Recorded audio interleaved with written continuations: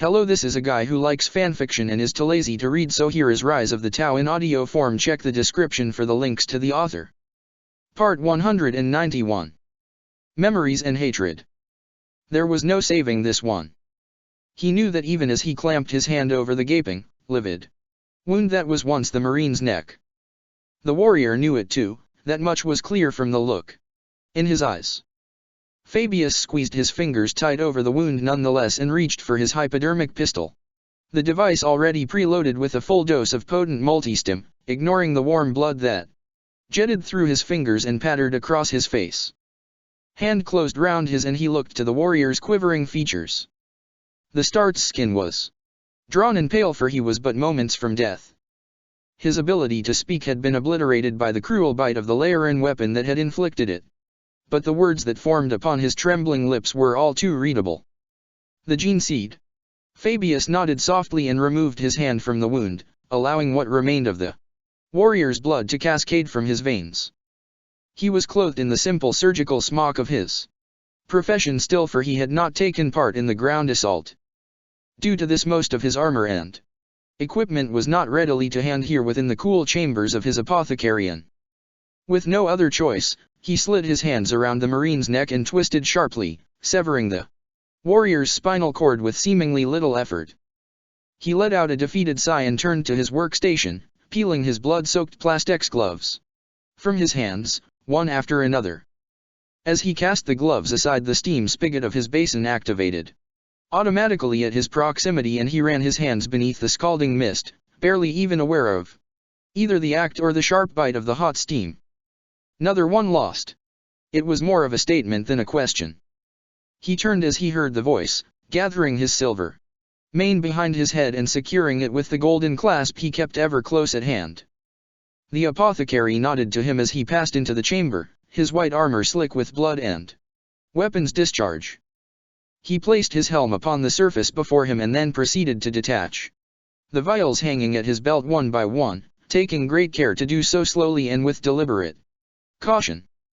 Yes. The fatalities are starting to mount in this war, brother.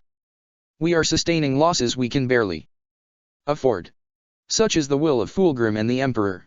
The apothecary answered, tapping the shining golden eagle upon his chest twice in salute. Indeed. Fabius replied, unable to keep the sadness from his voice. With that he crossed over to where his reductor lay amongst the other various pieces scattered across his workstation. He reached for the device and lifted it gently from its resting place, the weight of its significance far greater than that of its actual mass. How many? He asked without looking over his shoulder. He referred of course to the zygotes that the apothecary had brought with him from the Laeran battlefields. Each one was an Astarte lost forever to the Emperor's children. Too many, brother. The Start replied beyond him. Martyrs to the cause, one and all. By the grace of the creed, they shall live on. Fabius nodded again and looked to the apothecary. He studied the warrior for a lingering moment, scrutinizing the man's features. The apothecary seemed only to notice this after a short period, and he paused, meeting Fabius's gaze with sharp, emerald eyes. For a moment, neither of the two warriors uttered a sound, nor even flinched. Finally it was Fabius who chose to break the awkward silence, and he did so with a soft but conversant smile. I applaud you on your efforts, I really do, but you have yet to fully master the finer intricacies of the differences between the genetically predetermined features of our legion. It's the hair, you see. The platinum color of your hair places you as a son of Chemos, but the hairline is all wrong, he said, with a casual wave of his hand as if to draw the Marine's attention to his own features. It is far too strong, too vertical. That would place you as Terran stock, but then again the color of your hair is all wrong. Your features, too. Far too strong. You lack the aquiline sharpness of the cheekbones and the nose that would have placed your origins on Chemos, and yet the delicate pallor of your skin suggests this. I really would suggest that you research further in future. The Marine's eyes narrowed at Fabius's words and his expression remained stark, devoid of amusement. It was clear that this slight did not sit well with him. We applaud your efforts with the alterations you have thus far gifted those of your legion with. Your lord commanders in particular are Vespasian. Fabius whispered, cutting the marine's words short. He refuses still. He will be neither coerced nor forced into this. Then he will be silenced. The mysterious apothecary continued. For Fulgrim will never suffer dissension. You are an exceptional surgeon, Fabius. That is why we chose you for this. Soon, even, your primarch will come to seek your gifts. You must not deny him. Fabius slowed as he heard this, letting out a long sigh of frustration. He slammed the reductor down on the table before him and turned to the warrior, his strong, patrician features tight and bunched with displeasure. Deny him? Damn you, but how could I deny my primarch? You and your masters have cursed me. Spy. You have set me on a path that will lead my legion to destruction, and I have allowed this in my weakness. No, Fabius. Your actions were never born of weakness. You must never think that. You are strong. And that strength will forever set you apart from those you call brothers. There is a storm coming. One that will quake our imperium to its very foundations. The emperor's children must be led into this war by Fulgrim. There can be no other way. The gods of the warp must be championed. Gods. Fabius spat, as if the very notion was utterly ridiculous to him. Gain, you speak of beings and entities that exist beyond the veil of this reality. Can you not see how ridiculous such notions are? It is good that you think this way. The apothecary answered. There is much we still cannot explain, Fabius, but you must know that the influence of chaos is destined to scour many of your brother roots of their devotion to the emperor. This must come to pass. Mankind must be seen to be fragmented, forever locked in turmoil. It is the only way our species will survive long enough. Long enough to achieve what? Fabius asked, a question he had asked many times already. Ever. His enigmatic counterpart merely shook his head. Such information is our burden alone to bear, son of Fulgrim. All you need to know is that you alone can and must stay true to this path. The power of chaos can be used, harnessed to fulfill your every goal, but it must never be allowed to corrupt you. Never surrender your will. We will be in touch soon enough. With that, the apothecary lifted his helm from the bench and placed it over his head once again, locking it in place with a gentle twist. Wait, he began, starting forward. Fabius Bile gave a sharp gasp and blinked. The memory sank away like sand in an hourglass, draining from his mind as the reality of his current situation sank in. The devilfish rocked again, the impact jarring the last vestiges of the recollection from him as fire. Warriors pushed past his towering form towards the open ramp beyond. The arms of his chirurgeon whined softly as they curled around him, almost as if in concern for their master. He swatted the mechanical arms aside and followed the Tau towards the rear of the craft and out into the raging war, his nostrils flaring as he did so as if imbued with a life of their own. HNNN. Warp rot. He uttered to himself, recognizing the unnatural pungency that hung in the air. The entire area was covered in a dense, hanging mist now, a miasma so full of poisons and raging viruses that even he felt his stomach tighten at their presence. He passed by a fire warrior squad and slowed, intrigued by the plight of its line officer. The creature wore no helmet, as was quite common amongst the lower officers of his caste. The Tau's dark eyes were ringed with blood and his lipless mouth was flecked with a lurid froth. Even as he ordered his warriors forward, he hacked and coughed, each convulsion expelling foamy bile. He withdrew the skull-topped rod from its holster at his side and twisted the thing once around his hand as he prepared to enter the melee once again, driven by a fresh desire to expel every last vestige of the recollection from his mind. Daemons capered through the mist, long-limbed, lurching shadows that groaned and hissed as they hunted the Tau. He sprinted forward and charged headlong into a trio of the things, swinging his rod like a club before him. Demonic flesh parted easily before the unholy power of the weapon. Rusting blades rang against his Tau-forged armor, but he ignored them, for the true threat the weapons posed was the Corruption they carried rather than their dulled edges, and that corruption was not strong enough to beat the toxic ichors that flowed through Bile's veins. His living mechanical arms stabbed and lunged in defense of their master, both turning blows aside and adding their own to the fight. Within moments, Bile was victorious. Further beyond, he could just make out the swirling, shifting melee that was the fight between the Primarchs. He knew that Guilliman had to win this fight. He had to. Mortarion was a powerful foe. Perhaps more than a match for Guilliman, but he was destined to lose. Of all those within the vast collective of the Unity, only he knew the truth. With me, he called, sweeping a hand forward. Brothers and sisters of the Unity, advance. Our Primarch needs us. Within seconds the mists parted as the tower responded to his call. Fire warriors and pathfinders fought for space as they charged forth, driven to answer. Bile drew his arms in as the charging squads ran past, breaking around him like waves against an immovable rock. Far beyond, past the roving mists and further into the depths of the city, he could see the bright, pulsing lights as they slowly but unstoppably drew ever nearer. The ethereals were coming. The thing was huge and shapeless. Like some manner of massive, shell-less mollusk, it slid over the top of the wall, its weight causing the rockcrete to groan and crumble. Its mottled body shone with slick mucus, and the many tubules set across its mass contracted, squeezing gouts of spores and bilious smog out into the area.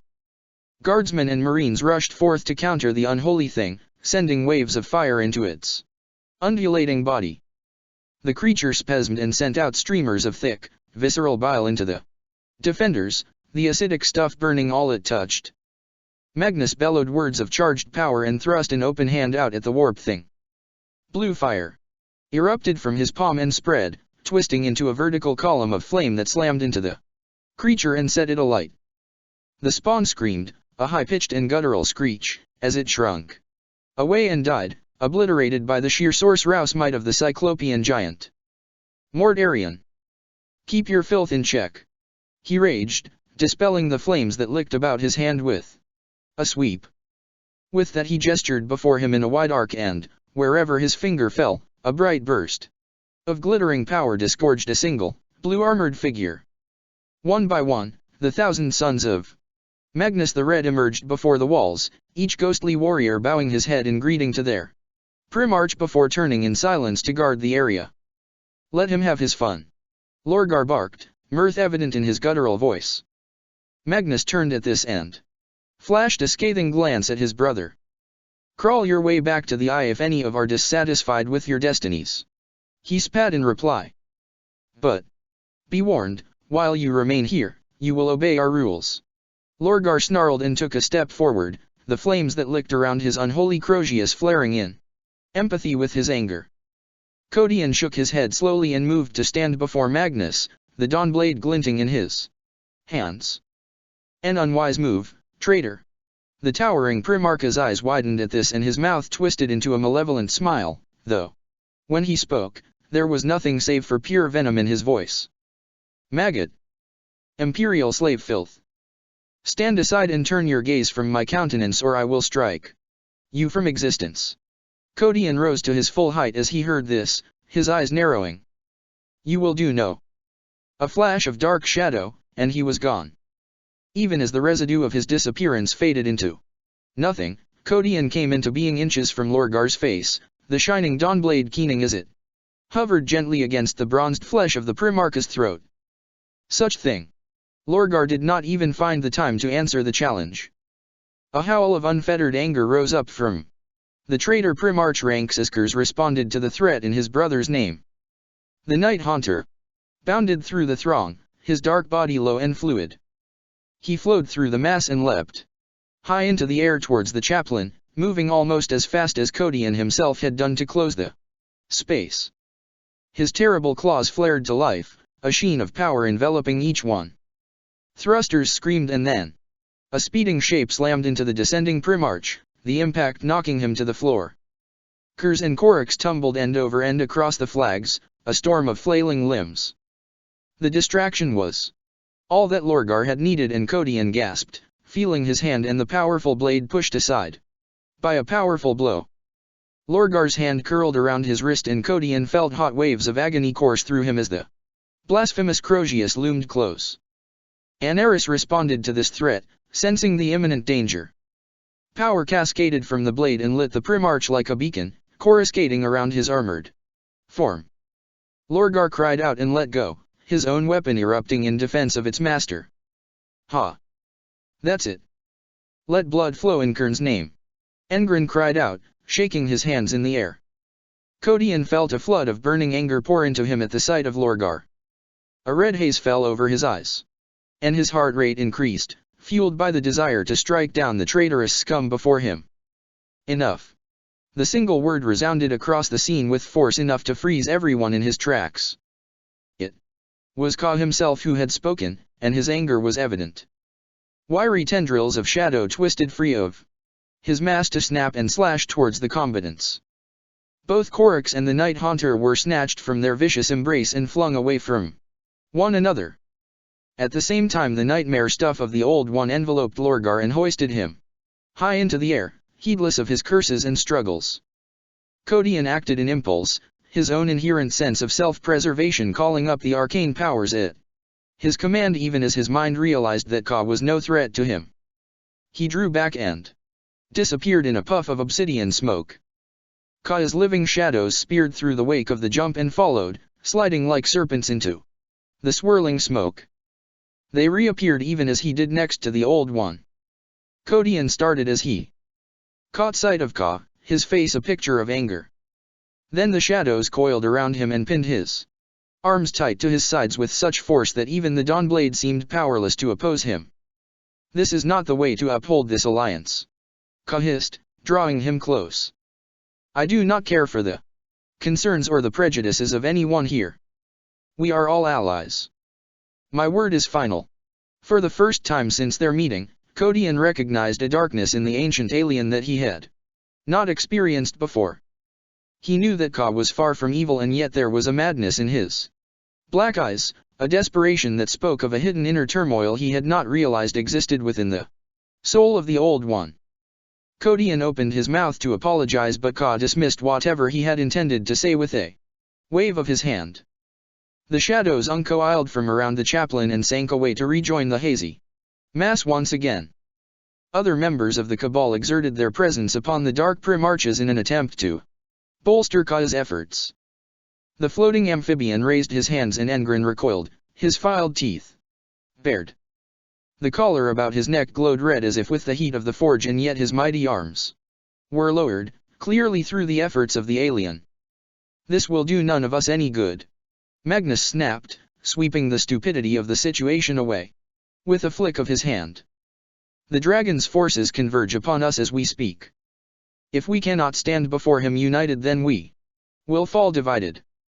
This is an absolute certainty. The C'tan will win. Blood for the blood god, Cyclops. Engren snarled, brandishing his terrible chain blade.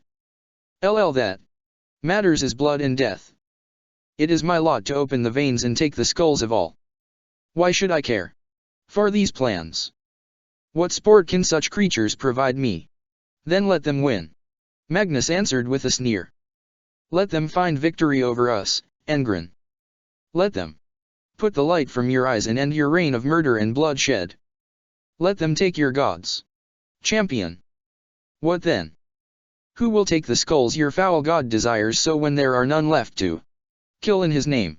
Engren did not answer, instead seething in anger at his inability to further argue his case. Magnus tilted his head slowly at this. Well then. The next stage of this war is about to begin.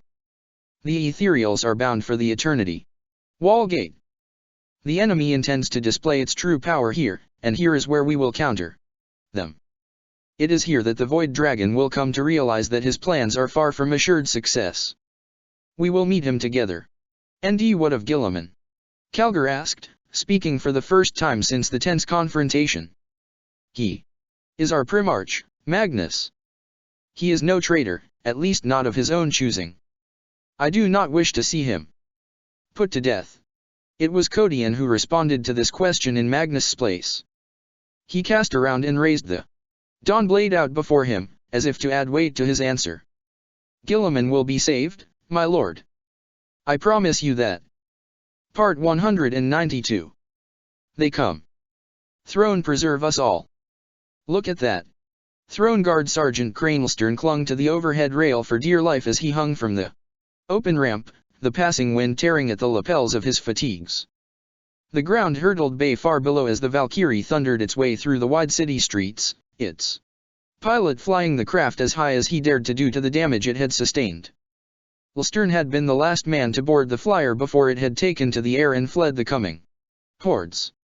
The Tau guns had found their range even as he had been dragged into the hold, and his men, good men, had screamed and died as they were taken apart.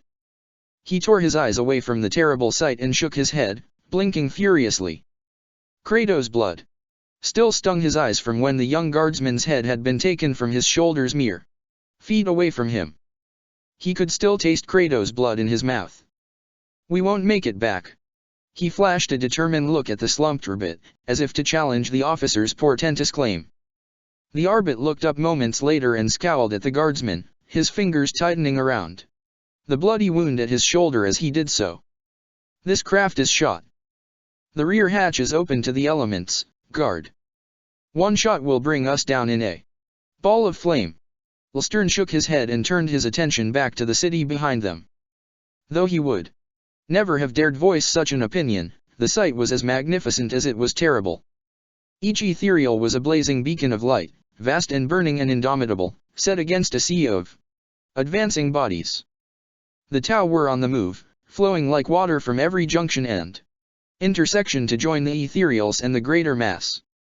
He had fought against the Tau all his military life, indeed, he knew no other enemy, and yet Lstern had never seen such numbers before. There were hundreds of thousands of them heading towards the Eternity Wall Gate, and that interminable number was continuing to grow with the passing of each minute. A dark and ominous smoke billowed out from the engines above the hatch every few minutes, a stark warning as to the state of the punished craft. Lstern tightened his grip a little as he observed another choking emission. He holstered his last pistol and ran a hand over the frag grenades hanging from his belt. In truth, the consideration was a ridiculous one. Even primed to maximum, the grenades would explode long before hitting the enemy crowds below. We are dead. He heard the Arbit snarl behind him. Perhaps your faith in the Emperor is lacking. Deep voice growled beside him. Lstern looked on as the hulking Astarte fixed the Arbit with a stern and chastising gaze. It was enough to cause the officer to lower his head in shame, and probably more than a little fear. The Marine had lost his squad minutes before the Valkyrie had swooped in to extract the survivors of the Tau assault. He had been one of the first to board the craft and had assisted its crew in hauling aboard those too injured to move themselves. He had spoken little since the craft had taken to the air, and instead had sat in silence, nursing the horrendous wounds he had sustained without complaint. If we do not make it back to the gate, then those of us who survive will meet the enemy and sell ourselves dearly before we die. We will die free of the yoke of Tau oppression, and we will die as heroes. Heroes do not retreat. The Arbit answered. Though his voice was low and his face turned away, there was a measure of defiance in the officer's voice. Lstern held his breath as he heard this. He had seen loss do strange and terrible things to a man. It was clear that the Arbit had lost all those he knew, and he held a ball of black bitterness at his heart. Because of this, the Marine issued a low growl and raised his bolter, the massive weapon made all the more menacing by the fact that it seemed no more than a pistol in the warrior's hands. A loud and rumbling scream swept aside the tension of the situation, and the guardsman gasped, tightening his grip instinctively around the holding bar. He swung out to look beyond the open hatch. As a mixed squadron of Navy flyers hurtled past, their burners flaring bright, the sleek form of a lightning twisted past, trailing thick black smoke from its underside. At its heels came a trio of thunderbolts, bulky and angular next to the nimble swept-wing design of the lightning. Even as they passed, one of the thunderbolts shuddered, energy blasts scything into its rear section. Bright fire cascaded over its tail, and the craft spun away towards the ground, shedding flames and debris as it went. Lstern recognized the pursuing enemy craft as barracudas, and he felt his heart harden in his chest as he witnessed their approach. Glittering balls of ion energy chased the fleeing Imperial craft, passing by so close that he could feel the heat radiating from them. "Hold on," was all he had time to shout. Pulse fire spun from the wing mounts of the nearest flyer as it passed. Lstern threw himself back into the hold as the bright azure hail swept across the rear of the Valkyrie, ringing as it punched through armor plating. He landed on his back as the burning death peppered the open hold, shredding bodies and searing flesh and blood to stinking vapors. The lights above him flickered out and the craft screamed, first shuddering, and then dipping sharply. He rose as if weightless, the ceiling descending to meet him. For long minutes he struggled to push himself away from the cold surface in vain, the force of the craft's descent too much to counter. Next came pain, mercifully brief, and then darkness. It took him a long time to even realize that he was awake, that he was alive. It was the pain that finally convinced him. His body ached worse than he had ever known, every inch of it. Time was an unfathomable mystery to him now, an enigma he could not understand. He should be dead, he knew. That without a doubt. The impact should have dashed him into a bloody pulp. He dragged himself across the shattered floor of the hold, his aching sliding over the blood-slick remains of those who had fallen with him. He passed by the Arbit, or at least what was left of him. The man's eyes were glassy and dull. He was laid in a strange angle, his back arched so badly that a good measure of his spine glistened where it protruded from his waist.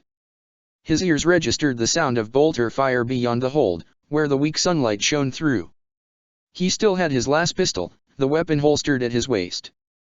Drawing and arming it hurt like hell, but he knew he had little choice. Fight and die, or just die. The choices left open to him were few and grim. A shadow fell over him and he cried out as a rough, strong hand hauled him up and planted him on his backside, propped up against the mangled hull of the Valkyrie. "Take as many of them with you as you can," the Marine said, thrusting his bolter out at the oncoming mass. He held his other arm limp by his side and his hand hung from his wrist by a strand of bloody tendon. The warrior grunted and then dashed the severed limb against the hull, sending the useless hand twisting away. "I can't feel my legs," Lstern gasped. "It does not matter. We aren't going anywhere, guard. Your finger is still able to pull the trigger, is it not? Do not waste what life you have left. We exist to serve." Lstern nodded, the very act of which sent lances of agony coursing through him. He lifted the pistol and held it there in front of him, fighting to keep the barrel as steady as he was able. The enemy hordes were still some way off, but the sight of them nonetheless sent a chill up his spine. He looked into the oncoming tide and knew with utter certainty that his death was assured. There were millions of them. The warriors of the Unity flowed from every visible junction to join the greater mass, jostling for space amongst the charge. He had fought the Unity here since they had first descended on this world, and yet he had not seen such vigor in them until this day. Something had happened, but what, he could not guess. Something had fanned the flames of their zeal. A crescendo of supersonic booms spilt the air above him as the Navy fighters screamed by overhead, spitting hatred and death out into the advancing Tau. The Unity craft were still hot on their heels, and eager for the kill. Blasts scythed through the squadron, splitting thunderbolts in two even as they emptied their payloads into the enemy. From here, his lifeblood ebbing away, Lstern took in the scene with an almost serene acceptance. The Start's voice was sonorous and booming as he cursed and denied the oncoming enemy, yet the guardsmen did not hear the words. The first shots lanced clear of the Tau to assail the downed craft. Lstern gasped as convulsions racked his body. The rail rifle shot punched through the flyer's metal skin with force enough to drag its smoldering carcass back a good foot. "The Emperor protects," he whispered, fighting to steady his hand. Before him the Marine turned and shook his head slowly. "Not this time, guard. This time we steel our hearts, give our all and prepare for his judgment." Lstern nodded weakly. He understood. With that he faced the coming tide once more, taking in one last, lingering look at the uncountable abominations before him. The speeding craft of the Tau were so thick on the ground here that they rang against one another as they jostled for space. The strange beasts that had joined the Tau legions loped, flapped, swung, or sprinted ahead of the fire warrior lines, as thirsty for the death of all those who opposed them as their pure blood cousins. There are so many of them, he hissed beneath his breath. The marine did not hear him. One of the unnatural beasts was already upon him, braving the fire cascading from its own lines to attack the warrior. Sergeant Cranelstern knew then that his death was seconds away. There was nothing else left for him to do. He swallowed hard, whispered a prayer to his emperor, and emptied his clip into the tsunami of baying, charging hatred. Plus. Guilliman flipped effortlessly over onto his feet and stabbed with Agislus. The sword slid through the torso of the foul daemon with little resistance up to its hilt. The Primarch withdrew the blade and took the plague-bearer's head from its shoulders, ending its existence. Nurglings surged around the fallen daemon's body, attracted by the feast of gushing ichors and steaming filth that surged from its body. Guilliman rushed forth and stamped the small abominations into the ground, flattening hordes of them with every descending foot. "What do you hope to achieve?" he cried, spreading his arms wide. Mortarion threw himself through the cloying mist and swept his scythe before him, questing for his brother's destruction. Guilliman countered the blow with his sword and struck, driving his blade deep into the soft, spongy matter of Mortarion's armored ribs. The Lord of Rot staggered back and kicked out, the sole of his boot ringing against Guilliman's blade. The father of the Ultramarines rode the force of the strike and twisted on his heel, attacking again. Mortarion was ready. His mighty black wings beat a single time and propelled him back beyond the range of Guilliman's reach, denying him. The same time a furious, collective roar rose up from the puckered armor of the heretic, and a choking cloud of black flies surged from within him, a swarm so prolific in number that one could be forgiven for envisaging the corrupt Primarch as a hollow vessel. Guilliman laughed aloud at seeing this and swept a hand forward. "Null drones, to me. Bolster you, master." As ordered, the automatons swiftly flanked the Primarch, their domed casings pulsing with crackling suppressive power. The primary function of the drones was to counter the powers and effects of the psychers that so often opposed the will of the Tau, for they were a race devoid of the ability to command the powers of the warp. Here, though, the drones performed an altogether different task. There were few psychers here amongst the legions of the Death Guard, but instead there was a suffocating profusion of warp-borne influence. Indeed, the millions of tiny creatures that flooded from Mortarion had found their origins in the flows and eddies of the warp, for they were literally made of that unholy essence. As such, for all their vast numbers, the Carrion of Nurgle were sorely pressed to even exist in the presence of the powerful machines. Fat black bodies popped into greasy mist at the arrival of the drones, unable to maintain hold of their existence. Like the tiniest fragmentation bomb lets the flies exploded, their collective demise creating a staccato rhythm that beat against the breastbones of all those present as they died. Guilliman looked on in satisfaction as his damned brother quailed beneath the arrival of the devices, his own warp-corrupted form tortured by their presence. A fleeting glance behind him told him that, where the choking mists had begun to thin further into the city, the Death Guard were reeling before the advance of his legions. Both the Tau and the hybrid forces of the Hunters had begun to converge in earnest. They came like a storm surge, their collective numbers growing by the minute. The foulness of Mortarion's own legions still stained the surrounding city streets. His daemons fought on, side by side with the hideous, rotting abominations that were his Death Guard Marines. None of this mattered to Guilliman. In his mind, victory was assured. Mortarion had given his all in the fight to defend the Eternity Wall Gate, and though he could barely understand the motivation of the long-lost heretic, the reasons behind his defiant actions were unimportant. "You are fated to fail." Guilliman spat, his voice heavy with self-assuredness. "Look around you, brother. See how futile your long existence has been. You gave yourself over to dark powers long ago, and whatever it is you had hoped to achieve, you have failed. Flesh and blood, Mortarion. All I command is flesh and blood. Flesh and blood to be corrupted. The towering heretic replied, his voice broken and warped. Guilliman shook his head. You cavort with daemons and unholy powers, and yet they are as nothing to the unity. You cannot stop me, Mortarion. Try as hard as you like, I will destroy you and your foul armies. I will strike the mighty gates of the palace wide open, and I will carve a path through all who oppose me for my lord. Unva to enter unopposed. There can be no other destiny. Somewhere beyond them, something vast and inhuman screamed its rage out into the city, the sound almost drowned out by a thunderous fusillade of withering blasts. Guilliman recognized the demise of something ancient and terrible and allowed himself a smile of victory. There, you see?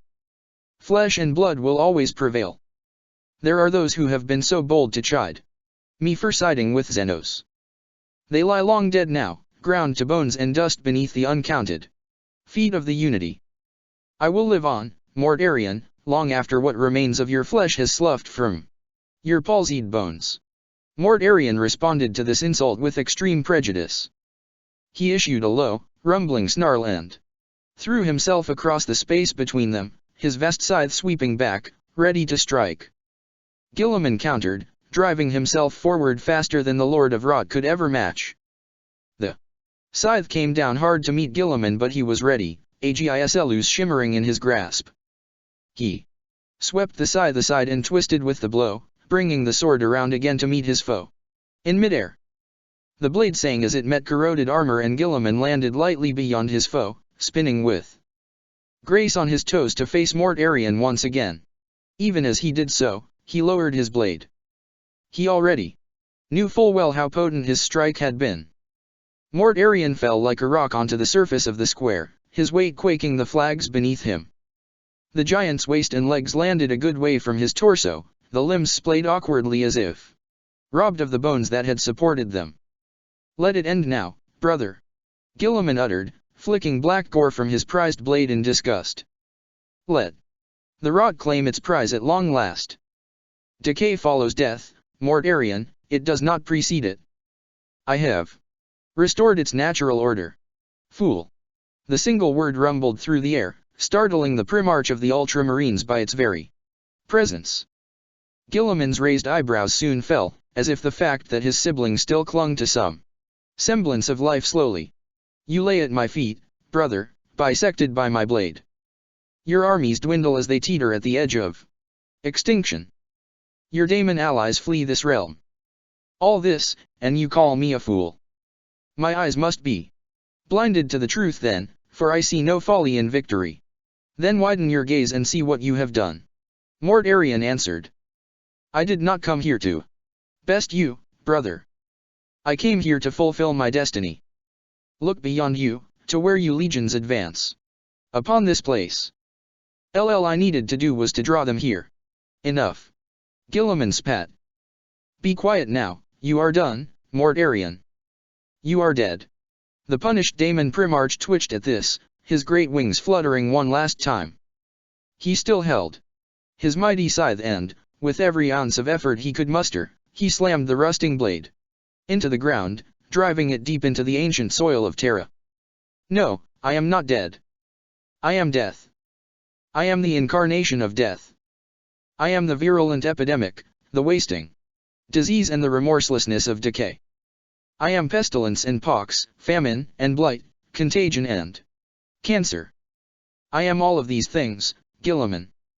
Where I walk, death follows. Where I fall, death will rise. He shuddered then, violent spasms racking his parted body. A cry rose up from the dying Primarch, growing louder and louder with the passing of each moment. His outline began to break up, his pitted armor shedding great black flakes as if it were burning and turning to soot. All that Mortarion was came apart as his essence flooded through the scythe and into the ground. A stinking black miasma began to spread out from the blade, turning the flags to filth and bubbling gore. Guilliman's expression fell and he stepped back, his eyes narrowing. What is this? He whispered. My lord. He cast around to see Fabius charging through the dissipating mists ahead of the oncoming legions. He swung his rod at an attacking Death Guard Marine but, instead of falling to the blow, the warrior simply came apart a second before the apothecary's weapon touched him. The Marine burst apart in a blast of black sooty spores, the force of which disintegrated everything, even his armor. Death Guard warriors began to die in this manner all about him, bursting like dry pustules into millions of microscopic spores. Guilliman opened his mouth to speak, to question the occurrence, when a sudden and violent wind rose up from nowhere to steal his voice. The maelstrom tore at the oncoming Tau, stopping most of them in their paths. The remains of the Death Guard gusted about them, so thick that many began to choke and gag despite the fact that they wore helmets. Within seconds, nothing could be seen except for the swirling darkness of the poisonous storm. The legacy of Mort Arian was realized, and there were none present on the battlefield, not even Guilliman, who realized the consequences of this. Part 193. Enemy at the Gates. It is done. Mort Arian is no more. Both loyalist and traitor alike looked to Magnus as they heard this. There were a few raised eyebrows amongst the gathered Primarchs, and yet Codion noted that none of them seemed to feel the need to question exactly what Magnus meant. "And so, now what?" Calgar asked. Codion shifted his gaze to his chapter master and was surprised to feel a measure of relief in the fact that the warrior did not share the same innate understanding as the Primarchs. True, he knew what the future held for all of them more than most, and yet, the more the myriad strands of fate unraveled, the more it seemed the Primarchs also knew of what was to come to pass. Despite his unique position, he could not help but see himself as a pawn in this vast, millennia-spanning game. "His part is over, Lord Calgar," Magnus answered. "Mort Arian has given of himself to ensure that the Citan's schemes are not easily realized." With that the Primarch of the Thousand Suns spoke words of power beneath his breath and extended his hand out before him, as if to cast those words out upon the wind. Yet more figures appeared amongst the Thousand Suns, though it was clear from the first sight of them that these individuals were a breed apart from the ghostly automatons that were Magnus' foot soldiers. These were the sorcerer lords of Magnus, his cabal. No two were the same in appearance, and yet all of them conformed to a singular theme. Some wore cloaks of chattering human faces, whilst others sported shrouds of iridescent feathers. Some were without helms, their faces made drawn and pallid by their long allegiance to their sorcerous ways. Others wore helms of horns or spikes. The sorcerers of Magnus needed no instruction from their lord. Without a word they began to spread themselves amongst their phantom brothers, voices whispering words of unknown power. "They will strive to contain it," Magnus said, as if sensing the questions of those who were perplexed by the arrival of Magnus Selite. "For now at least, we can do no more, except wait. Mort Arian's rot must be allowed time to spread." A disquieted murmur drifted through the gathered throng. "Explain," Calgar growled.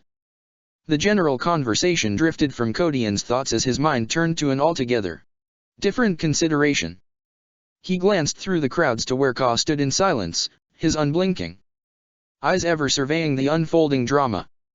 The ancient alien sensed the chaplain's mind focus upon him and he nodded softly, the gesture slight enough to be lost upon all the others present. "Your fears are a beacon to my mind, chaplain. You need not worry. Your brother apothecary and his companions are safe for now. Soon the Void Dragon will come, drawn to this arena by the actions of Mort Arian. That is when we will recall Umbras and the others." Codion nodded in reply, bolstered by this knowledge. He had not heard from Umbras since he and the others had taken to the city to fulfill their secret mission. He only hoped that the apothecary had seen enough success to maintain their plans. That said, his confidence in his brother was unwavering. The walls Sons of Rogaldorn, one and all. Engage at will. Tear this foul enemy from the walls. Helbrecht was a living avatar of fury, the anger etched upon his face radiating out before him. His flaming sword flared ever brighter as if in empathy with his rage. Templar and Fist alike came to life as the High Marshal approached, spurred on by his clarion call. The enemy had found their way up onto the walls and, though none knew how this had come to pass, it did not matter to the Marines. Bolter fire chattered through the air far beyond him as those warriors nearest the enemy forces met their foe. The Eldar missiles had ceased in their indiscriminate slaughter some minutes before, on Dorn's command. As he advanced, he could see the flying warriors of the Eldar as they descended in squads to meet the threat, their laser weapons cutting the air in two. Silvered bodies fell from the walls in droves as the combined firepower reaped them. Up ahead, Helbrecht could see one of the many tetragonal guardhouses that sat in regular intervals upon the bulwarks. The construct was now little more than a smashed, blazing ruin, its gun emplacements devastated along with its walls. Eldar missiles continued to smash into the remnants of the tower here, for this was where the enemy had chosen to emerge. Despite the punishment, the legions of Magog came still, charging through the firestorm to meet the defenders. The giant things were easily the size of his warriors, Helbrecht noted. Whatever manner of armor they wore, the silver carapaces of the enemy seemed more than capable of shrugging off bolter fire. They answered the defenders with glaive rifles that sent beams of emerald energy sweeping across the walls. These cruel weapons tore apart all they touched, stripping armor from flesh and flesh from bone in the blink of an eye. He watched as one of the sword brethren charged headlong into the enemy host, his storm bolter and power fist singing. He swept a brace of the abominations from the wall top with a backhanded punch and then staggered as one of the beams slammed into his armored chest and punched clean through him, the potent layers of his tactical dreadnought armor peeling away almost unopposed. From this distance he could smell the scorched flesh of his brethren and feel the heat of the enemy's weapons. He could feel and hear his Primarch advancing behind him, rapidly closing the distance he had created between them with his charge. "Prosecute these heretics!" he cried, sprinting the last few feet out onto the wide square plateau that housed the tower's remains. For Dorn and for the throne. These were the Nihilum sons, Helbrecht had been told. These were heretics as ancient as his own Primarch, lost to the Imperium long before even the foul Horus had shown his true colors and split the mightiest empire the stars had ever known in two. He closed upon the nearest of them and felt the breath catch in his throat at the very presence of it. His mind shivered, an icy dullness enclosing his thoughts. Through sheer willpower alone he shrugged the effects of the heretic's presence aside and leapt the last few feet, bringing his sword crashing down upon the traitor's head. His blade split the fiend in two from crown to stomach and it died, sparks and synthetic itchers cascading from its sundered form. The thing fell, convulsing and shuddering, leaving him free to throw himself into a powerful spin. His blade bit deep into another of the enemy and the thing's head spun away. More of the enemy surged up the exposed staircase and out onto the shattered area around the keep, saturating the area with deadly green death as they did so. Marines fell around him, scythed into pieces by the flaying beam. He leapt to the side in time to dodge one of the blasts and the glowing column tore through the thick battlements with ease, slicing massive chunks of stone free to fall away into the sheer drop below. "Our Lord Dorn approaches," he cried, hacking and slashing at the gathering enemy. "Carve him a path." Rogel Dorn's fury was unmatchable as he thundered into the conflict, his eyes wide and terrible. His arrival seemed to animate the traitor marine things further, and those of the Nihilum sons nearest him surged forth to meet the Primarch, disregarding all others' foes in their haste to reach him. They broke against the father of the Imperial fists as a breeze against the mightiest of oaks. He swung his vast arms left and right, slicing with his blade and pummeling with his free hand, smashing and carving the enemy to pieces. Every step he took, he destroyed. Silvered bodies rushed to meet him and he killed them in droves, sweeping entire squads out over the sides of the walls. He swung his sword and cut through 2 and 3 in turn, parting long dead flesh and alien armor without effort. Shimmering energies splashed across his ancient carapace and he cried out despite himself, feeling the skin and armor at his shoulder blister and part. He threw himself to the side and flung his sword out at his attacker. The weapon spun across the space and pinned the pariah marine to the wall at its waist with impact enough to cause it to drop its deadly glaive. The Primarch dug his heels into the ground and launched himself at his attacker, enemy blades, and fire questing after him. As he landed against the pinned warrior, his momentum and body weight crushed the thing into the wall, grinding its mechanical innards into a tight ball of ruined matter. He hauled the sword free and kicked out, sending the dying warrior out into the open air amid a hail of falling rock. Helbrecht and his elite warriors were in the midst of the thickest fighting across from him and, for all their determination and skill, they were close to being overwhelmed. He plucked a large boulder from near his feet and cast the stone out into the melee, smashing the head from one of the abominations. Despite his fury and unmatchable power, Dorn found himself tested by the very presence of the machinations. It was a discomfort and detestation that stretched back across the millennia, to when the sons of Gog and Magog had been warriors of pure flesh and blood. Even then he had hated the Nihilum sons and the Void Angels for what they were. They were an unnatural, disturbing breed, at odds with existence itself. Why the Emperor, his father, had ever chosen to allow them to exist, Dorn would never know. A secret and hidden part of him was sure that the Emperor himself had been fooled, manipulated, even, by the true masters of these creatures. There were few alive today that knew of the true legacy of the Pariah, and Dorn was one of those few. The answers to such questions were irrelevant now. They did exist, that was fact, and they needed to be destroyed once and for all. The Ancient One ghosted past him with a speed and grace that far exceeded anything he had expected of Eldar. Maganra's sleek cannon whispered as it spat death out into the Nihilum suns. Each razor-edged disc released with inhuman precision. He saw one of the enemy fall, the pulsing jewel set into its metal forehead cleft in two by the shuriken. The Pariah Marine fell without a sound but also without pause, the shot as deadly as it was accurate. A dark haze flooded from the wound, and for a fleeting moment Dorn felt the pressure of that miasma push against his mind, its weight curling suffocating fingers of ice around his thoughts. The discharge ended almost as soon as it had begun and the pressure eased. The Phoenix Lord was truly the vision of death incarnate as he waded into the throng, his every move lithe and refined. Despite his armor bulk, he swept the crackling power blade set into his Reaper cannon through limbs and torsos, severing a fresh victim with each swing. One of his warriors gave a shout of alarm and Dorn spun around to see more of the enemy creations surging up from the dark staircase, their weapons blazing. He shouldered his own men aside in his haste to engage them. Helbrecht and his champions were into the new arrivals first.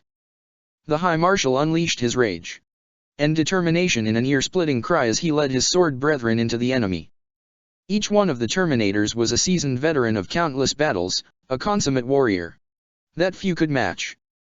The sword brethren gave their all as they met the enemy, pummeling them with bolter fire and tearing bodies to pieces with the power of their charged fists and swords. In their midst strode Naugus, protégé of the legendary chaplain Grimaldus, the hero of Hell's Reach. Naugus was a fury to behold, towering even over his brothers. He swung his Crozius in great, devastating arcs as he bellowed the Catechism Eterna, the burning censer set into the head of the weapon billowing spiced smoke out across the melee. Helbrecht was a devastating and brilliant warrior, but the press of enemy bodies about him was such that even he failed to notice the glowing tip of the dreadful weapon as it leveled upon him. Naugus's inescapable gaze saw the danger before him and he drove his way forward through the Pariah Marines, decrying the threat even as he brought his arm back to strike. Strike he did, and the unfortunate son of Magog paid the ultimate price. The glowing wings of Naugus's Crozius carved a diagonal path through the thing's metal skull and emerged at its shoulder, parting the beast violently. In his haste to save his High Marshal, the chaplain had thrust himself forward of his own lines and found himself surrounded then. Death pressed in around him and he spun on his heel, smashing the Nihilum sons away. A crackling blade swept past his face, too close for comfort. Another stabbed forth and burst his bolt pistol as if it were a piece of overripe fruit. He kicked out, knocking one of his attackers aside. Even as he did so, another of the enemy warriors charged at him, its elbow smashing into his face. The chaplain staggered back, but the weight of his powerful armor was against him. The wall crumbled beneath his bulk and he fell into space, yet even as he did so he snatched at his killer and held fast, dragging the pariah marine to its death along with him. Naugus made no sound as he tumbled from sight, leaving a wide gap in the bulwark in his wake. No. Helbrecht's eyes widened as he witnessed the chaplain fall from sight. He made to run to the edge. But his own warriors held him at bay, a thicket of arms crossing before him to deny him. He is lost. One of the sword brethren uttered, his voice made deep and grainy by the vox speakers. In his helm. Naugus is no more, my lord. We can but avenge him. Helbrecht tore his way free with a snarl, and for a tense moment it seemed as if he would strike his own brethren. No matter the anger inside him, the High Marshal was made of sterner stuff. For every son of the Emperor lost, we will take the lives of 10. He roared, entering the fray once more. The Eldar Phoenix Lord Magan Ra was a storm of death and vengeance amongst the enemy. His arms blurred as he twisted the dreaded weapon Magatar about him, each and every pass scything limbs free. He continued to fire even as he attacked, deadly shuriken flaying armor and dead flesh all about him. The beast himself rose from the staircase then, the darkness below spilling after him as if the shadows themselves were drawn to the void at his core. Magog stepped out onto the summit of the tower, a vision of dark majesty that towered head and shoulders above his warriors. All eyes turned to the Void Champion. Magan Ra was the first to engage him. The alien vision of death swept the lesser pariah marines aside to meet their lord in single combat. He turned his ancient weapon upon Magog and unleashed a storm of razor-edged death, saturating the champion's vast armored form with shuriken fire. Magog weathered the blade storm, ignoring the uncountable impacts as they stripped whirls of armor from him. He raised his mighty glaive above his head, his glowing eyes finding the towering form of Dorn beyond. Dorn. The ground shook as he charged, batting the ancient Phoenix Lord aside as if he were beneath his attention. Helbrecht and his Templars saw this and moved as one to counter the ancient traitor. Magog met the sword brethren and as he did so, the metal death mask he wore blazed with emerald fire, his terrible eyes burning brightly. The advancing Terminators slowed, the unnatural radiance chilling them to their bones. Not one of these implacable warriors had ever known true fear before, and the unfamiliar sensation at their hearts gave them pause enough for the foul Void Champion to press home his attack. Magog's weapon shimmered and he cut through the Terminators with languid ease, his blade passing effortlessly through the ancient suits of armor, made intangible by the unknown energies that powered it. The alien weapon met no resistance. 6 of the finest warriors the Black Templars had ever known died in moments, fighting to protect their High Marshal. Helbrecht felt the deaths of his brothers as a dagger through his heart and he leapt to meet Magog, his flaming blade bright against the darkening skies. Magog simply turned the blow aside with the back of his fist and bore on, shouldering Helbrecht aside. Dorn. He uttered again, his mechanical voice deep and resonant. The Primarch heard this and saw the path of destruction that his errant brother had carved through his warriors to reach him, and he knew then that Magog would not rest until Rogaldorn lay dead at his feet. The Void Champion's eyes were alight with a terrible fire still, a fire infused with diabolical power. It was a fire designed to steal the determination and zeal from the hearts of men, but he was far from just a man. "You are nothing, Cassius," he cried out, driving his feet into the stone and launching himself forward. "You are but a ghost of the past, and I will lay you to rest once and for all." Dorn and Magog met and the skies trembled. Dorn's sword rang as it struck Magog's glaive just beneath the glowing blade and, for all his might, Dorn's strike came to a shuddering halt. Magog pushed back and sent his brother reeling, his arms cycling in an attempt to balance himself. Magog pressed on, swatting aside the fists and Templars that surged to meet him. There was nothing that would stop him in his quest to put his brother to the sword. Dorn found his balance quickly and readied himself to meet the Void Champion in time to parry a vicious strike. He gripped his sword in both hands as he took up the defensive, the very presence of his unearthly foe testing him. Magog rained blows down upon him again and again, fighting to breach Dorn's defenses through sheer strength and relentlessness. The Imperial Fist's Primarch ducked low and shouldered Magog back.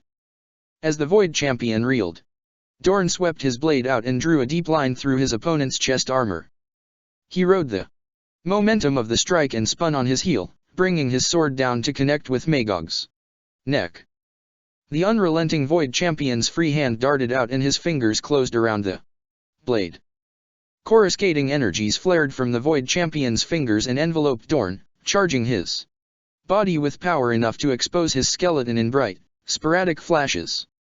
Dorn reeled back, but the lightning bolts followed, arcing from Magog to connect the two Primarches with snaking fingers of power. Helbrecht rose, his fury at being too contemptuously denied setting his features alight. He ached where the Void Champion had impacted with him, but the pain of that strike was as nothing compared with the thirst for vengeance at his core. He raised his sword, ready to charge, when a knot of fists and Templars raced towards him, their bolters roaring. Just as Magog had disregarded him, so in turn had he allowed the lesser enemy to slip his mind for a moment. This had almost proved to be his undoing. He cast around in time to see a line of pariah Marines lurching back away from him, multiple bolt impacts smashing against their bodies. The Marines ran past him, bringing chainswords and knives to bear. Even as they did so, a brace of the brave warriors fell, their bodies ravaged by the flaying properties of the return fire. Every cell in his body screamed, imploring him to bolster his Primarch, but he knew that if he did, these valiant few who had saved him would be destroyed for their efforts. "My Emperor, watch over your son," he whispered, throwing a final glance over his shoulder before he sprinted towards the top of the staircase in order to join his brothers. Dorn hammered his elbow into the Void Champion's face and thrust with his sword. Magog batted the blade aside, but Dorn was unfazed. He balled his fist and delivered a powerful blow to Magog's ribs, the armor there buckling beneath the blow. Second punch rang against the Void Champion's chest and a third snapped his head back, exposing his throat. Dorn did not have time to bring his sword to bear, and so he rammed his fingers into the collection of metal tendons there, hoping that the strike would be enough to sever Magog's head from his body. The Void Champion quailed beneath the blow but did not fall. He toppled back into his warriors, his vast weight sending a number of them tumbling over the tortured bulwark. Dorn did not wait to see if Magog would follow them to their doom. He advanced, thrusting the sword before him. The blade sang as it ground through the fiend's chest armor and sank deep into the unseen stuff beyond. Sparks burst from the wound and a thin, dark ichor hissed as it spurted free.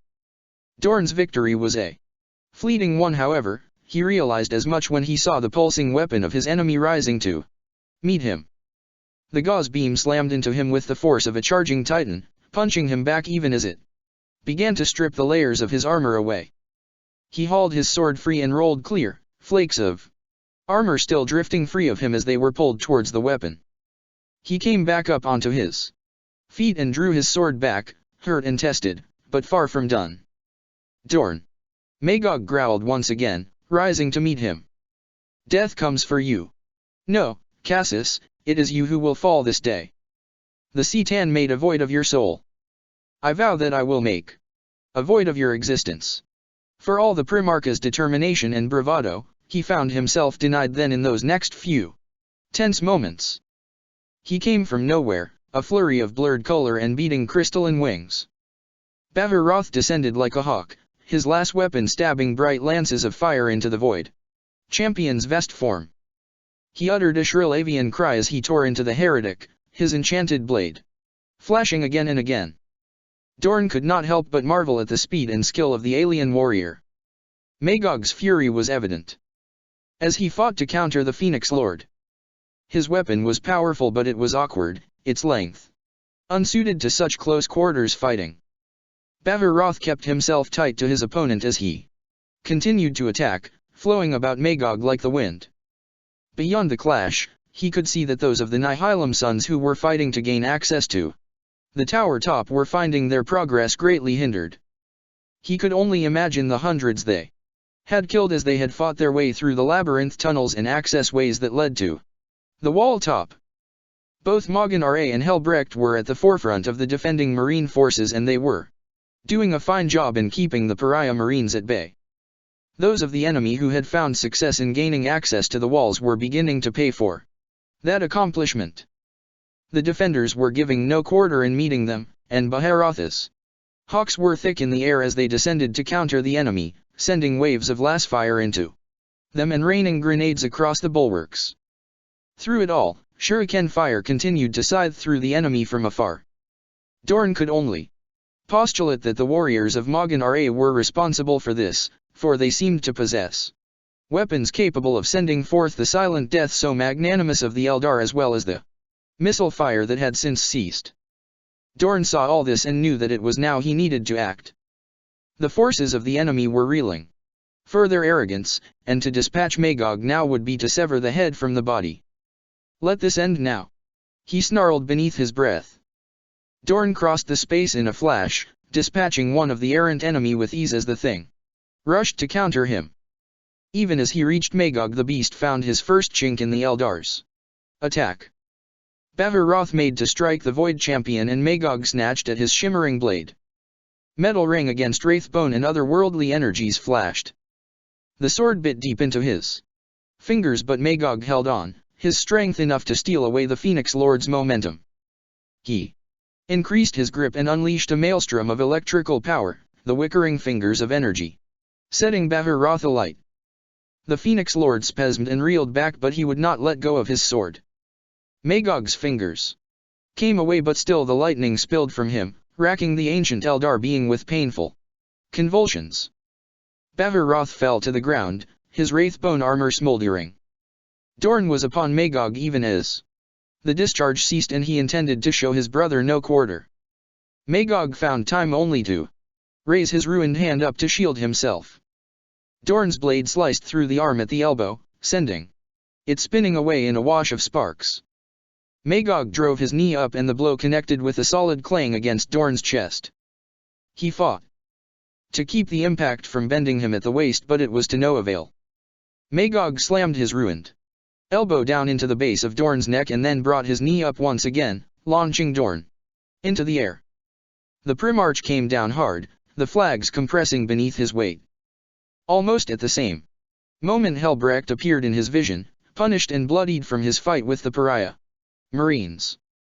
He crashed into the wall before the Primarch, clearly struggling to keep himself from falling over the edge.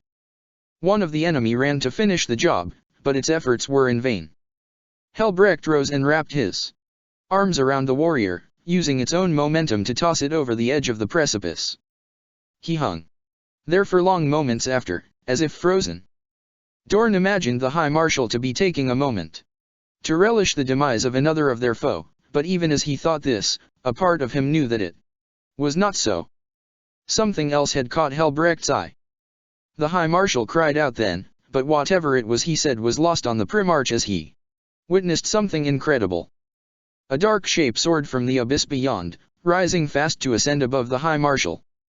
Dorn caught sight of blazing flame, fire the color of blood. Like some angelic vision, Chaplain Nagus rose from the death that had claimed him, alive and unharmed. Only it was not the chaplain that had saved himself through some divine miracle, but rather he had been saved by another, far darker vision of death. The Lord of Death landed before Dorn and released his living cargo. Mephiston's flaming wings folded behind his back and then ceased to be, dissipating in fading licks of fire. He turned his burning gaze to the Primarch and inclined his head. Primarch Dorn, the Sons of Blood have come to help bolster these defenses, and it would seem that we have arrived just in time. With that, Mephiston gave out an animalistic roar and tore his force sword free of its holster, just in time to meet another fresh enemy surge. Pariah marines flooded into the tight spaces surrounding the walls, and Mephiston met them without pause, his fangs bared. His first few strikes tore the enemy apart, ending an ancient life with each swing. Dorn rose sharply and watched as more shapes clambered over the bulwarks and threw themselves onto the wall top, howling like feral beasts. The Blood Angels were feral, they were animals clad in twisted armor, with skin the color of Luna's surface. Many of the creatures were not even armed, instead relying on their one flensing claws, fangs and inhuman strength to tear the enemy asunder. Those that were armed sported huge chain blades bristling with barbed teeth, weapons designed to tear open the veins and entrails of the foe and loose their blood. Helbrecht and Naugus met in a warrior's embrace, hands clasped tightly together. The chaplain said nothing of his return from death or his terrible savior, for the call of battle sang in his blood and his Crozius thirsted for the taste of the Nihilum sons. Through it all, Magog looked on, watching as the defenders' numbers were further bolstered. He held out his ruined arm, the ragged stump oozing an unnatural gore, and the alien symbol carved into the center of his chest opened. Hundreds of minuscule machines scuttled from the depths of his torso to crawl across his chest and down towards the injury. They quickly formed at the nexus of the damage and began to reknit the wound, rebuilding their master's arm inch by inch at a rate that seemed impossible. Within seconds, an entire metal skeleton had been reconstructed, the mechanical fingers flexing as it being tested. Even as the machines began to reform Magog's armored gauntlet over the fresh reconstruction, the metal bones of the new hand began to crackle with power. Not again, filth! Dorn spat. He leapt forward and met the Void Champion once again, so swiftly that even Magog could not find the time to bring his warrior's sheath to bear. The Primarch rained blows down upon his brother, his limbs moving almost too fast for the eye to follow. The Void Champion countered again and again, but it was all he could do to drive away each deadly strike. He attempted to raise his weapon to meet his foe, but each time he did so Dorn batted the scythe aside and continued to press home, never once allowing Magog an inch. Laser blasts slammed into the Void Champion's back as Baharoth joined the fray. He was a blur of color and movement, and he crossed the space between him and his foe in an instant. His glowing blade slid from Magog's chest, piercing the Void Champion cleanly. Dorn! The fiend cried again, this time his mechanical voice loud and weighted with anger. He threw himself into a twist and flung the Phoenix Lord from him, blade and all. Baharoth twisted away over Dorn's head, his wings humming to life. Mephiston gave out a cry of bloodlust and loped into the fight, his bestial body low, his sword at the ready. He scored a deep gouge across the chest of the Void Champion, the psychic energies that gave life to his blade guttering and popping under the sphere of the Pariah Lord's influence. Kill it, Blood Angel. Take its head from its shoulders. Dorn commanded, fighting to find a space for himself at the edge of the combat. Mephiston was only too happy to oblige. He stabbed at Magog, his blade passing an inch from the champion's face, and then returned with a raking strike that saw the claws of his free hand tear strips from the dark Primarch's metal face.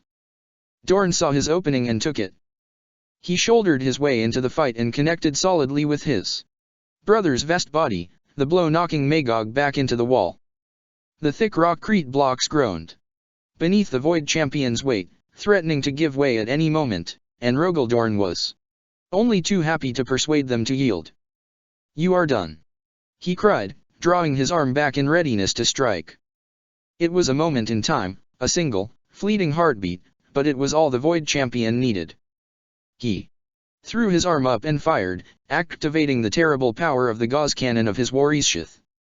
The shimmering beam grew as it passed along the acceleration chamber and burst free of the blade barrel, connecting squarely with Dorn's wide chest. The Primarch took a step back, but already the agony of the assault coursed through him, the despicable beam flaying his armor apart, atom by atom. A cry of denial rose up from beyond him, and Helbrecht threw himself forward, ready to deny the Void Champion his kill, even if it meant his own life. The High Marshal passed in front of the beam and took its full force away from his Primarch. Dorn's own armor was a unique and incredibly ancient thing, fashioned at the very dawn of the Imperium by artisans whose dark arts had long since been lost to the veil of time. For all its own potency, Helbrecht's golden artificer armor was far from its match. The High Marshal convulsed as the alien beam cut him to pieces, flaying apart his chest in a storm of blood, flesh, and glittering armor fragments. Dorn fell back a second before the gauze beam passed through Helbrecht's torso and continued on, its power undiminished. Mephiston swept his sword up and smashed the scythe away, the impact causing the beam to stutter and cut out. The Void Champion made to rise, but Dorn was already up on his feet, alight with Righteous fury. He descended on Magog like a wraith and drove his blade deep into the base of the champion's throat, a strike that ceased only as the golden hilt of the weapon rang against the fiend's gorget. Emerald sparks cascaded from the wound and from the glowing eyes of the void champion. He emitted a strangled mechanical cry and convulsed. Dorn rose and pulled his sword free, hatred and contempt twisting his features. He raised his foot and slammed it down into Magog's prone form, the power of the blow literally shattering the wall behind the void champion to rubble. Casus Magog slipped from sight, the darkening void beyond swallowing him up. Dorn's expression remained unchanged as he leaned over the parapet to watch his brother fall. Though they grew smaller with the passing of each moment, Magog's blazing eyes burned bright, and the hatred at Dorn's heart was mirrored in that gaze. Their eyes remained locked for long moments, and then Magog threw back his head and spread his arms, almost as if to embrace his coming death. A darkness burst from him then, pouring from every part of his body to spread like oil in water, alive and impenetrable. The veil spread with a speed no one present could ever have imagined, rushing up and over the wall, to engulf everyone and everything within its midnight black coils. Dorn crossed his arms before his face instinctively, fearing that the phenomenon was some new and unknown method of attack. The cloying darkness engulfed him and he shivered. It was ice cold as the grave. He could not help but hold his breath, for it was as if the void itself had opened up and swallowed him whole. With the impenetrable darkness came a feeling of desolation, of remoteness, and utter despair. He bared his teeth and fought against the foul sensations, unwilling to let this pall of living shadow bring about his downfall. Much to his surprise, the black miasma retraced then. It enveloped the remains of the tower for only a moment before it sank away, twisting and sliding after the falling void champion. Dorn swept the last of the lingering shadows away and looked on as the veil of darkness grew ever smaller, twisting into a tightening vortex until it disappeared from sight, compressed into nothing. Magog was gone. Whatever it was that he had done, the phenomenon had spirited him away. My lord Dorn. He rose and looked into the feral eyes of Mephiston as the blood angel was joined by the brace of Phoenix lords. Magog has escaped his death, he said, announcing the distasteful fact to each of the trio as one. Morgan Ra inclined his head. Yes. The void champion is gone for now. He has called upon the unnatural powers of the Necrontyr to spirit both himself and his minions away, but he will return. We have tested him, Rogaldorn, and he will be made wiser for it. He knows now that a direct attack will not bring him the victory he craves. When he returns, we will be ready for him. Mephiston added with a growl. Dorn turned his gaze to the fallen warrior at his feet. Even in death, Helbrecht cut a proud and regal figure.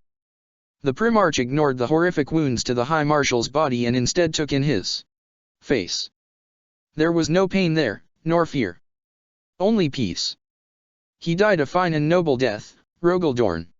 Baharoth said, his voice soft and melodic. He will be honored in the memory of the Eldar. Dorn bowed softly and then looked to Mephiston once again, his eyes shifting left to right to take in the growing number of blood angels that began to congregate about him. The timing of your arrival could not have been better, librarian. Many have fallen to the Nihilum Sons and their Dark Master, and yet that number could have been much higher. You have my thanks.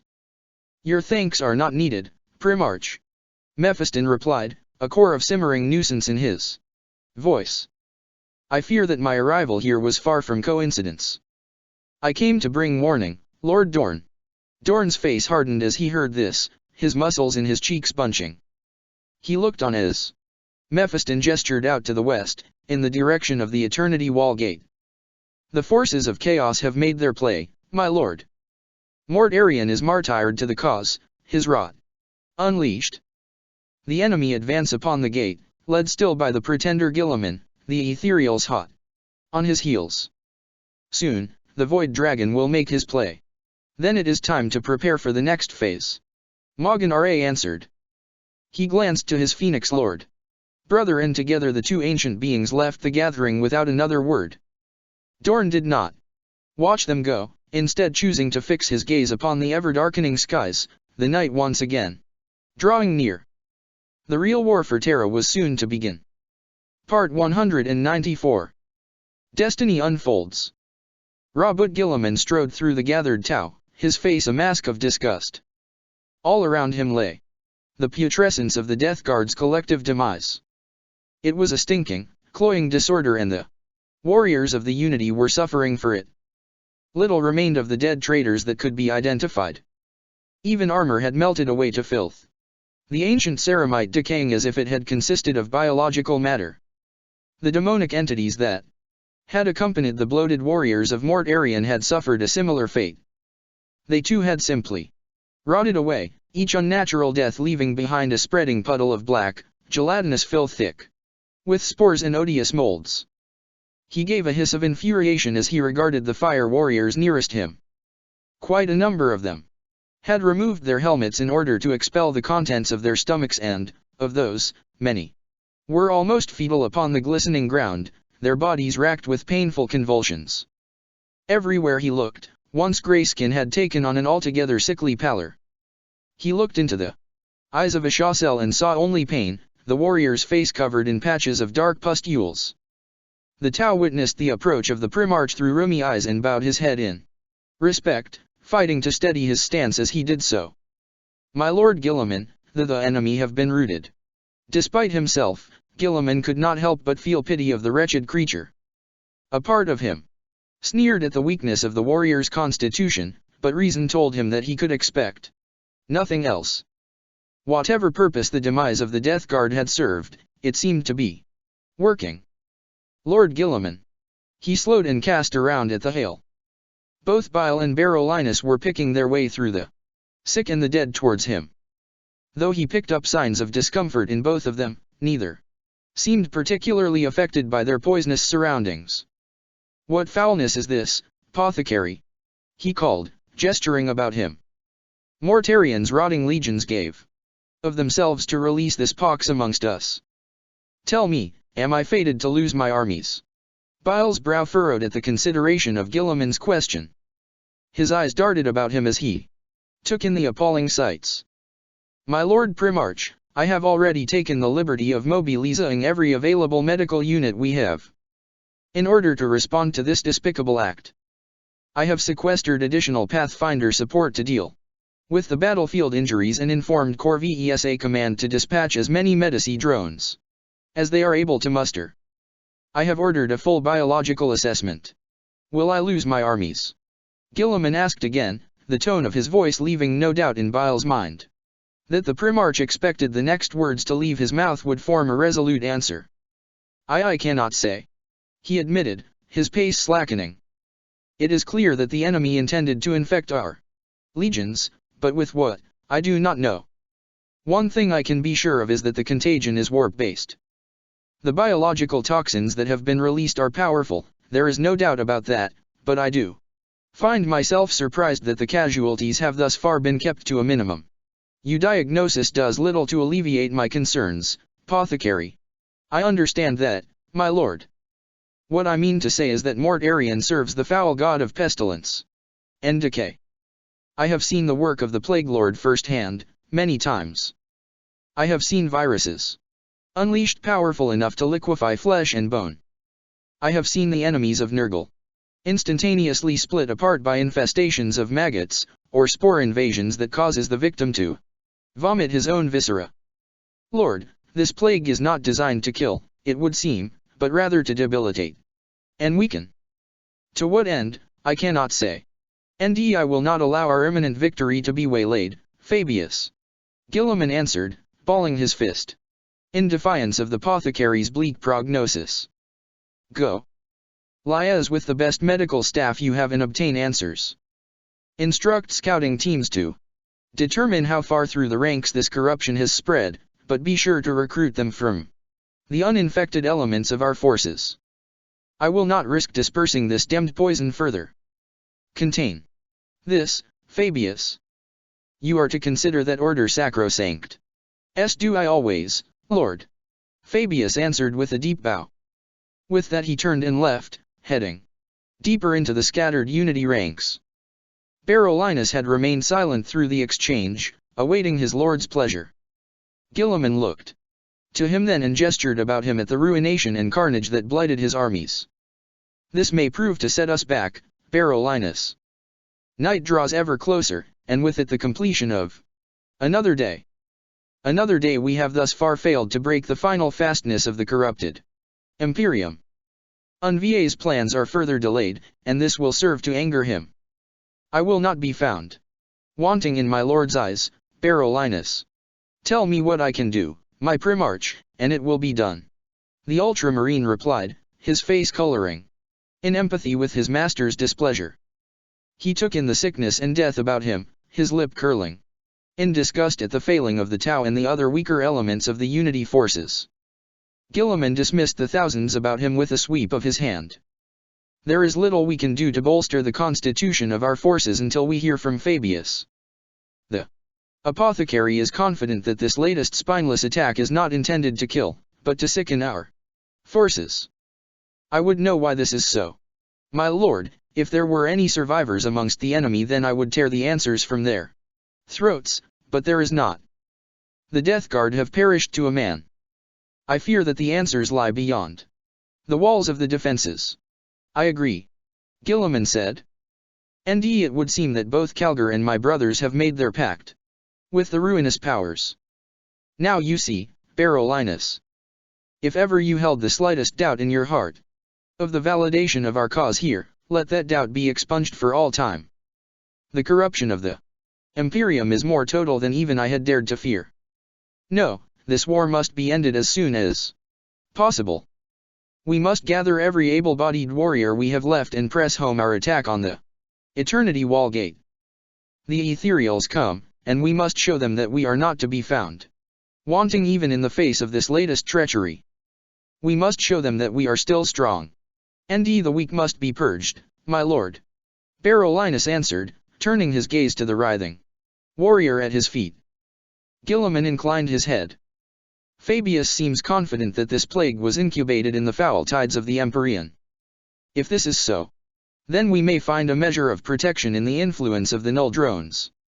Order as many as you can forward. We will await the arrival of the Ethereals and assail the gate with the onset of night. Even as Guilliman spoke, he looked to Barolinus to see the warrior avert his gaze and fall to one knee. Almost at the exact same instant, every cell in his body came alive, his very biological constitution responding to the approach of something magnificent and revered. Light flared before Primarch and Astarte alike as the ethereal came into being, its burning form spilling out of the air to tower before them both. Revered Guilliman whispered, mirroring the obeisance of his ward. The ethereal studied both of its subjects for a moment, its inhuman eyes blazing, and then spoke. What manner of ruination is this? Guilliman visibly quaked beneath the weight of the question, a reaction born of the reverence in his heart. My lord the enemy's cowardice has seen our warriors brought low, but we are far from done. There is no excuse for failure, Kaigula. The ethereal uttered, its voice flat and rumbling with power. Perhaps Unvié was wrong to entrust the prosecution of this war to you. His gaze is all-pervading. He casts it across this theater of war and sees nothing but failure about him. The enemy continues to best us at every turn. The palace should have been breached by now. Perhaps your role in this war is coming to an end. Upon hearing this, Guilliman threw his head to the floor and beseeched the for clemency. I live to serve the greater good, Lord I will not debase myself in begging for forgiveness, but I will offer you this guarantee. Come the breaking of the new day, the Eternity Wall Gate will have fallen, and all those who oppose our push into the palace will fall. I vow this. Now is the time to strike. It was Angren who had spoken, and he made no attempt to mask the murderous anticipation in his voice. Ka heard this and signaled his agreement. Events proceed as they should. Mortarian's sacrifice has undoubtedly applied pressure to Guilliman's cause, especially with the approach of the Ethereals. What of the contagion? Codian asked, gesturing towards the billowing spore clouds beyond, kept at bay only by the efforts of Magnus Coven. The Unity forces may have been slowed by this, but at what cost to us? We are unable to force a counterattack. It was Magnus himself who answered the question. We do not have to fear the effects of the corruption. My sorcerers have seen some success in divining the properties of the contagion. It is hyper-accelerated, designed to spread incredibly fast. Once it is absorbed by the victim, it takes root and is near impossible to purge, but in its airborne state it burns itself out incredibly fast. It cannot be passed from victim to victim once it is absorbed. In short, it will be safe to attack within the hour. And you can be sure of this. Codian inquired suspiciously. We are dealing with the forces of chaos. Here, after all. History shows us that Mortarion is capable of much treachery. That much is true, Chaplain, yes. But know this. The contagion is warp-based, and there are few that know the influences of that realm better than I. Besides, I need not remind you how history portrays me, and you know that I will give my life to see this war bring victory to the enemies of the Unity. Trust me when I say that we have nothing to fear from Mortarion's plague. Codian bowed his head to the Primarch then, trusting his answer. Very well. So, what now, Magnus? Night draws ever closer and we have seen a victory of sorts against Guilliman's forces. The chaplain poses an important question, sorcerer, and we would all have the answers. Calgar cut in, asserting his authority over the gathering once more. The warriors of the Unity are infected by this terrible, wasting disease, I will grant you that. And yet, you tell us that we cannot advance to meet them in order to consolidate this victory. Are we to end yet another day locked in this stalemate?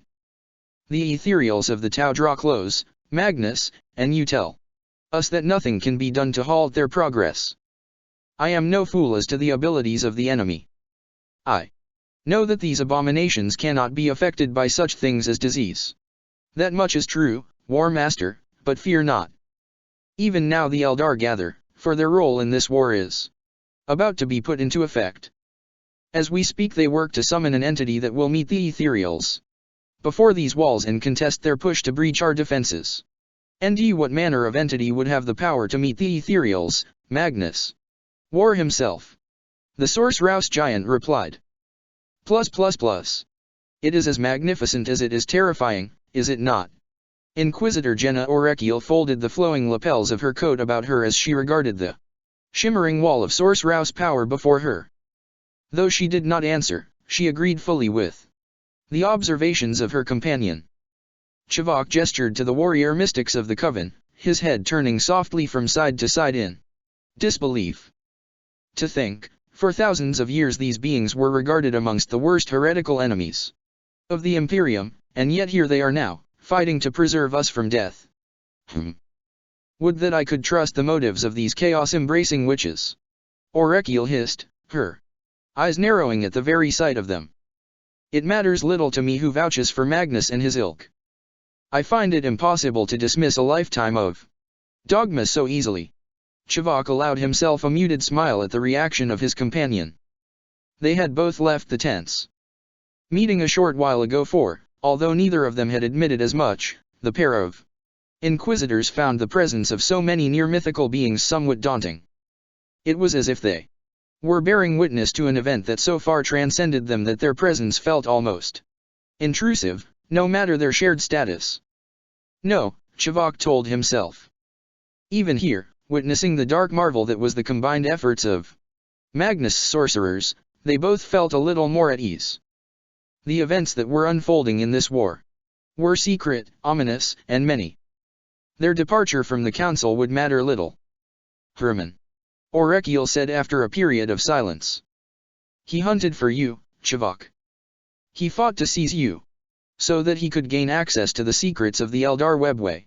Chivok lowered his head a little at hearing this, the memories of that distant time flowing through his mind once again. He did, Jenna. I know what you are thinking. Oh. Orekiel arched an eyebrow at this response, intrigued by the Inquisitor's apparent precognitive abilities. As he answered, Chivok's gaze wandered once again to the ancient Magisters of the Thousand Suns. I was a pawn then, Jenna. Playing peace, one tiny part of this colossal game. The question on your Mind is one that has wandered through my own thoughts many times. Why did Ahriman do what he did to me? Why did he try to break me to discover the secrets of the Black Library, when all along the Thousand Sons and the Eldar were fated to unite in this final war? And your answer? Chivok shrugged. Because I was not important enough, Lady Orakiel. Because my life did not matter to the greater scheme of things. Orakiel's eyes narrowed at this. She raised a hand up and gestured out at their surroundings. How can you say that? Look where you are, Chivok. You stand at the threshold of the Emperor's palace. You are counted amongst the legions that are fated to defend the last bastion of mankind. This is destiny. This day, and those that follow, will become legend. I hope you are right, Jenna. He replied. I hope we all survive to see the Citan defeated, but you fail to see the truth of my answer. There are many who knew all this would come to pass, many more than either of us could have dared to guess. The Eldar knew of this war, so too the Thousand Sons. I was a pawn in their games, Jenna, and yet no one saw fit to tell me the truth. The Eldar did. Yes, but only after many mortal lifetimes of incarceration. Don't you see? To the greater beings at work behind all this, I am but a child, incapable of understanding and beneath for explanation. This irks me, my lady. I could have given so much, and yet I have given nothing. I could have made a difference. You still can, Chivok. Orakiel answered, placing a hand upon his shoulder. Her piercing blue eyes met his, and for a moment, only a lingering silence passed between them. Let them underestimate us, it matters little. We are inquisitors. We are children of the god Emperor. We will make a difference here. Chivok seemed to take a measure of assurance from this. You are right, Jenna. We will. His words trailed away then, causing concern to creep across Orakiel's face. She noticed that his gaze had shifted from the efforts of the sorcerers, his eyes now turned to the darkening skies above. She followed his stare but could not see anything that would have attracted his attention. What is it? The Eldar. Chivok answered, pointing to the distant lights of the warring fleets in orbit. Something is happening. Look. Orakiel did so but remained confounded by whatever it was that her cohort had seen. You have lost me? The ships. Look closer and you will see it. Something is happening. Jenna, you don't spend as long with the Eldar as I have and not learned to recognize such signs. I knew something was happening. Don't you feel that? At this point, Orakiel was utterly confounded. A deep frown fell across her face and she looked to Chivok. The Inquisitor exhaled slowly and opened the fingers of one hand, as if to touch the air itself. I cannot fully explain it, but there is a resonance in the air. It is a feeling one can neither describe nor teach, but it is there. There are webway portals opening up all around here, my lady, and the veil shudders at their activation. Do you not feel the hairs at the base of your neck standing on end? The Eldar are making their play. His voice trailed away then, suspicion passing over his face. He took Orakiel's hand in his and led her away from the wall, to where the nearest of the outlying prefabrications stood, the shadows between them deepened further by the onset of dusk. Chivok offered nothing in the way of explanation as he led her into the gloom, his eyes searching the darkness for something he knew he would not be able to see. I know you are here. Show yourself to us. Behind him, Orakiel flipped the leather holding strap of her holster open and slid her prized shuriken pistol free. Do you hear me? Chivok continued, his teeth bared. You mind games won't work on me, Eldar. I know your kind too well. Have the good grace to reveal yourself. After a lingering moment the shadows before him quivered and then parted, a tall and slender figure stepping from beneath them into the half-lit gloom. As the illusion peeled away, the vibrant colors of the alien's attire sparkled into being. It regarded both inquisitors with a face of smooth, mirrored glass. Orakiel recognized the being for what it was, though her knowledge of the myriad factions of the Eldar was basic and far from that of her counterparts. You are able to see beneath the veil, Mon Ki? The whispered reply was far more of a statement than a question. Chivok nodded nonetheless. I am able to recognize its presence, yes. What transpires here, Shadow Seer? The Eldar are on the move. With that he reached into the folds of his robes and produced a small amulet. The teardrop piece was framed in gold and hung from a glittering chain around his neck. Orekiel studied the jewel and found, to her bewilderment, that she was unable to place the thing's actual color. One moment it seemed to take on an amber hue, and then emerald, and a heartbeat after that, indigo. The artifact looked to shiver in Chivok's hand, almost as if it were somehow out of sync with the rest of reality. She recognized the jewel for what it was, or rather, what it consisted of. It was Wraithbone, the mysterious, psychoconductive material exclusive to the Eldar race. This thing has been going crazy for the last few minutes. Chivok continued. And I would know why. I sense Eldar wherever I turn, Shadow Seer, hidden and secreted away from the eyes of all others, but not from me. So I ask again. What is happening? You are perceptive, Monkey. But then again, you are counted amongst those few of the lesser races that have walked the halls of the Black Library. You are correct, the Eldar moved to counter the approach of the C'tan, to accelerate this war to the next level. It is our time for great sacrifice. Chivok. The young kings have given of themselves, and the hymn of Cain resonates through the halls of each and every craft world. He is coming, and all shall be war and blood. Part 195. War Calls. She slid through the cold of the void, magnificent and utterly deadly to all who dared to challenge her. The Flame of Asuryan was a ship without compare, with all the grace of an ocean predator. Faster and more agile than any of the lumbering enemy vessels. Her proud solar sails glittered in the light of the sun as she swept down beneath the colossal and imposing bulk of Alarshi, and her turret pulsars spat lances of shining death across the airless expanse, raking the underside of the enemy craft with bright fire. Railgun batteries swiveled on their mounts to chase the ship, but she was far too fast to target. A hail of powerful shells sailed after her as she ran in beneath the larger Tau vessel, screaming silently out into the vast emptiness of space, denied the kill. Scores of Remora drone fighters flooded from the launch bays to intercept the flame, but she was ready for them. Nightwing fighter craft spilled out of her keel to meet the automated ships, and the battle was joined within moments of their emergence. The sleek Eldar fighters were more than a match for the drones, their guns tearing apart a fresh target with each blast.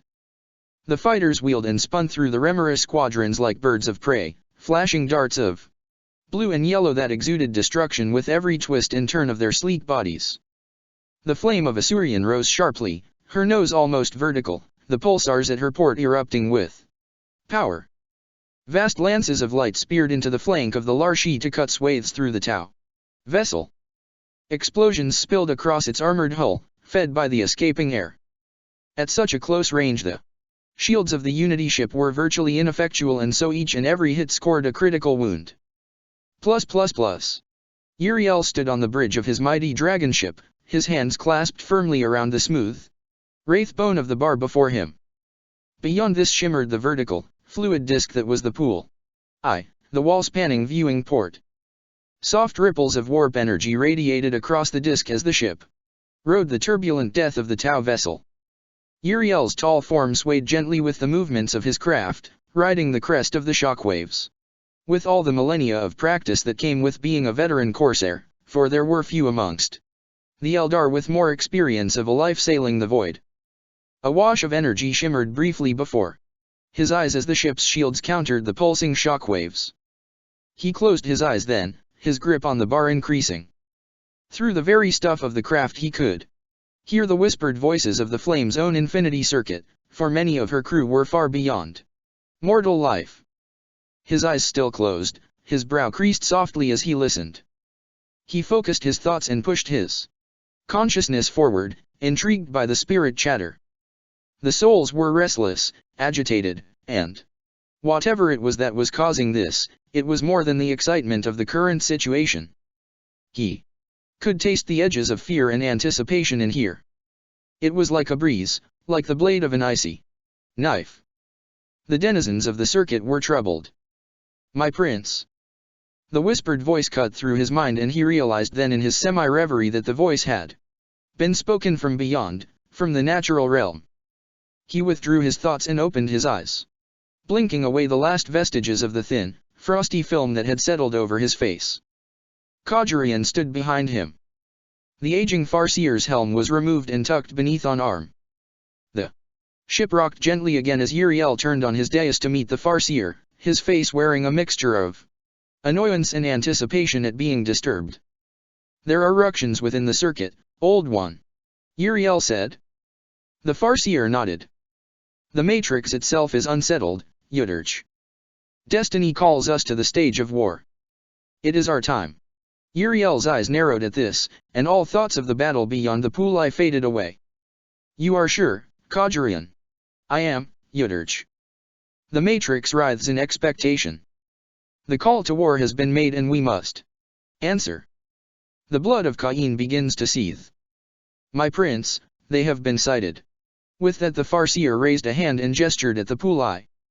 The fluid image shimmered and then changed, the ripples that spread from its center sending concentric waves of white light, washing across its rippling surface. The image shifted then, changing. Another area of space was shown. Uriel cast around to look upon the Pulai and could not help but allow horror to transform his features. They come. The Farseer whispered behind him. And we must respond. Then my reign as the Yudirch of Iyanden has come to an end. Signal Iyanden. It is already done, Yudirch. Iniad's call is strong within the matrix. As we speak, the craftworlds hover at the edges of the void, ready to converge. The Prince of Iyanden indicated an acceptance of this with a slow nod. The fleets of Iyanden have done enough here, Khajdarian. To stay and continue our efforts in this theater of war would surely see the destruction of every last one of our vessels. Signal the retreat. We will withdraw our forces from the orbit of this world and make ready for the next stage. I trust that the other craft world forces will take our lead. Yudirch, the retreat is already underway. Our cousins of Bieltan have already withdrawn their ships, and as we speak, the fleets of both Kalar and Aletok are in the process of disengaging. The others will surely follow soon. Ready the warp gates then, Farseer. Uriel replied coldly. The chamber of the Vatar calls, and I shall answer. The eternity wall gate You are sure of this? Kodian let out a long, calming sigh and then tilted his head. If Lord Kalgar found any doubt in his heart at the revelation that had just been revealed to him in this private conference, the chaplain's resolute expression quelled it. I am, my lord. It is clear what we must do next, and now that I have revealed this secret to you, you may at last begin to understand why much of the secrecy you have witnessed in the prosecution of this war was necessary. I can only ask for your forgiveness that such things were not revealed to you sooner. Kalgar shifted uneasily on his thick legs, the weight of the astonishing disclosure still sinking in. A short time ago the chaplain had requested a private audience with the War Master, stating that there were important things he had to reveal, secrets that were for the War Master's ears only. In the midst of the tense exchange of the council, it had been relatively easy for the two Ultramarines to find a secluded spot away from the main body of the gathering. Here, in the shadow of the surrounding prefabrications, idling war machines and the piles upon piles of munitions, Kodian had told the Master of the Alliance something that had utterly astounded him. Several minutes passed before Kalgar would even reacquire the ability to speak. For so long, the weight of this consideration has sat heavy in my soul, chaplain. Ever since the fall of Makraj, there has not been a day that has passed without the loss of our Primarch crossing my mind, and now you tell me that there is a chance that the lost Guilliman can be returned to us. The abomination that leads the forces of the Unity is a foe that is utterly dedicated to seeking the destruction of every living thing beyond these walls, chaplain.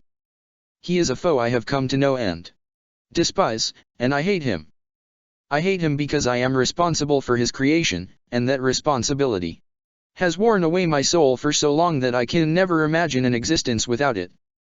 Can it truly be that this dark travesty can be unmade? I would give my life to ensure this. Codian answered. Lord Calgar, we have a chance to undo the damage that was wrought upon the Ultramarines by the Unity. We have a chance to release blessed Guilliman from the yoke of the Tau. It is time to lay our guilt to rest, my lord. I will return Guilliman to us. I will restore the Primarch. How? Calgar asked, his voice heavy with anticipation despite its mechanical tone. Chaplain, you speak of a deed that has dominated my wildest, most secret desires. How will you achieve this? Ka has formulated a plan. The ancient alien is confident that he can release our Primarch from his imposed slavery, but this cannot happen while he remains beneath the watchful and protective influence of the Void Dragon. To see Guilliman returned to us, we must undertake a difficult and dangerous mission to the Citan's flagship. Calgar emitted a low, cheerless groan at the chaplain's words. Codian, I cannot see how this can be possible. The forces of the Alliance are powerful, but even I can see no way of helping you to achieve this. The chaplain shook his head. You do not have to concern yourself with this part of the mission, my lord. With Ka's help, I will take a small force to the ship in order to do what must be done. The secret to blessed Guilliman's salvation lies there, and we cannot achieve his release without journeying to the Tau ship and locating Bile's secret laboratorium. It is Bile who is responsible for the corruption of the abomination that even now assails our defenses, War Master. So it is that we will find the answer to the Primarch's release high above us, in orbit. You propose a bold and courageous plan, Chaplain, but you cannot discount the power of the Void Dragon. We both know the dark secret of this Unva, and we know that he is a creature capable of destroying any one of us, even you, without a thought. The chaplain extended a hand out to gesture beyond the walls at this, to where the ethereals of the Tau were still slowly but indisputably grinding their way towards the walls. You are correct, Lord, and that is why Ka is unable to join us. The war beyond these walls should draw him like a moth to a flame in time, and when it does, that is when we shall act. Ka is needed here, for it is his presence that shall keep the Void Dragon's attention away from what is happening high above. We have already made contact with Brother Umbras and the others, and he has done well in his mission. We now have a small force of Tau that are free of the Void Dragon's influence. Warriors that are dedicated to avenging the wrong that has been done to their race and their empire. Ka is in the midst of retrieving this force as we speak. So, you intend to infiltrate the ship with these converted Tau? Yes. The vessel also houses the true mortal forms of the ethereals. Down here on the battlefield, they are near unbeatable, but if we are able to penetrate the inner defenses of the ship, then we could destroy these creatures in their lair, and thus end the ethereal threat once and for all. All we need now is to find some way of creating a diversion, something that will draw the attention of the ship's security forces away from us. Take me, Calgar answered, flexing the fingers of his huge mechanical paws. I would give my life to see our Primarch released from his living torment. Take me, Codian. I will tear that damned ship apart inch by inch. Codian stepped close to the towering dreadnought and placed a hand upon Calgar's vast arm. He shook his head. My lord, I knew that you would offer yourself to this cause, but it cannot be. You are needed here. The men and women of the Alliance are yours alone to command, as it has always been. It matters not how many of the Primarches have returned to the fold of the Imperium in its darkest hour, you are their war master. You cannot abandon them now, not even for a cause such as this. The chaplain speaks the truth, Lord. A psychic voice uttered, its materialization surprising both of the Ultramarines. Codian turned to see a number of shapes emerge from the cover of the bunkers beyond and step out into the glow of the bright spot lamps. It was Tigurius, Ventress and Cassius. From their collective manner, Codian was left in no doubt that the trio had heard everything, especially the psychic Tigurius. With your permission, War Master, we will undertake this mission, the ancient said. For the Primarch and the good of the Lians. Old friend, you must understand the dangers involved. Kodian warned him. Your role would be one of distraction. You would need to draw the attention of the vessel's crew away from us, and in doing so you would invite the wrath of uncounted enemy warriors. More so, you cannot afford to discount the Void Dragon. The moment you begin to run rampage aboard his ship, he will know. I can offer no guarantees that I would be able to extract you from this viper's nest. Indeed, we would ask for none, brother. Ventress answered. I am confident that I speak for all of us when I say that we would give our lives to see our Primarch restored and end the tyranny of the Ethereals. For years these BRDs have hunted us, hounded us at every turn. Our lives would be a small price to pay to see the millions that they have exterminated avenged. The ground beneath their feet quaked gently as Calgar moved to stand before the three warriors. We have been through the war together, brothers.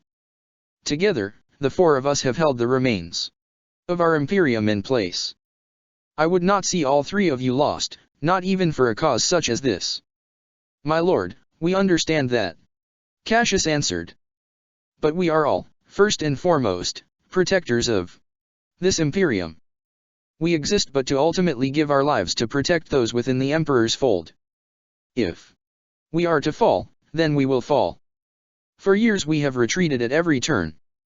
We have given ground time and again to the enemy.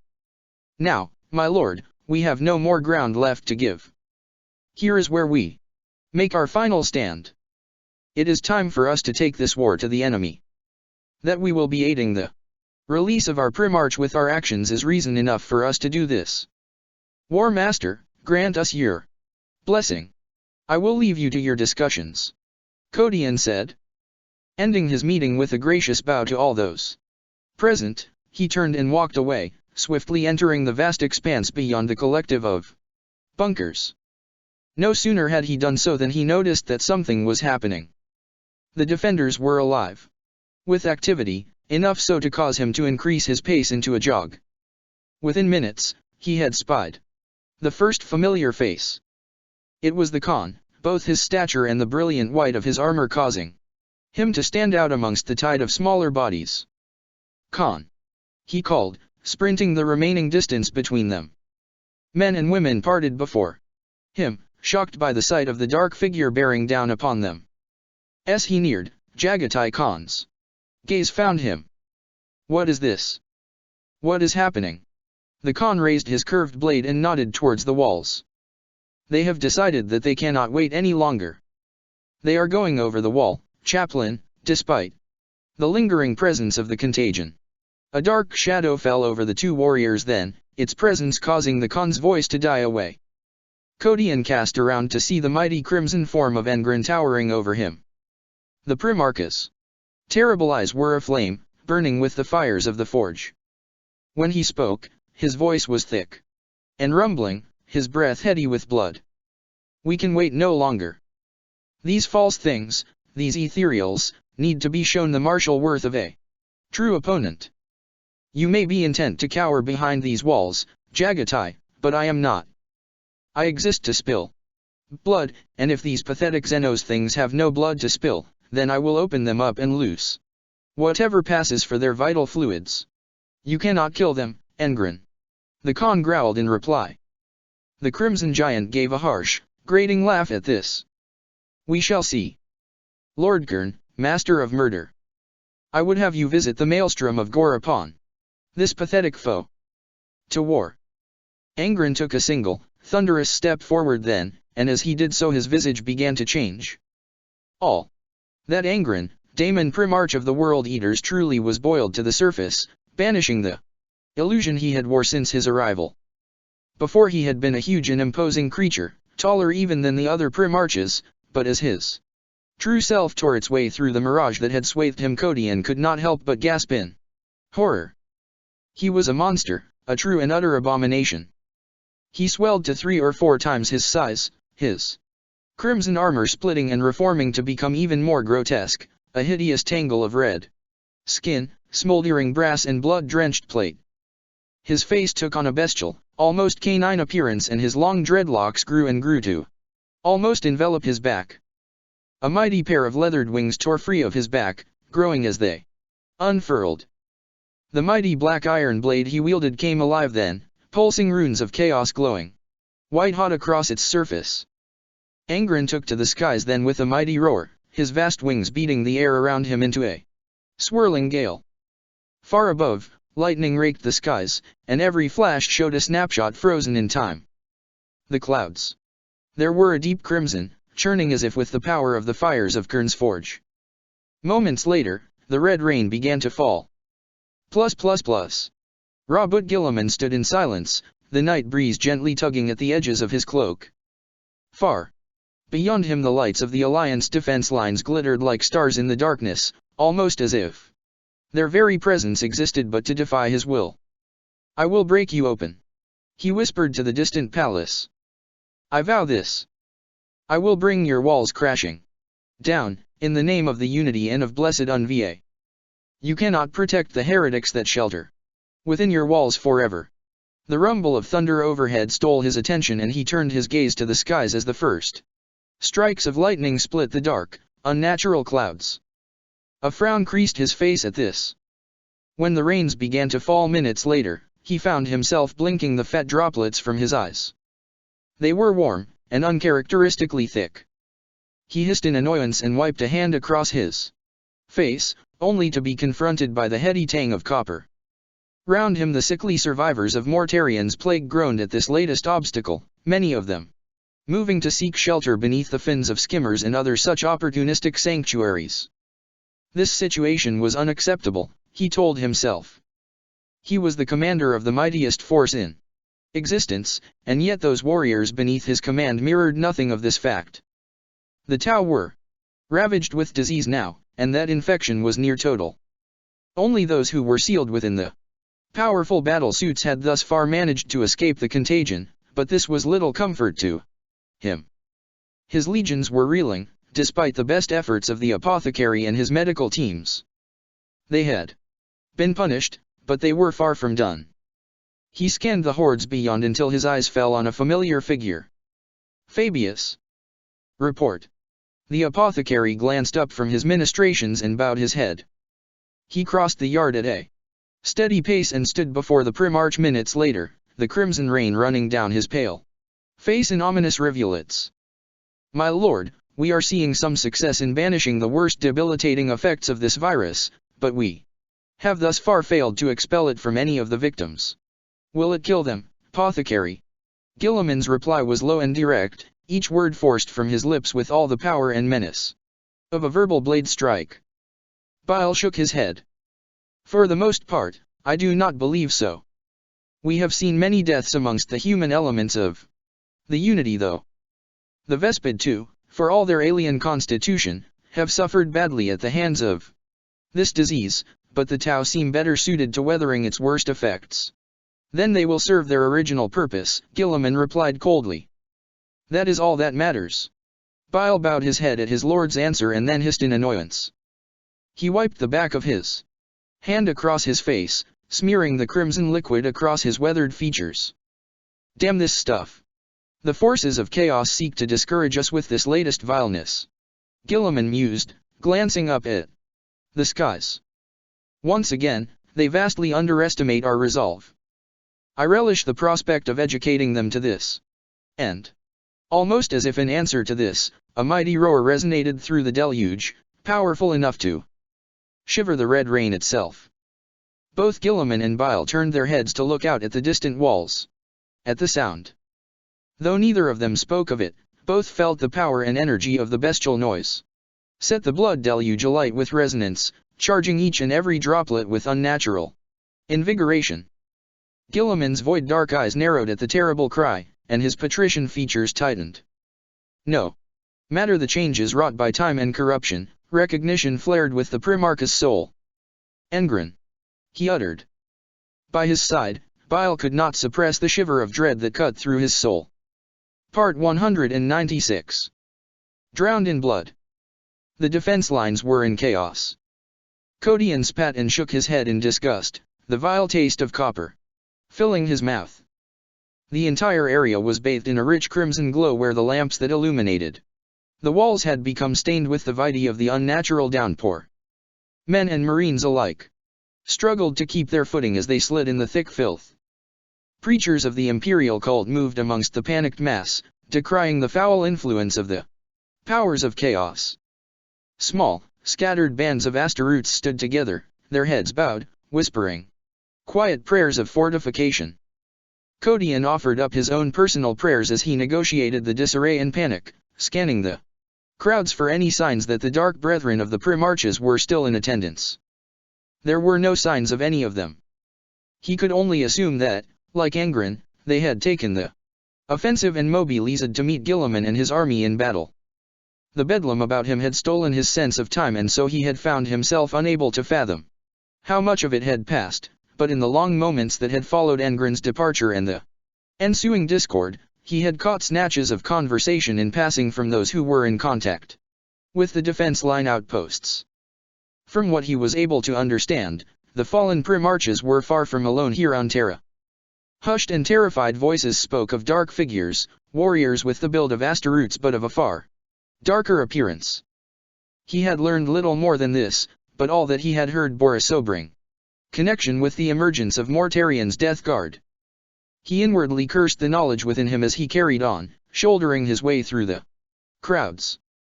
To the few he had spoken to of his gift, there were those who would have been forgiven for assuming that this inherited wisdom was a precise and absolute thing. This was far from the truth. The vast wealth of information inside him was akin to a history book. The information of the specific event was written down, set into the very pages of his mind, perusable and forever to hand. The event was recorded with an accuracy that no written tome could match, but what were hidden were the intricate and complex layers of detail that no account could ever record. Only the milestones of destiny were available to him, the journey itself was shrouded in obscurity. He knew what he had to do, what was expected of him. So too did he know of all the major events of this apocalyptic climax. This aside, there was an uncounted number of variables, of subplots and hidden stratums that could never be catalogued. Were the legions of the fallen Primarches here on Terra, destined to fight alongside the Dark Icons that had dragged them into eternal oblivion? Of course, this was perfectly possible. Likely, even. Many following thoughts coursed through his mind at this, warring for dominance with the physical instincts that drove him forward.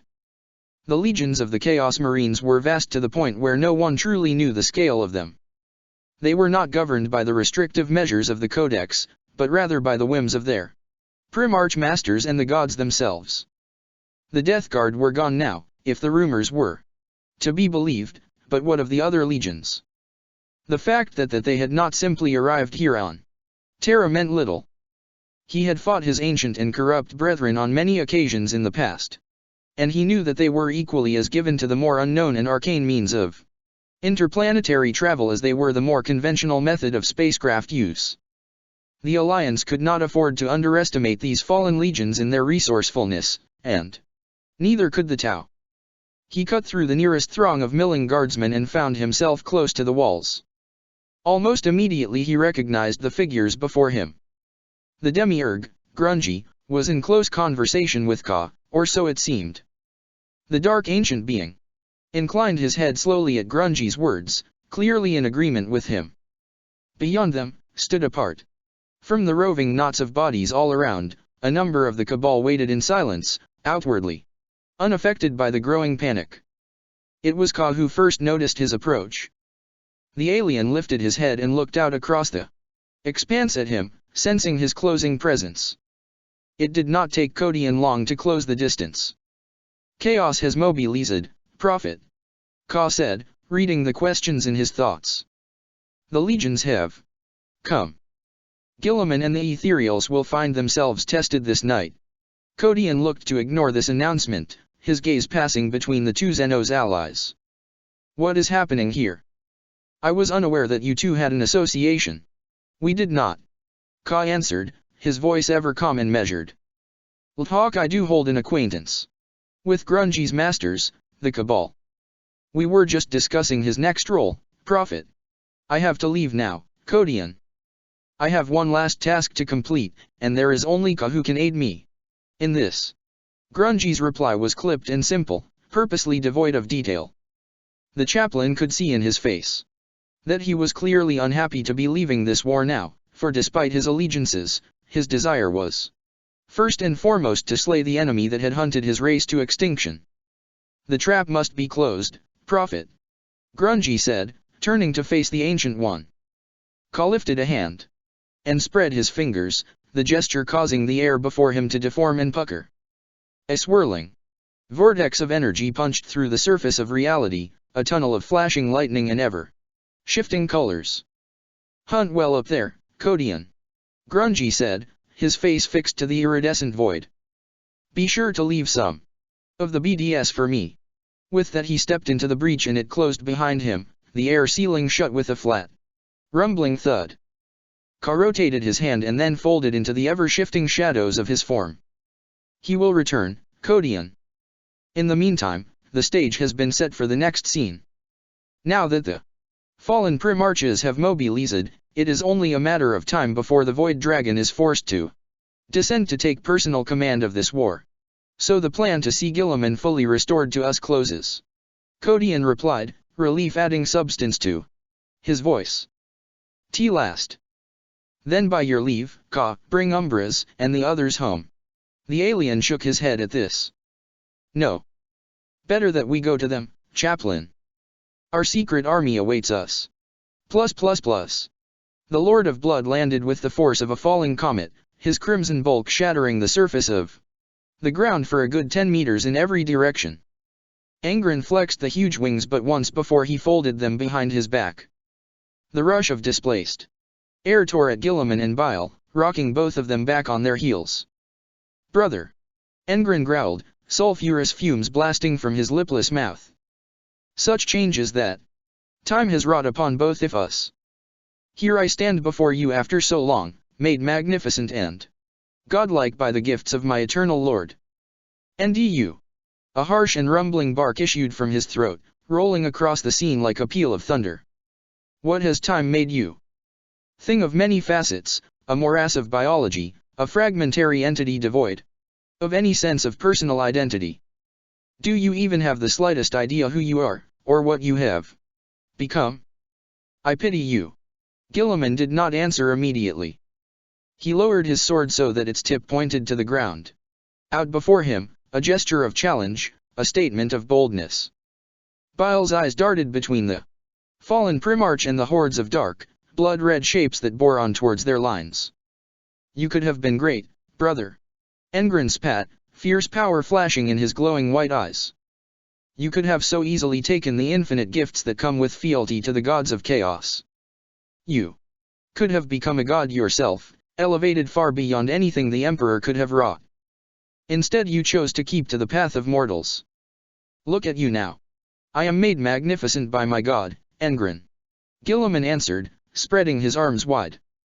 The one true god, who walks amongst mortals as the Emperor did in life. My Lord Unva does not cower behind the veil of the warp, only to send his minions to do his bidding. No, he is not weak of substance, too much so to enter this realm. Tell me, Engren, where is your blood god now, as we speak? Why does he not join this war, if his own extinction is abhorrent to him? I will tell you why. My brother. He is unable. He is weak. This was enough to ignite the fires of Engren's wrath. The provoker had become the provoked with but a single statement, and the greatest champion of the blood god was barely known for his tolerance. The towering monster let out a strangled roar of utter rage and threw himself forward, swinging his vast iron sword around to cleave the unrepentant Guilliman in two. Engren was arguably the most powerful opponent Guilliman had ever faced, but the demonic Primarch was by far the slower of the two. Flickering fires blazed around his horned head as he brought the weapon down, but Guilliman had already leapt back out of the way of the strike. The blade crashed down into the ground and opened a glowing rend, one that released a rolling blossom of black smoke. He hauled the sword free as Guilliman lunged forward, seeing his chance. He thrust forward with Gisilas and found Engren's stomach. His blade slid through armor and twisted flesh up to its hilt. Far above Guilliman, Engren's eyes flashed with malevolent glee. "First blood to you!" he snarled. He snatched at Guilliman with his free hand, his fingers closing around his brother's head. Guilliman was a consummate warrior, but this took him by surprise. Instinct forced him to let go of his blade and curl his hands around Engren's fist. The Daemon Primarch brought a knee up to smash into Guilliman's ribs, and he cried out, "The armor! They're buckling!" "Fool!" Engren roared, lifting him into the air. "I am not Badon. I am not Russ, nor Mort Arian. I have seen the champions you have bested through the eyes of my god, brother, and you have fought well, but I am Engren." He swung Guilliman around and smashed him into the ground, the impact shattering and crazing the surface for a good 10 meters around him. He did this again and again, each impact ringing across the vast plaza. "You will scream my name and beg for forgiveness before I am through. Only then will I grant you the mercy of death." Guilliman had been punished indeed by the assault. His once magnificent armor was distorted and rent, the crimson rain pooled in the many dents across its surface, its paint chipped and its artifice ruined. Engren lifted him once again, ready to punish him further. The Unity commander was ready. This time, he swung both his legs forward and up to land a bone-crushing blow against Engren's face. The impact snapped Engren's head back, shattering teeth like glass. It was enough. The distraction threw Engren off balance, and Guilliman fought to exploit this. His boots rang against Engren's armor as he struggled to locate the hilt of his sword. The tips of his boots found purchase against the hilt, and he pulled. The crackling blade slid free, but it was not enough. "Clever!" Engren snarled, his blazing white eyes finding Guilliman once again. He increased his grip, and Guilliman could not help but let out a cry of pain as he felt his skull grind beneath his demonic sibling's fingers. Engren flung him like a rag doll across the plaza, as if he were beneath attention. Guilliman landed hard and bounced several times across the ground, each ringing impact seeing more of his armor shed away like flaking paint, before he skidded to a halt. The towering monster took the hilt of Agislus in his grip and pulled the sword free, his black vitae popping and crackling along the length of the energized blade. "Stand, brother. We are far from done yet." With that he cast the sword before him, and the spinning weapon keened as it speared into the ground, blade first beside Guilliman's head. It was only then that Engren, bathing in the glow of his own magnificence, deigned to lower his eyes to look upon the figure standing a few meters before him. Bile's eyes narrowed as the terrible, glowing gaze of Engren found him. The rod of torment spat and quivered in his hand, worrying at the nauseating deluge that splattered across its daemon-forged surface. Bile's extremities rose and fell softly behind him, presenting themselves as if to challenge the hulking monster. "You!" the Dark Primarch uttered, tilting his head towards Bile. "I know you. You were the one who betrayed my General Carcata Morgan Daedalus all those centuries ago. You denied Kern the glory of the Red Dawn. And I would do so again," Bile answered, drawing himself up as if in an attempt to match the Primarch's colossal stature. Engren nodded at this, a look of satisfaction passing over his bestial face. With that he made a salute across his chest with the smoldering blade, and then looked across the square once more, in time to see Rabut Guilliman rising to his feet. The two legendary figures locked eyes, and they held one another's attention for a lingering moment. Guilliman took in the immense majesty of the malevolent champion, his gaze never once faltering, even as the red rains parted around him and revealed a screaming, cursing tide of crimson armor and snarling chain blades. Engren's World Eaters broke around him as they poured towards the Tau lines, every one of the crazed berserker warriors literally throwing himself headlong into the battle to come. Incited into a mindless frenzy by the power of the maelstrom of Gore, Kern's most potent gift, the World Eaters entered the fray. Amidst the chaos, Engren himself did not even flinch. He held himself fast as he stared into Guilliman's black eyes, relishing the moment. Guilliman too did not move so much as a muscle as he awaited the arrival of the Kyrnate berserkers. From the depths of the foul deluge came his own forces, still suffering the effects of Mortarians plagued but no less determined to meet the foe. Fire warriors rushed past their commander in lines 100 strong, presenting a sea of pulse rifles ready to deal death in the name of the unity and the greater good. Behind the fire warriors came the towering ethereals, sentient columns of blazing fire, every one, their outstretched hands crackling with wickering energies. When the two forces came together, the resultant clash shook the air like thunder. The guns of the Tau blazed a heartbeat before they met the Marines, and many World Eaters fell in that single murderous instant. Their brothers leapt the falling corpses to reach the foe, and the warriors of Angren were amongst the Tau then, their chain blades tearing heads from shoulders and cutting bodies in two. The first lines of the Tau were torn apart within seconds, for the warriors of the Unity were no match for the World Eaters in combat. Fresh blood and viscera flew into the air to join with the crimson rains as the Marines cut their way through the alien hordes, only to present themselves to the second vast Tau warrior front. Again, pulse fire blazed a bright bow wave of death into the enemy, and more World Eaters fell, cut to ribbons by the unforgiving guns of the Unity.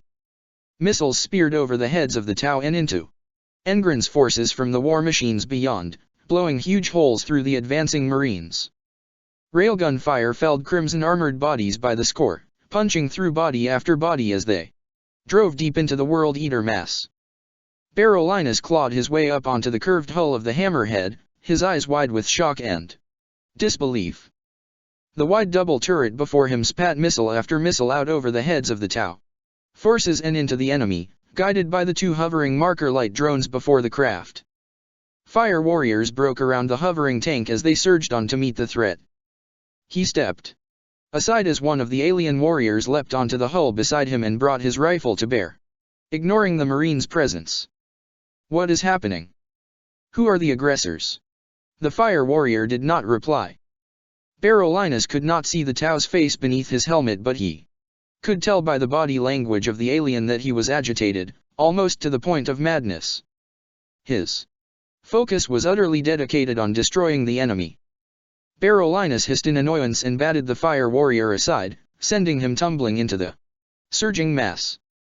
From here he could only catch fleeting glimpses of an enemy dressed in thick, crimson armor, although he could not tell whether this was a representation of their true colors or a product of the foul downpour. His familiar sat ever at his shoulder, squawking and fluttering its glistening wings against the heady rain. Everything was covered in blood. He fought to keep his footing as the Hammerhead bucked and shifted, his boots sliding on the glistening surface. In the short time that had passed since he left the Primarchus side, everything had turned to chaos. What is this? He asked again. This time, the question was not directed at any living being. Blood, Barolinus. The blood of Kern himself.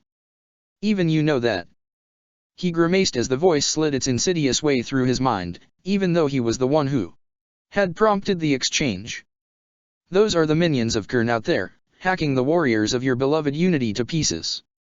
It may be a crude and debased thing, but it is magnificent. Guilliman. Does he live still?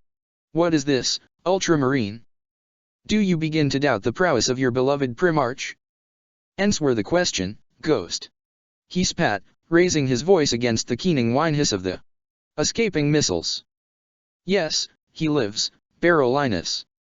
For now. As we speak he stands alone against Kern's greatest living champion, Angren, his brother. No, alone is a lie. The one you know as Fabius is with him.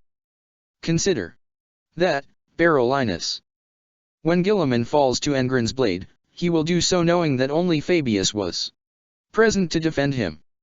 I am sure that he wonders even now where his champion is, and why he has deserted him. I will not be goaded. I speak only the truth. Give yourself to me, Barolinus, and together we will carve a path through these scrabbling aliens to stand by his side. Neither of us care for the Tau, you know that.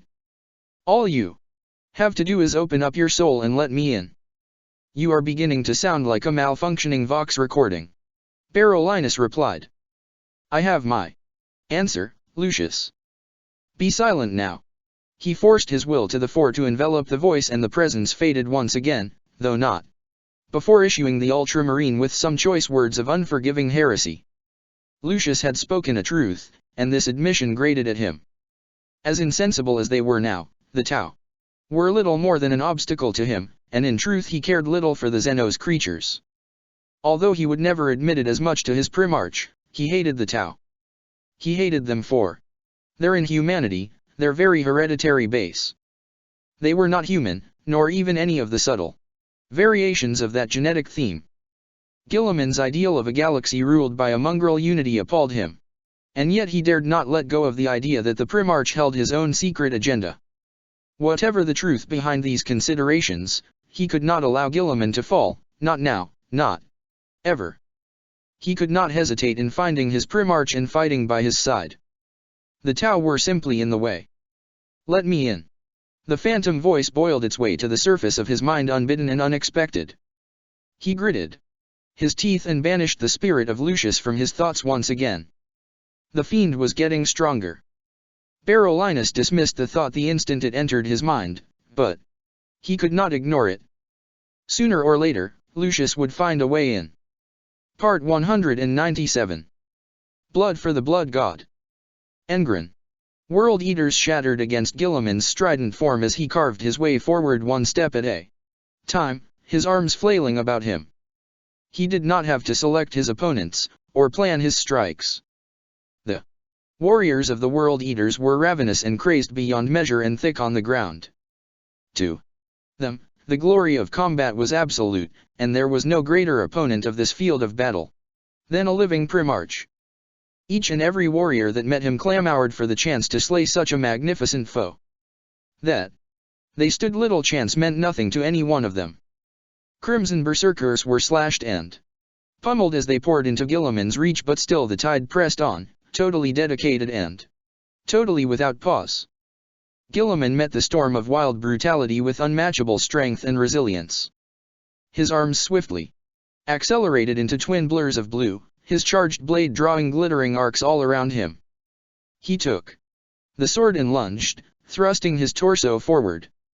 He swept Agislus through a dozen bodies or more, parting armor and flesh with the magnificent strike.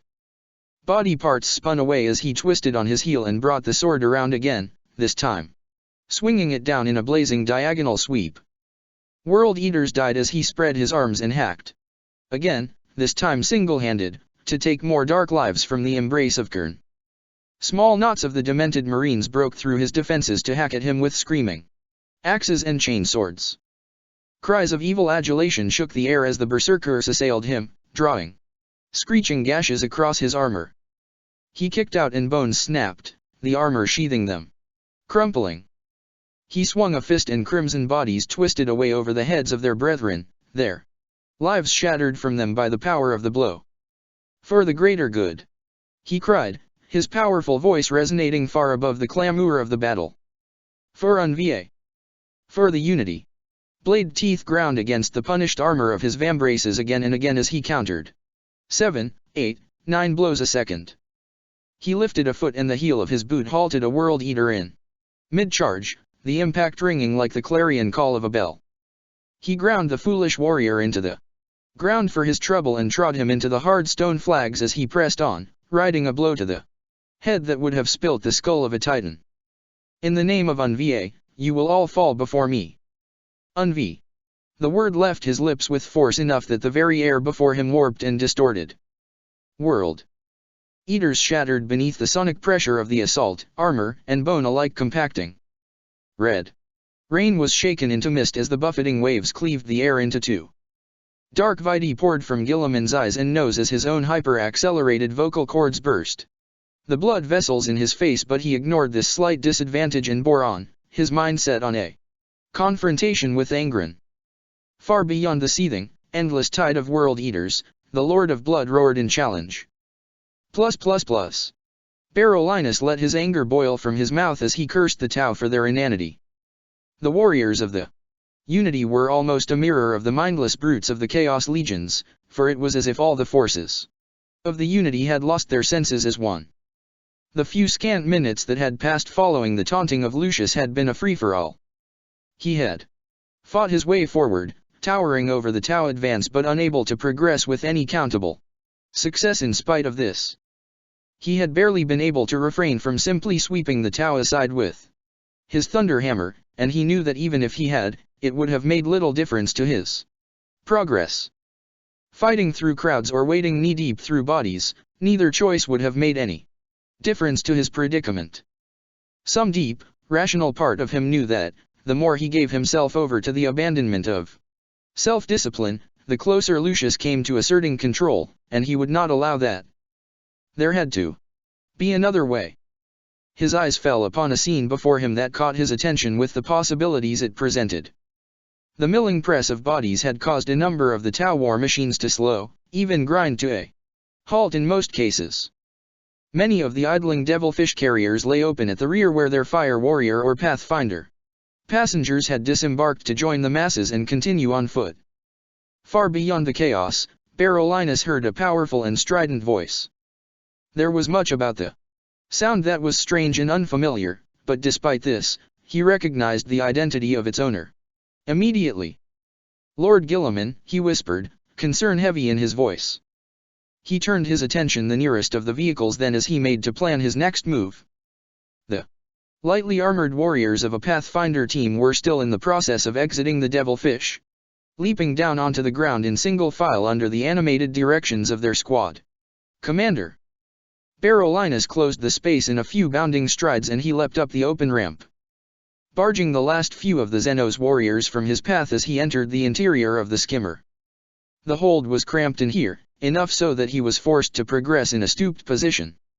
The devilfish rocked beneath his weight as he picked his way to the bulkhead at the far end of the space. And the hatch there. He did not slow to press the hatch's activation stud. He simply thrust his hammer forward and punched his way through into the cramped pilot's compartment, parting the interlocking pieces as if they were made of the flimsiest tin metal. The Tau sat behind the controls of the devilfish started at the Marine's root entrance, near leaping from her chair as the hulking figure poured his way into the little available space. Forward. Berolinis snapped, the expression on his face radiating the gravity of the command. The Tau blinked, her mouth working soundlessly as she fought to voice a response. He decided in an instant that he had no interest in what the pilot had to say and her delay was enough to seal her fate. He reached forward and slammed her head into the small viewing slit with force enough to shatter her skull, killing her instantly. He tore the broken body from the pilot's seat and cast it away behind him. These Tau are weak, he told himself. They are not worthy of tolerance or mercy. Your eyes begin to open, my brother, said the voice in his head. He ignored it and reached over the chair to where the craft's controls lay spread out before him. He had little idea how to pilot this piece of alien technology, but he recognized the more fundamental paraphernalia situated before the chair. The navigation controls explained themselves to him by their simple appearance and he thrust the double grip handle forward into the console. He was rewarded by a sudden lurch of forward motion. The engine thrusters either side of the tank throbbing as they were flooded with motive power. The devilfish hovered forward, its speed increasing steadily. Within seconds Berolinis felt the first of many dull thuds against the nose of the craft as it began to barge its way through the massed Tau, ignorant to the injury and death its progress caused. He forced himself back through the ruined hatch as the craft bucked and shuddered around him. The hold's interior lights flickered beneath the buffeting of the rough ride and he rode this as best he could, his armored shoulder guards ringing as they struck the hull again and again. He had almost reached the open ramp when a fresh series of impacts thundered against the exterior of the craft, far more violent this time. The eagle at his shoulder let out a cry of alarm and flapped its wings, distracting him for a moment. The bird settled in time for him to see a large armored figure throw itself upon the ramp and duck into the devilfish, a shuddering chain axe held in its hand. He reacted faster than thought, instinct driving him forward to meet the foe even as the sight of it soaked into his mind. Enemy Marine was fast as him, and as he swung his hammer back as best he could in the confined space, the berserker was ready to meet him with his whirring blade. Berolinis raised his shield and the axe smashed into the energized buckler, the force of the impact throwing an explosion of sparks out before him. The head of his own weapon screeched across the hull as he swung it out and up into the World Eater, catching him fully in the ribs. The Marine rose like a rocket on the head of the hammer and crumpled against the roof of the craft, the force of the impact buckling the thick plating and caving his torso in. His body landed hard and Berolinas kicked it away, sending it tumbling down the ramp.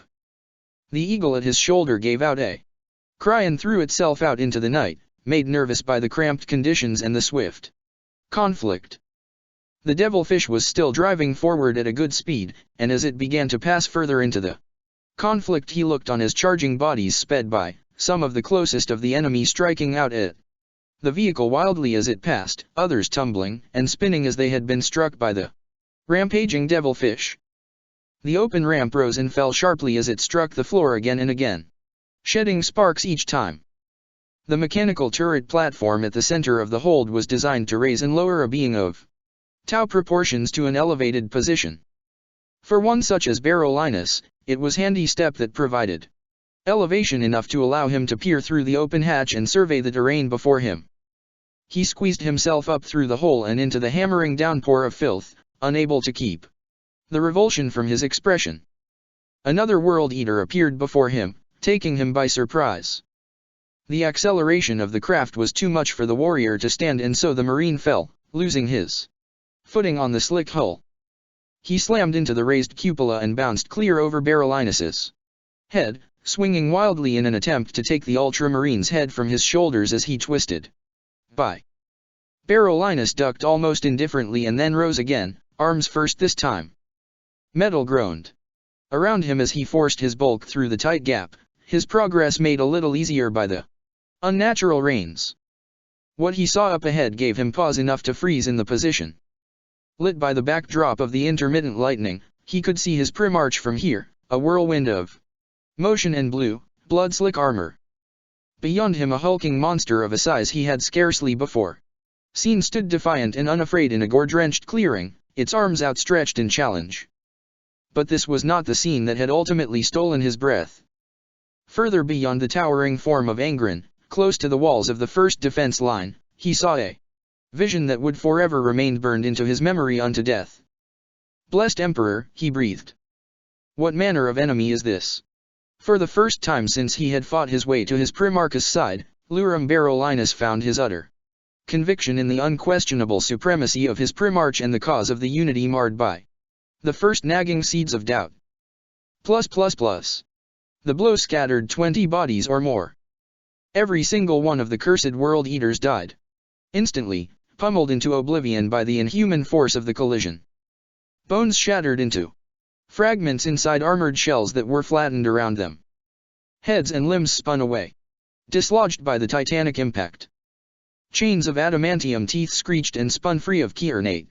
Weapons as those same weapons were shattered like glass. Guilliman skidded to a halt, his arms outstretched by his sides. A fine rain of viscera and paint flakes hovered briefly before him to mingle with the blood rain. Across the corpse-strewn expanse, Angren smiled a predatory smile. "Perhaps I was hasty to judge you, my kin. I see with my own eyes now how much the Tau have improved your prowess. You were never so dark, so brutal, beneath the Emperor's yoke. It is good that you begin to recognize the supremacy of Unva and of the Ethereals, Angren." Guilliman replied, relaxing his posture into a ready combat stance. "Perhaps I too was hasty in my conjecture. You are not as mindless and foolish as I had once thought." Angren's bestial face darkened at this. "Foolish is the one who seeks to insult my primacy, brother.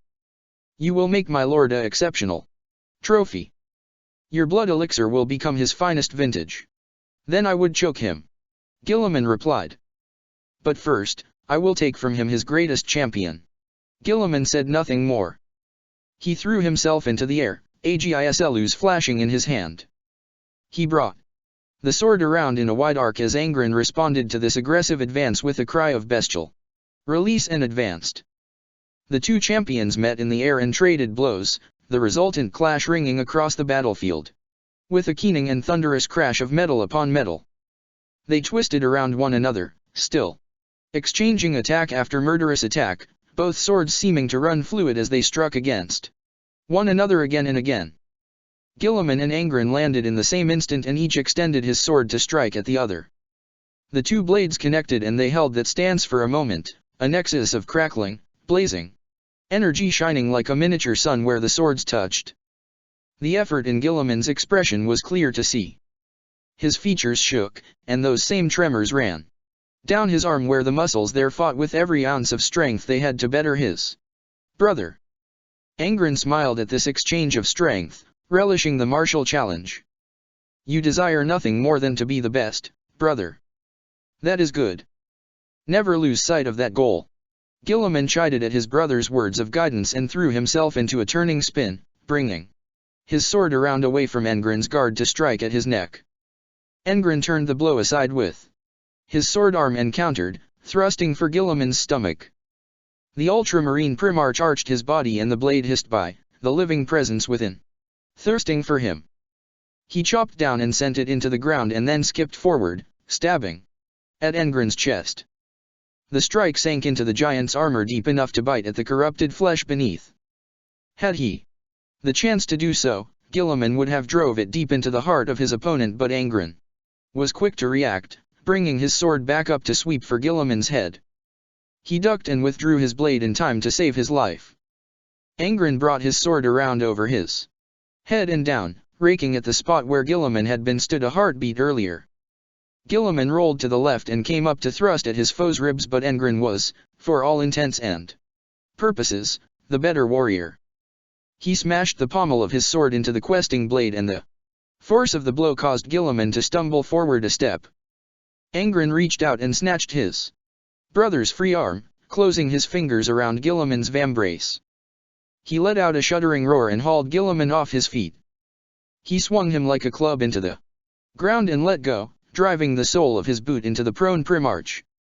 The first attempt shook Guilliman to the core and made a ruin of the hard surface about and beneath him. Engren's second effort was denied then as Guilliman stopped the descending foot with the flat of his blade. He held the sword between his hands and the blade pulsed as it made contact with the daemon's boot. Angren had not been prepared for this.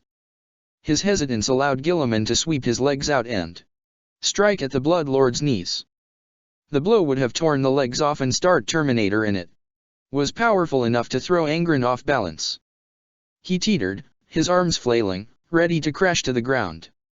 His vast wings unfurled behind him and, in a single sweep, they brought him back upright and carried him aloft. The force of the air they displaced sending broken bodies tumbling across the ground away from his feet. Guilliman rose swiftly to take advantage of the distraction and he made to snatch at Engren's feet. The monstrosity responded with a bone-shattering kick, one that sent Guilliman sailing through the air and into the crowds of advancing Tau. He came down hard, his armored bulk crushing bodies into the ground. He skipped like a stone, scattering fire warriors at his passing, and then lurched to a halt as he connected with something far more solid. The devilfish that had arrested his flight folded around him with almost lovingly, its armored prow yielding to his near-indestructible form. The vehicle's progress halted immediately, the opposing force of its thruster engines tilting it sharply on its axis before the unnatural arrest of its advance and the punishment done to its control bank caused them to overload. Guilliman shook his head and tensed as a body in familiar blue power armor tumbled over him and landed on the ground at his feet. Barolinus rolled up onto his feet and swung his hammer around, bringing the weapon to a halt mere inches from his Primarch's face. Lord Guilliman. The Marine gasped, appalled at the imprudence of his instinctive reaction. My Primarch, please forgive me. Guilliman waved the weapon aside and rose, shaking the gathered debris free of his pauldrons. You are forgiven, son. Now stand aside. I have a daemon to slay. Barolinus bowed sharply and did as he was ordered, relieved to see that his lord was alive and well. Guilliman spun Agislus in his hand before breaking into a rapid sprint, punished and hurt but far from done. I see you have returned to us, Ultramarine. He tore his gaze away from his lord and glanced behind him, recognizing the voice. Bile grunted in effort as he hauled himself clear of the underside of the crippled devilfish, his extra extremities adding their own assistance to his efforts. Your operation skills leave a lot to be desired with regards to Tau technology," he added with a sneer. In any other circumstance, Berolinis would not have been able to resist a smile of satisfaction in knowing that he had inadvertently drove over the insidious apothecary. There were far more pressing concerns to occupy his thoughts now, however, and even worse, he seemed to be the only one so far to have noticed the changes that were taking place. "Fabius," he began, reaching over to help the apothecary pull himself free. Bile accepted his aid only until he was clear of the ruined devilfish, and then he made a show of shrugging the marine's arm aside. "Something is happening, Fabius. Look." He pointed out beyond the battle to where the walls of the defense lines rose above the clamor. He could still see them now, the lurid, almost sickening flashes of shimmering light, the swirling vortexes throwing arc lighting across the dark, blood-slick melee. The apothecary sneered and dusted himself off as his mechanical arms ran through automated damage assessment cycles, checking themselves for signs of impairment. "I see it, Ultramarine. There is hardly anything you or I can do about it." "About what, Fabius? What in Ultramar is going on over there?" "Destiny," the grizzled genomancer replied, turning away to retrieve his rod from the floor behind him. Berolinis gave a growl of frustration and snatched at Bile's shoulder. "If you know something, then answer me." The speed of the apothecary's reaction took him completely by surprise. Bile rose and turned, his mechanical arms thrusting and stabbing at Berolinis. He swept the marine's hand away and hammered the flat of his palm into Berolinis's chest, the blow sending the ultramarine skidding away across the gore-strewn ground. Berolinis made to raise his hammer, but Bile was faster. He smashed the weapon away with his own charged pole and snatched at the marine's neck. Steel fingers closed around Berolinis's throat and he gasped, unable to draw breath. Then Bile was in his face, his breath hot and fetid, his yellowed eyes wild. I know my place in all this, Start. I know the truths and the lies of this damned war. You are ignorant, made blind by your devotion to Guilliman. That is enough. You need know no more than that." He shoved the marine away then, and as Berolinis fought to remain on his feet, Bile raised the rod up to point its crackling head at him. "Look about you, Berolinis. The skies run red with the vitae of the blood god. The forces of chaos have come to contest this siege, and now the Eldar make their play. Tell me, Berolinis, have you ever fought gods? That is a ludicrous question. Is it?" Bile hissed, the first flicker of a smile creeping across the edges of his mouth. "Then we shall see what the passage of time does to change your opinion on that." Now, whatever it was that the apothecary had planned to say to him was lost then as Bile tensed, the humor that hovered within his expression draining away. He followed Bile's gaze and tensed as a large, lumbering shape loomed through the rains, quaking the ground beneath its heavy footfalls. It was a beast quite unlike anything the Astarte had seen in his life. It was a thing of iron and bronze, an amalgamation of demonic life and unnatural mechanics. Its armored flanks were thick and hulking, set on short, piston-driven legs.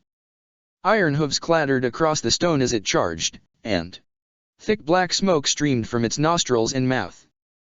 The fires of Kern's forge blazed in its tiny eyes and glowed beneath its plated form, as if its very heart was lit by the same heat and flames that molded the weapons of the blood god's demonic followers.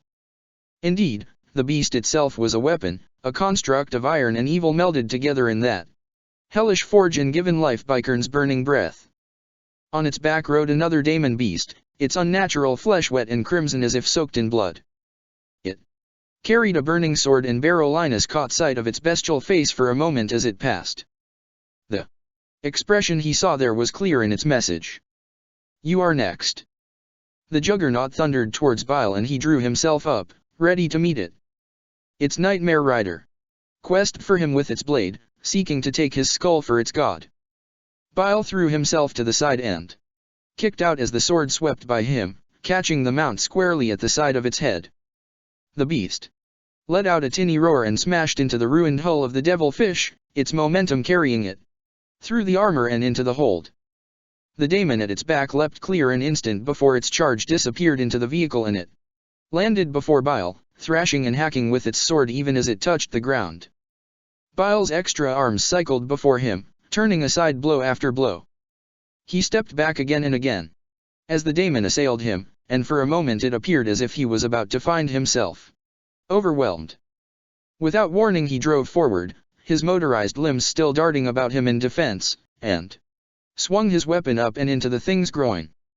The bloodletter came apart without resistance, its aberrant form parting beneath the bite of Bile's powerful rod. Its body burst into thick, greasy smoke and it dissipated with a fading, lingering scream of defiance and denial, its hold on this reality stolen from it. Bile spat out a mouthful of the warp residue and rotated his neck, swinging his silvered ponytail back behind his head. "They will not rest," he said, wiping the back of his hand across his mouth. "You have seen and done so much since you found your Primarch, Barolinus, and yet you still understand so little. Did you really think that the Unity would find victory here so easily? Do you still fail to see the bigger picture? Guilliman will see victory here," Barolinus answered, decrying the apothecary's statement with a dismissive wave of his hand. "If you were true to this unity then you would not doubt that." Bile heard this and tilted back his head, unleashing a harsh, barking laugh. "Then you are a fool, Astarte. Look. Look beyond this place, to where the destiny you place your faith in leads us. Look what awaits us before the walls of the palace, and see the folly of your conviction." Barolinus did as Bile instructed, unable to suppress his curiosity. And he saw. Part 198. Death Wakes. It did not matter to him how many times he made the transition. The sensation is always the same. It was an unnatural feeling, at odds with everything he had ever known since his own birth. His body railed at it, as though his cells screamed in warning and protest at it, disputing the collapse and dissipation that broke them apart and saw them thrust into that anomalous environment, only to be reconstructed and reformed a heartbeat later. Codian stumbled forward, his stomach heaving. He coughed the dry air from his lungs and shook the throbbing ache from his head, fighting to maintain his composure. All around him he was dimly aware of the emergence of a new and different environment, totally at odds with the surroundings he had left a heartbeat ago. Although what he had just experienced was very much similar to the phenomenon he himself was capable of inciting, this new sensation was at the same time alien and far removed from what he thought he knew. His entire body let him know this in the most nauseating way. He vomited the meager contents of his stomach onto the dust-strewn floor and then rose, wiping his mouth. He reached to his belt and unclipped the small liquid-holding cylinder fastened there, popping the lid with a flick of his thumb. He found himself grateful for the restorative properties of the liquid as it slid down his throat. The nutrient soup served to calm his stomach and coat his parched throat in the same instant, giving him back a measure of the dignity that the translation had robbed from him. "I apologize if the journey was uncomfortable," voice said beside him. "You must understand, such methods were devised for use by my species alone." Codian looked to Ka and nodded his acceptance of the request for forgiveness as he swallowed the mouthful of liquid, his eyes still adjusting to the gloom of his new surroundings. He could hear the foul rains still from in here, a dull and constant beat against the walls of this new and unknown place. "Where have you brought me, Ka?" "To a secret place," the Ancient One replied, looking out into the gloom beyond. "Place of hope." Codian replaced the flask and followed the alien's gaze, his forehead creasing. Although his eyes were steadily adjusting to the scarce light here, he could still see little more than shadows and darkness before him. Ka changed that with a wave of his hand. In obedience to his gesture the once dead lamps hanging above them came alive, one after another. Codian looked on as the vast space was revealed before him, meter after meter, each section flooding with brightness amid an echoing thrum of sound. The light slid over an armored form, the white power armor he wore at once familiar to the chaplain. Umbras looked up as he was revealed and reached up to remove his helm, pulling the protective mask free with a twist and a hiss of air. "Brother Codian, it is good to see you alive and well." Kodian could not help but smile as he saw the familiar face of his comrade. He crossed the space between them in a few loping strides and took the apothecary's arm, the force of his grip describing an honest account of the gladness in his heart. "My brother. I had feared it matters not. You are here, alive and well. I give thanks to the Emperor for that." Umbras patted the chaplain on the shoulder and nodded, his own face a mirror of the joy that dominated Kodian's expression. "The mission was hard, chaplain, but we persevered," Umbras said, waving a hand behind him. Both the Kodian and Gormat stepped into the light, bowing their heads in greeting. Kodian bowed in turn to both of them, surprised by the relief that surged through him. In the short space of time that had passed since he had known these two allies, he had come to regard them as brothers, although, as an Astarte, he would never have voiced as such an admission. "Brother Kodian, how goes the war?" the Kodian said, his manner clearly betraying his inability to allow the question to linger inside him. When he spoke, his face was heavy with anticipation, his knuckles widening as he gripped his rifle. "In Creed's name, tell me we hold out still. I implore you. The alliance is far from done, Kodian. The enemy are starting to learn that we are not going to be beaten so easily." The Kodian nodded his head at this, his fears laid to rest.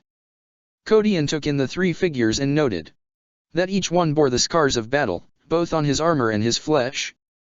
He could only imagine the struggles they had faced, but he could see that the going had been hard. "Were you successful?" "We were." Umbras smiled, patting the pouch at his belt. "Indeed," Gormat added, extending a hand from beneath his robes to gesture out into the gloomy expanse beyond. "The Tau we freed from the influence of the ethereals were surprisingly compliant. It would seem that the pheromone control is weakest in those of the fire warrior caste, a fact that even I was unaware of." Kodian noticed then that the shadows at the far end of the basement began to shift as Umbras continued the explanation. Gormat says, "We discovered that those of the lower castes are the easiest to release from the genetic influence. It would seem that, well, I'm not sure how to explain it, chaplain. They simply aren't as willing to follow the ethereals as they would appear. What your comrade means," Gormat continued, "is that those of the warrior castes in particular appear, at some basic level, to be aware of the insidious influence of our race's rulers. Of course, we were never made aware of this simply because we have never encountered a Tau possessed of his or her own free will. The truth of this has shocked us all, chaplain. See for yourself." With that he waved the shifting shapes beyond them forward, and Kodian saw what he had suspected to see. Tau warriors slid into the light, many of them raising arms and squinting eyes as they showed themselves. A good many of them were bloodied and scruffy in appearance, but, of all those he could see, all were able-bodied enough for the mission ahead. There were a few Earth caste engineers scattered throughout the group, but they were thin on the ground compared with the sheer number of fire caste. "What we have here are remnants of squads," Umbras explained. "The going was hard. Many were lost in the various struggles to inoculate them, and not all those we managed to suppress survived the purge. We built up our numbers little by little, and the going became easier once we began to grow. By our last count, there were around 50 of us." As Kodian took in the alien crowd before him, wherever his gaze fell it was met with nods of wary greeting. The mood here was tense, there was no disguising that. These Tau may well be free of the oppression that had ruled over their lives since birth, Kodian told himself, but that did not mean that they automatically trusted the alliance. More likely they had gathered to Gormat seeking guidance, feeling a measure of kinship with one of their own. This mattered little to the mission, truth be told. So long as these Tau opposed the rule of the ethereals, they were allies. "I hear you have a mission for us," the Kodian said, unable to keep the anticipation from his voice. He emphasized the word us when he spoke, an indication that he already felt a kinship with these newfound allies. "We are at your disposal, Gula," said a new voice from the crowd of aliens. The speaker stepped forward and gave Kodian a sharp, fist-to-chest salute, though the caution in his single remaining eye did not dissipate. I am El Sencho. From what I gather, I am the surviving senior officer of this coalition force. You may place your utmost trust in me, Marine. Kodian did not answer immediately. He allowed himself a moment to study the Tau. Like most Tau, he was short, shorter even than the smallest of his colleagues, the Kodian. He was a stocky figure. However, and the many battle scars written across his face told of his experience in the field. He had lost an eye at some point, but had foregone the opportunity to replace that loss with Ogmedix. The fire warrior seemed to sense Kodian's assessment of him. He cleared his throat and stood a little straighter. This is not our war, Gyula. None of us truly want this. We are an ambitious peoples, the need for growth and expansion written into our hearts at birth, but we do not desire utter domination of this galaxy. Why would we? Nature, life itself, shows us the truth of things. The swifter an organism grows, the sooner it burns itself out. Then why do you fight, El Sencho? Kodian asked. If none of you want this war, if there is a part of you deep inside that the ethereals cannot touch, why is it that you are unable to resist? Because we are slaves. We exist within the cages of our own flesh, forever bound to the will of the ethereals. At the very core of our being we are warriors one and all, the fire caste, born to fight, to make war on those we would count as enemies. The ethereals have decreed that you are our enemies, thus, we cannot resist. Then you must understand that we are to ask you to make war on your own kind. Kodian continued. The mission that we are about to undertake will see you pitted against those still blinded by that insidious influence. This said, he made a show of reaching to his belt and unclasping a number of the small pouches that hung there. He handed these pouches to Umbras, and bade the apothecary to secrete them within his own, more ample, field pouches. We have brought more of the elixir, in the hope that we may release more of your kind from this influence, but you must be willing to accept that we may not be able to save most of those we face.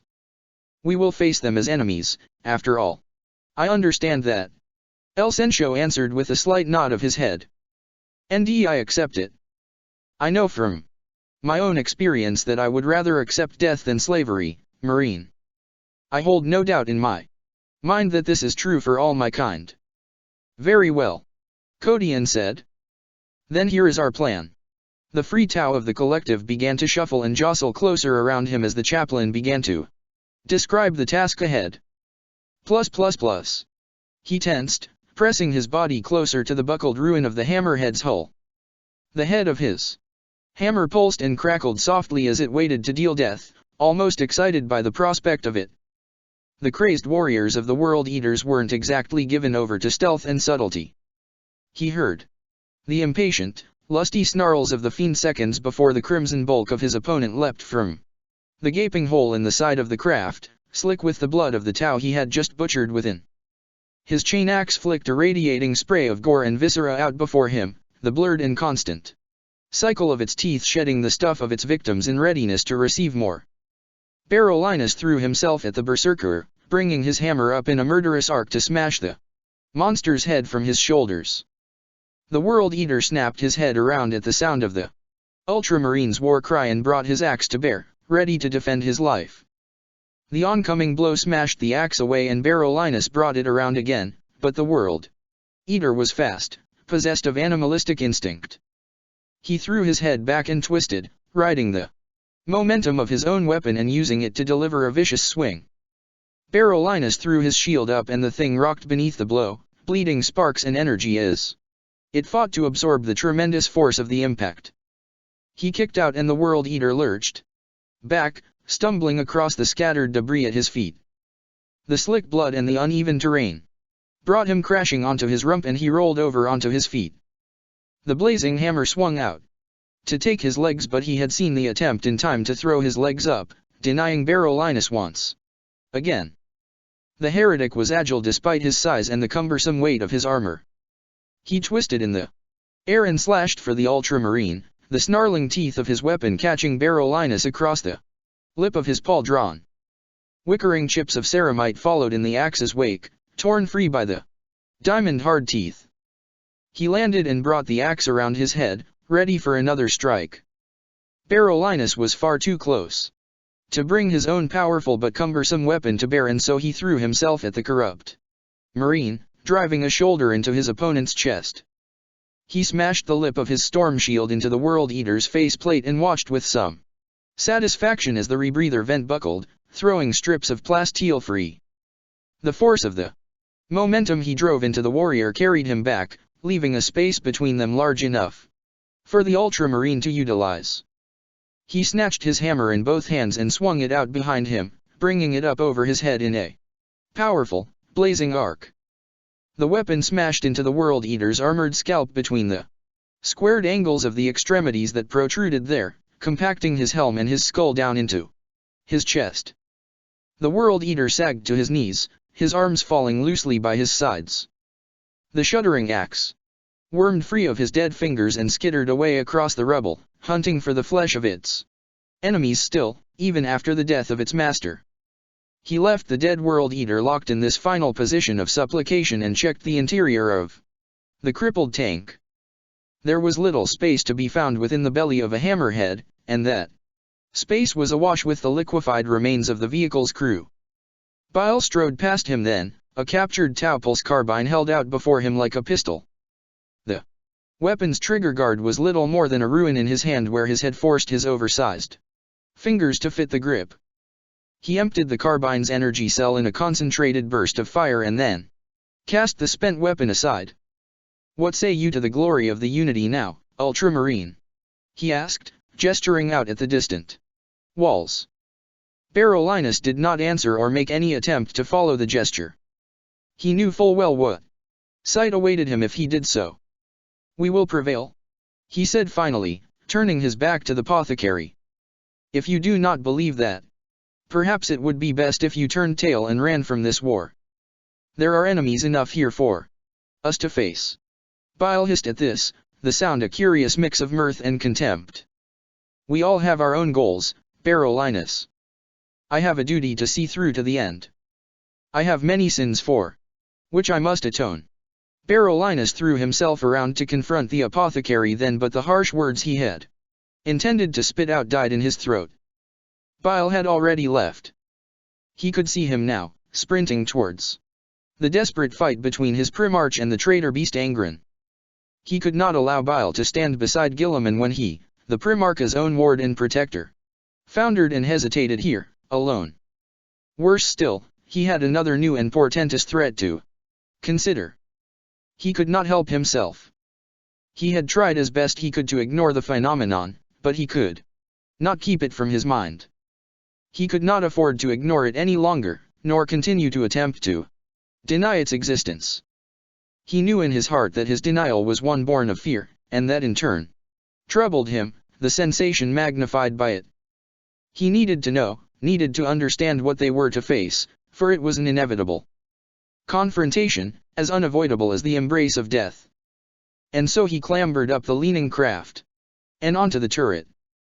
There he stood, afforded an elevated view of his surroundings. From here, he could see them clearly and, just as before, his blood ran cold at the sight of them. They were giants, God's given form, the largest things he had ever seen to walk on two legs aside from the titans of the Mechanikus. They were the gods of the Eldar, the avatars of Cain, and they were magnificent in their monstrosity. The avatars were beacons of blazing light burning in the crimson night, the red rains hissing as they hammered down onto the smoldering colossi. From this distance they were structures of glowing molten lines, each and every muscle segment and plate framed by the eternal fires that burned within them. Some carried immense swords, blades that blazed with writhing runes, whilst others marched with spears in their hands, weapons that were longer in length than Baneblade tanks. A terrible collective keening resounded across the vast space from these weapons, a sound that shivered his soul with its intensity and emotion. They were thirsting for him, thirsting for his blood. And he knew that they would hunt him as they would hunt all those who stood for the cause of the Unity. The pressure of their existence here was a weight that hung heavy around him, inside him, as if that very existence sought to push him from this reality and take his place. He did not know what these abominable Eldar daemons were, or how the aliens had come to call upon them, but none of these questions needed an answer. He knew that they were utterly deadly, just by passing his gaze over them, for they exuded a palpable aura of hatred and death that any man could feel. Almost hidden by the sheer radiance and majesty of these dark living statues, a tide of lesser Eldar pooled about their feet, advancing in sweeping tanks, small, speeding flyers or simply on foot. He caught sight of them again and again as the crimson lightning above lit the scene, raging against the presence of this new and terrible threat. The dark allies of the Alliance were gathering in force, and this boded ill for the efforts of the Unity and his Primarch. The forces of chaos were already punishing them. When the Eldar hit the battle line, it would be a massacre. He had stopped receiving the ability of extended senses a while ago, and he had not seen or sensed his familiar since it took flight from the hold of the Hammerhead. The creature was scared, no doubt, put to flight by the horror of the foul downpour. He suspected it would be a long time before he saw it again. Without the additional eyes and ears of the slave thing, he felt strangely detached, as if lacking some part of his own original range of senses. With the aid of the eagle he could have assessed the situation more thoroughly, perhaps been able to better plan his next move. As it was, the chaotic nature of the fight left him unable to formulate a plan of action, for the forces of the Unity were in near disarray, thrown into a state of frenzy by the melee. He ducked low and then leapt from the hull of the craft as a squad of crisis suits roared by overhead, their jetpacks burning bright and red in the wet gloom. Pulse fire and other assorted projectiles spewed from their weapons systems into the shifting tide of World Eaters. One of the suits exploded moments later overhead, scattering fire and armor across the conflict. Burning comets of debris crashed down into enemy and ally alike, crushing those who were too weak of body or armor to withstand such punishment, and scattering those who were more robust. He flinched as something rang against the bulk of the downed Hammerhead. He flicked his head around instinctively to see what had made the noise, only to follow the move with a near dive to the floor. The crisis suit stood above him, unleashing its munitions into the oncoming World Eaters, almost oblivious to his presence. Pulse fire zipped past his head in thick swarms of buzzing azure light. Missiles screamed loose of the launcher at the warrior's other arm, leaving smoking contrails that slowly faded away between the armored Tau warrior and his distant victims. Barolinus fought back the anger rising within him at this affront and rose, intending to chastise the reckless warrior. He never got the chance. The night came alive and took him. Part 199. Fear and Fire. It sprang from the darkness, fluid and predatory, a living shadow of wrath and murderous hatred. Barolinus had a vision of some hulking but lissom feline night predator, for when the shape struck it, leapt the last few meters and barged into the crisis warrior with its fangs to the fore. The suit rang against the hull of the Hammerhead as the hunter slammed into its prey, bowling the warrior off his feet. With a sweep of an arm the machine's optic array was gone, torn free to spin away into the detritus beyond. Huge power claws raked the metal belly of the shell open, tearing thick chunks of armor free as if they were strips of flesh. The battle suit continued to fire loosing shot and missile into the skies, as the fiend tore the fleshy Tau heart from its breast and made the warrior into a bloody, liquefied ruin. The attacker's head snapped around to face him and Barolinus froze, like a prey animal caught in the gaze of its would-be killer. A pair of cold, gray-blue eyes regarded him from between strands of midnight black hair, and the creature's skin shone with the pallid glow of Luna herself. The fiend rose then and Barolinus saw just how large the killer was. It stood easily head and shoulders with Guilliman, and the dark blue ceramite shell that encased it, together with the massive charged claws it wielded, served only to further accentuate that size. Sculpted batwings rose either side of its head from its shoulders, serving only to add to its nightmare appearance. "Little thing," it uttered, arching its back so as to take up a stooped, aggressive pose. "Your hearts will be mine," Night Haunter said, a voice in his head. Barolinus heard this and felt no doubt in his mind that the dark assassin's threat was absolutely sincere. Howls and cries rose up from the unseen spaces and hidden shadows all around him, sounds created to terrify those of a lesser valor than he possessed. Insidious whispers passed by the edges of his hearing, made all the more ghostly by the fact that they were almost disembodied, without source or direction. He turned and he ran, heading towards the greater mass of the shifting skirmishes. Behind him the fiend leapt high into the air, its claws outstretched, its thirst for murder directed at him. He drove his legs into the ground and crossed the body-strewn spaces in seconds, but as fast as he was able to run, he knew that he would not escape. Nor did he intend to.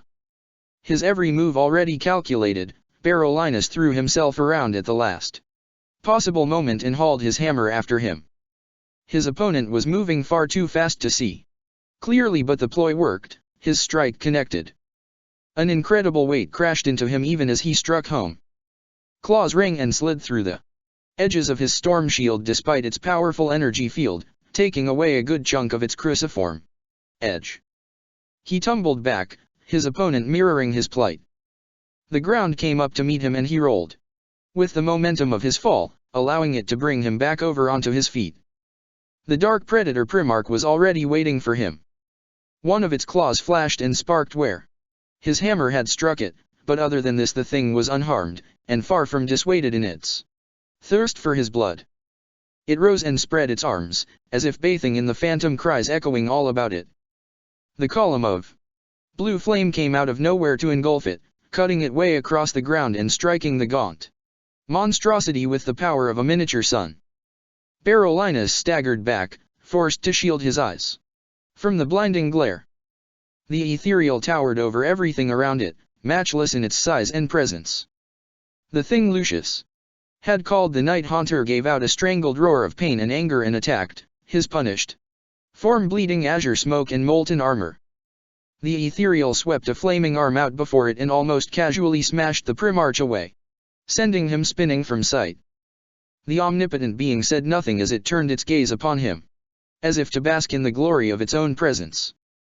Berolinis bowed his head to the being and then cast around to face the battle once again. He could not afford to pause and consider just how close he had come to death, or indeed marvel at the spectacle he had just witnessed. The frantic nature of the battle had stolen away his ability to ruminate on what was happening around him. Conflict. War. That is all there is, he told himself. When the fires of battle lust are lit within the veins of an Astarte, only combat has the power to extinguish them, to sate their thirst. It was a thirst that he could not deny. Plus. The two titans clashed together with the sound of twin storm fronts colliding. Such was the force of the impact that warriors fell around them, thrown off their feet. The two Primarches traded blows. Faster than an assault rifle was able to spit shells, striking at one another 6 or 7 times a second. Guilliman maintained the advantage of speed, able to push himself ahead of Angren in his attacks. The Lord of the World Eaters was a fraction slower, but he was by far the most physically powerful of the two, able to weather that which he could not counter in time. His daemon sword was a huge thing, unwieldy in its size even in hands such as his, and ultimately unsuited to such close combat. This fact did nothing to diminish the danger he posed or the relentlessness of his attacks. He punched and kicked, or blocked with his vast, armored shoulders. Once or twice he lashed out with his forehead or snapped at Guilliman with shining fangs, for he was a sentient weapon, every inch of him designed to punish and kill. Only the difference in height between the two had thus far prevented Guilliman from literally losing his head. Engren's eyes were wild now, aglow with burning zeal and animated by an almost rabid desire to best his opponent and brother. Every thrust and swing was accompanied by a snarl of rage. The demonic Primarch's gloating smile was long gone, as was the arrogant expression of superiority that had dominated his twisted face. In its place, the wild glower of a beast that had finished toying with its prey and was ready instead to deliver the final, killing blow. Angren was finding it harder to outmatch his estranged brother than he had obviously expected. That, and he began to recognize something within Guilliman, something deep and familiar, a lingering presence that caused his blood to stir. Guilliman saw this in his eyes and allowed a smile to creep across his face. We share more than our origins, brother, and I see that you sense this. Part of you burns within my veins. Then I will set it free. Engren answered, his rage empowering him, charging his muscles with a fresh surge of vigor. He slashed with his sword and almost opened a rend across Guilliman's chest. That would have been enough to spill his viscera across the floor. Guilliman leapt back and countered, stabbing with Gesilas. The blade drove deep into the meat above Engren's collarbone. And the monster roared in angered pain. He struck out and the tip of his iron sword pierced Guilliman's side, sliding through armor, flesh and ossified bone into his chest cavity. Guilliman answered this not with a cry of pain but with a howl that shook the air before him. The inhuman sound punched into Engren, a wall of invisible sonic force powerful enough even to throw the Daemon Primarch back several meters. Guilliman too staggered back, both beneath the force of his own battle cry and the wound he had received. Engren's blade was a powerful thing, forged by demonic hand and bound to him by ancient and terrible pacts. It was a living thing, sentient and hungry. Such a strike would have killed another outright, for the powers bound into the blade were not to be denied easily. Whatever dark, living force resided within that cage of black iron recognized the blood that flowed in the Primarch's veins. By rights, the blade should have killed him outright. That it did not was no display of kinship or allegiance, but rather hesitation, a momentary confusion. Perhaps the bound daemon within tasted but a hint of its master within Guilliman, for the blood transfusion he had received had been extracted from the veins of a world eater, a warrior that had carried the seed of his Primarch for the span of many mortal lifetimes. Whatever the reasons behind it, this undoubtedly saved his life. This was lost on Engren however. For the towering daemon warrior was hurt, reeling beneath the unnatural force of Guilliman's sonic attack. His ancient demonic armor groaned and writhed, reforming itself in the wake of the damage done to it in the attack. Blood pooled in the dents and recesses, hardening in seconds to form new plates. Sulphurous black smoke billowed from the rents and joints, a physical indication of the armor's attempts to restore itself. Guilliman ignored his own vital fluids as they leaked from his facial orifices, intent on pressing home his attack. This part of the area before the palace was scattered with large, raised beds of devotional headstones, each one laid in honor of some ancient saint or general of Terra. The example to his right was a broken ruin, heaped high with the bodies of World Eater and Tau alike. He leapt sideways onto the bed and then launched himself at Engren, bringing his sword up and out before him, intending to drive its blade down into the heretic's neck. It would have been a magnificent kill. The storm of searing blue fire passed by him so close that he almost found himself engulfed by it. The burning wall hit Engren and the Daemon Primarch disappeared, utterly consumed by the fire. A strangled scream of utter rage rose up from the midst of the storm, all but masked by the rumbling roar of the searing avalanche of energy. Guilliman landed and immediately fell to one knee as the ethereal, all but ignoring his presence. He closed his eyes and felt the heat of its passing, horrified at the building pit of resentment that fought to well up within him at being so unceremoniously denied the glory of the kill. "By your will, my lord," he managed to whisper, as much to convince himself of the absolute authority of the towering being as it was a gesture of respect. "Lord, my Primarch." He opened his eyes as he heard the rubble skitter about him. An armored shape skidded to a halt. By his side and a familiar face met his gaze, a face filled with concern. "My lord, are you injured?" "Not particularly," Guilliman replied, rising to his feet. Barolinus rose with him and stepped back, finding himself forced to crane his neck so as to look upon his Primarch's face. "The Ethereals have joined the war," the Ultramarine said, seemingly ignorant of the obviousness of the statement. "And not a moment too soon, my Primarch. Not only do we have the forces of chaos to contend with, now the Eldar have unleashed daemons into this war." "Yes, and they shall fall, as all our enemies shall," Guilliman replied, conviction flooding back into his voice once more. "The might and glory of the Ethereals is supreme." Barolinus heard this and bowed his head. Try as he might, he could not keep the lingering seed of doubt from his expression. Plus plus plus. Ka started, the sudden reaction enough to bring pause to the voices around him. The ancient alien looked out into the dark spaces of the basement, his psychic gaze extending far beyond the walls and into the distant battle. What is it? Kodian asked. What do you sense? Shift. The balance of this war has altered. Darkness comes. Round him the indentured Tao shifted uneasily, set ill at ease by the old one's words. Ka closed his eyes for a moment and the outline of his head looked to shiver, losing its definition. A moment later, he returned to his normal state. The war gods of the Eldar stalk the field. My brother has answered the call. Is it time, Ka? Riwi said. The anticipation in Kodian's voice was obvious. Ka shook his head at this. No, Kodian. The time is not yet right. The presence of Kain will be the weight that will tip the scales in our favor, but for now, we must continue to wait. Besides, we have our numbers to bolster. The chaplain looked to Ka as he heard this. He understood.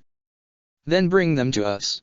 Ka stepped back and raised his hand, waving his outstretched fingers in a slow circle. The air at his side puckered and ran fluid, parting in a swirling vortex of melting color. Tao gasped and backed away as the atmosphere about them grew suddenly cold, frost glittering in the air. Reality gave way to the irresistible powers of the Old One. Displaced air surged into the basement, rocking all those close enough on their heels. 3 towering shapes bled from the anomaly and formed before them, writing themselves into their new location under the influence of Ka's inconceivable powers. Tigurius, Cassius, and Ventress stood before the gathered warriors as the unnatural disturbance died away in the wake of their arrival. Kodian bowed his head to the 3 ultramarines. Our army, he said, presenting the Tau with a sweep of his hand. Cassius regarded the Tau before him with glowing eyes, allowing his gaze to linger upon the gathered crowds for a moment. Then he turned his gaze to the shadowy Old One. Is it time? Soon. Ka answered, looking out into beyond the ceiling and into the stars once again. He stirs. Plus plus plus. He opened his eyes at the sound of approaching footsteps. The noise was slight, almost silent, but here in the absolute calm of the chamber, the smallest amount of noise was amplified. The 3 figures were tall and lean, clad in bodysuits of midnight black. Their faces were hidden, for they were faceless by their very nature.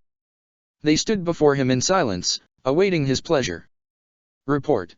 The assassins knelt and bowed their heads at the sound of his voice. One of the operatives removed his rebreather mask to reveal an aging face framed with short graying hair. My lord. Our mission continues in secrecy. We have thus far managed to remove several key commanders, but the vital targets elude us still. Maferan's eyes burned a shade brighter as he heard this. Lhok to hear such news angered him. He savored the quiver of fear in the assassin's voice. Unacceptable. Your mission is to maintain the balance of this war until I am satisfied that it is time for me to initiate my ascension. I have made my wishes quite clear in this matter. I will ensure that efforts are redoubled, my lord. The Master Assassin answered, bowing ever deeper.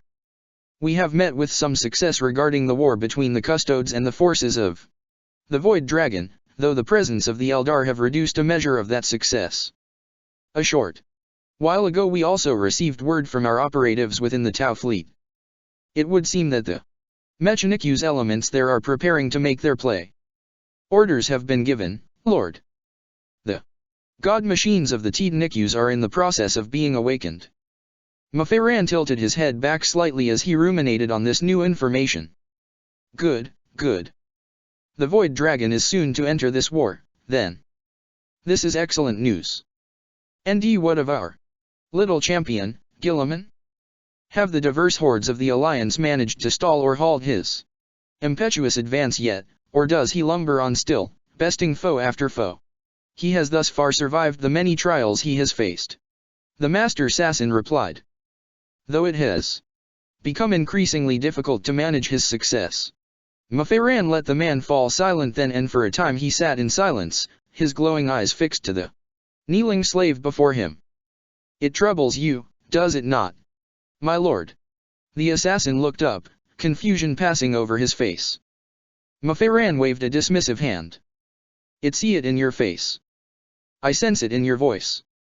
Your every word hangs heavily with the question of why. I fight to keep him alive. Your will is not for my consideration, my lord. Nonetheless, I will indulge you. Guilliman is my tool. He is to be manipulated by me and me alone. Let the Void Dragon revel in the success of his greatest champion. I want Robert Guilliman to survive to the end. I want it to be he who smashes the gates of this palace wide open. You see, there are no secrets of the flesh that can be kept from one who knows deceit as well as I. Guilliman will die, of that there is no question, but he must die at the very crux of his success. I want the Void Dragon to see that death, and I want him to learn just how lacking his omnipotent gaze really is. Only then will I rise and destroy him. I want him to stare defeat in the face before I deliver oblivion to him. Your wishes are command, Lord. The assassin answered. That it is. Maferan replied. +++. Where are ya? Rayarg. I'll tear ya to pieces. Omog Drak threw his vast arms about him in rage, the guns set into the armored claws spitting out a hail of indiscriminate death all around him. Orcs shrunk away from the incandescent war boss. Some yelping in pain as hot pulse rounds caught them. The vast orc had been locked in this cycle of rage and violence for hours, ever since the sudden unexpected disappearance of the towering, dark-skinned human.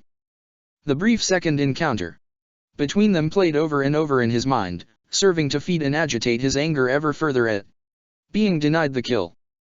I'll find ya. I'll rip these blasted bit by bit, and I'll find ya. Omog Drak's armies were not without their armored resources. Number of modified Tau skimmers smashed their way through the wall beside him amid a blaze of noise and fire. Once, these craft had been devilfish, but they had been extensively altered to accommodate the needs of the orcs. Much of the hull armor had been stripped away to allow the orcs access. The pilot's compartment was little more than a hole at the nose of the craft, the delicate controls that had once been housed there replaced by simple levers and buttons. Gone were the frontal weapons systems of the craft, instead the nose of the devilfish held an uneven collection of thick armor plates, all welded together to provide the craft with a punch strong enough to smash through rockcrete. The orcs crammed into the vehicle, hooped and hollered as they passed their war boss. They waved their weapons in the air as the struggling skimmer bore on, groaning beneath the weight of his living cargo. Omog Drak barely acknowledged its passing, for there was only one thing on his simple mind. He made for the breach left behind by the devilfish and was almost into the wide space when a huge explosion rocked him back on his armored heels. Intense heat washed over his face, blistering his gray skin. Orc bodies twisted by him, coming apart as they did so. Rockcrete chunks and burning armor plate rang against his armor like projectiles thrown by an angered mob. The sheer surprise of the craft's sudden demise served to quell a measure of the anger within him.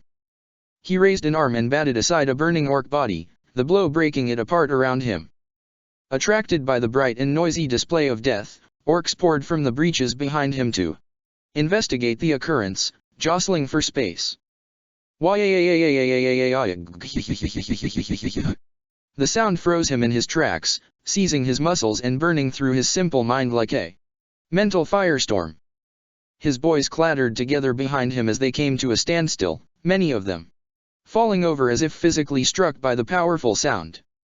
It was a bestial and animalistic noise, one that Omog Drak had never before heard uttered, and yet some basic and primal part of him recognized it.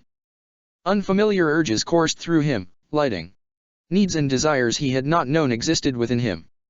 His vision blurred, turning a hazy orange color. Though he did not know it, nascent energies crackled in his eyes, coaxed to the fore by the ancient call. Pull yourselves to Jetha. He snarled, fighting to raise his own voice amid the effects of the call. The vocal response he had expected did not come, and so he threw himself around, his fists raised in readiness to deal retribution. His boys. Something was happening to his boys. Part 200. A glimpse of the apocalypse. The walls. The walls of the defense lines were so close now that it was almost as if he would be able to reach out and touch them. Guilliman suppressed the urge to do just that and instead focused his mind on the fight ahead. They had come so far now and their goal was within reach, but this final push would prove to be the hardest and most dangerous fight he had yet faced. Even with the added might of the Ethereals, the forces that now gathered to oppose them were deadly in the extreme. He ran through the scenarios in his mind again and again. He had planned for this, he told himself. He had planned for every and any eventuality. He had known that it would come to this. He had always known. The Tau had done what no other race or martial force had been able to do. They had conquered this galaxy. The Empire of the Unity was vast enough now that it touched the edges of this galaxy, but it was on Terra that they were always going to meet the greatest resistance. They could have done nothing to change this, and in a way Guilliman felt a sense of pride at the fact that it was the cradle of humanity that still resisted. If he could only make Unva see this, see the strength and resolve that the human race still possessed. His people were misguided, driven down a path of folly by the corrupt leaders of the Imperium. They did not need to be destroyed, they needed to be saved. He would do everything in his power to save them. He allowed his pace to slow as the Ethereals advanced past him, towering pillars of burning, inexorable malice. In truth, he almost felt redundant now that the commanders of the Unity proper had taken to the battlefield, although he would never have admitted as such, even to himself. Unwelcome emotions fought to push themselves to the fore of his mind, dark, negative and counter-productive to the creed of the Unity. A wave of disgust surged through him at his own weakness of faith. A part of even dared feel even jealousy at the participation of the Ethereals now. Two of the mightiest opponents he had ever faced, both Primarchs, his own brethren, had been stolen away from him by the arrival of the Ethereals. They were out there still, somewhere amongst the chaos and confusion. He whispered a plea to the Emperor for their continued survival, for they were his to destroy, and he would do so in homage to his father and master, the Emperor of Man. Standing alone amidst the surging numbers of the Tau, he found that he felt alone, cast adrift upon a sea of frenzy and confusion. By his presence alone he had incited the rage of the Tau forces, setting them alight with a fire that had thus far burned away the worst effects of the debilitating virus, a fire that fueled them and kept them going where other, lesser races would have withered and died. That the Unity would win this war was a conclusion that was without doubt. It did not matter what the forces of the Alliance threw at them, they simply did not have the strength to deny the will of Unva. He was, after all, the master of machines, and the Lians could not win this war without machines. This was the great irony that the Alliance had thus far failed to see. "My lord, you falter. Is something troubling you?" Guilliman barely turned his head to acknowledge the arrival of his ward. "The pace of this war threatens to accelerate beyond us, Barolinus. Do you agree?" The Ultramarine found himself taken aback by this question. He studied it for a moment, mindful to provide his Primarch with a suitable answer. It would seem so, my lord. Both the Eldar and the forces of chaos present what I would deem to be a very real and powerful threat, a threat I believe that only the Ethereals are powerful enough to respond to. The Tau fight on with fire in their bellies, but if I were to offer my honest opinion, I cannot see this as being enough. The war machines and the more powerful elements of the Unity should doubtless see some success, but I fear that the lesser legions of the Tau are going to suffer badly before we see these walls breached. Much to his relief, Guilliman answered this with a nod. "You speak the truth, Barolinus. Our greatest test is upon us and we must answer it with both might and strategy. The walls you see before you represent the final hurdle in a campaign that will see the Unity rule this galaxy unopposed. We will see those walls breached, my son, that is my vow. Where you see obstacles, all I see is the next phase. You look upon these daemons of the Eldar and you see a strength and power the likes of which you fear that even we cannot match." Barolinus swiftly shifted his position as another of the godlike Ethereals loomed past, its burning form casting a flickering azure glow across his armored form. My Primarch, my faith in this cause and the greatness of the unity cannot be called into question. But I am no fool. We no longer fight the disillusioned forces of our crumbling Imperium. In the walking gods of the Eldar I see the greatest threat we have yet faced, yes, and the powerful Primarches of Chaos serve only to add to that menace. With that Barolinus gestured around him at the advancing Tau. Most of the mobile vehicle units had already passed by them at this point, leaving the surviving infantry to make their own way towards the defenses on foot. I just don't see all this as enough. We need armor and guns, my Primarch, if we are to bolster the Ethereals and break these walls. Macarius's megalodons would have made a significant difference here, but they are lost.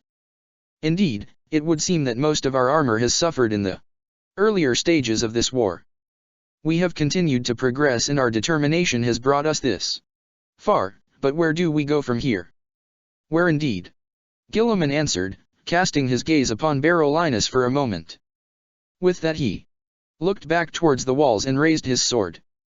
Barolinus, the unity has not conquered these stars through might alone. The most potent strike, the strike that kills with immediate effect, is the one that is placed to attain the absolute maximum consequence. It matters not the power of the weapon used, but rather where and when it is employed. You see, your thoughts and fears match those of the enemy, my companion, and that is a good indication of the effectiveness of our plans. I do not understand, my lord. Good. Then neither should they. He gestured at the walls again with his blade, as if to offer up the entire alliance as his example. For the most part, the commanders of the Lions think that they have seen our greatest strengths already, but like you, they are mistaken. Let this alliance think that they alone maintain the element of surprise here, that they alone offer new and unexpected allies and weapons to this war. Let them make those mistakes. Our victory will be made all the sweeter. He nodded to himself then, as if to confirm something in his own mind, and raised a hand to his collar. This is Guilliman. Give me a direct link to Haradon. Barolinus moved closer as the Vox unit set into Guilliman's collar crackled, intrigued by what was unfolding. A tinny voice cut through the static a few seconds later, but its words were lost to his ears. In the surrounding bedlam. Yes, the Eldar have revealed themselves fully now. We are at the walls, Haradon. Transorbital augurs have detected many spikes within the last half an hour, Lord Guilliman. Some are recognizable to us, at least in part. Others are far more obscure, doubtless Eldar in configuration. The enemy make their play, Primarch +++. And we shall respond, Mugos.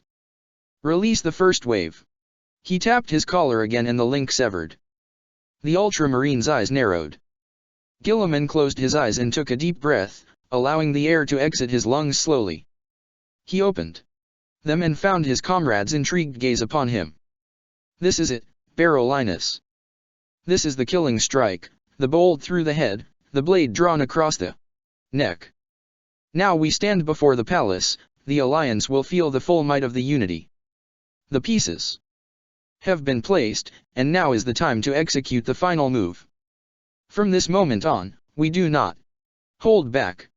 Barolinus jogged closer to his Primarch's side as a large group of Tau sprinted past, crying the name of their unity from phlegm-filled throats. He hissed in annoyance as the diseased creatures glanced across his armored form as they poured by him, almost ignorant to his presence. It was only on the off chance that he looked out past them towards the walls of the palace proper, the huge, towering bulwark surrounding the Eternity Wall Gate, and saw it. The heavens themselves poured the heat of the stars down onto the walls in a single glittering column of white-hot energy as wide as a city square. Everything before him was scoured away by the sheet of brilliant white, and the very definition of the walls disappeared to be replaced by a blinding nothingness. The lance strike vaporized everything in its path, cutting through men, machines, and fortifications as if they were nothing. Ancient rockcrete that had been constructed to withstand the most potent orbital bombardment simply disintegrated, burned away to atoms by the blast. Void shields burst and failed in droves as the protective grid that bolstered the main walls fought in vain to expel the indescribable energies assailing it, Barolinus rocked back on his heels at the sheer spectacle of what he saw before him, feeling a warm breeze buffet his face. The Alliance answered. Immense lances of red light split the skies in response, rising in the blink of an eye up into the faltering gore rains and punching mile-wide holes through the heavy clouds. Defense lasers. Barolinus recognized the telltale spears of laser energy immediately for what they were. Up until this very moment he had not even considered that such weapons existed here, and yet, now that he witnessed them in action, he felt his cheeks color with the foolishness of this.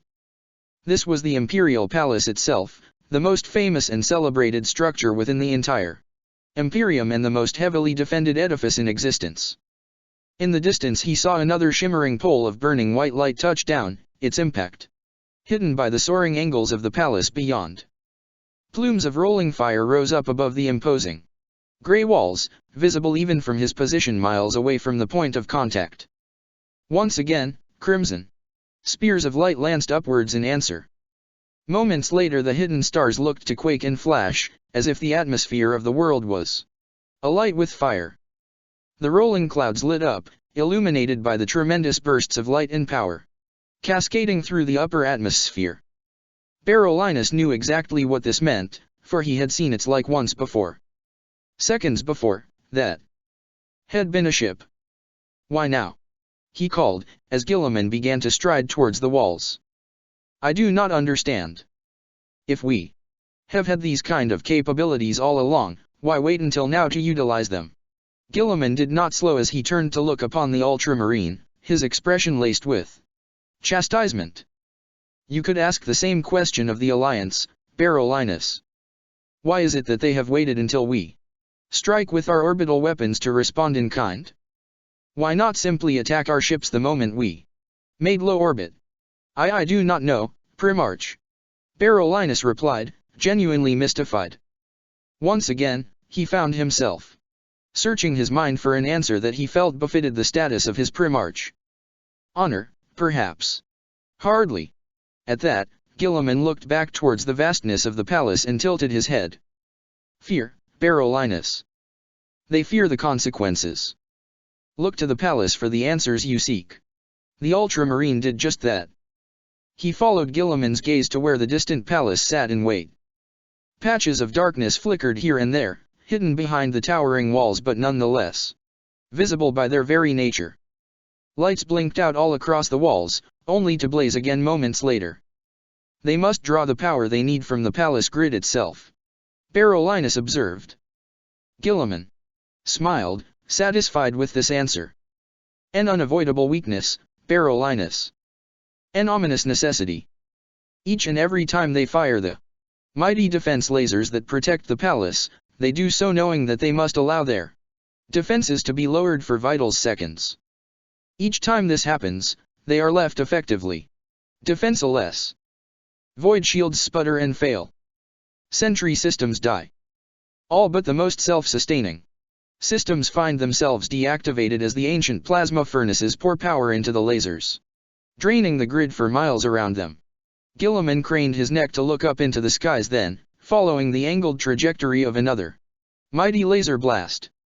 The defenses of the Imperial Palace are without doubt the most potent in this galaxy.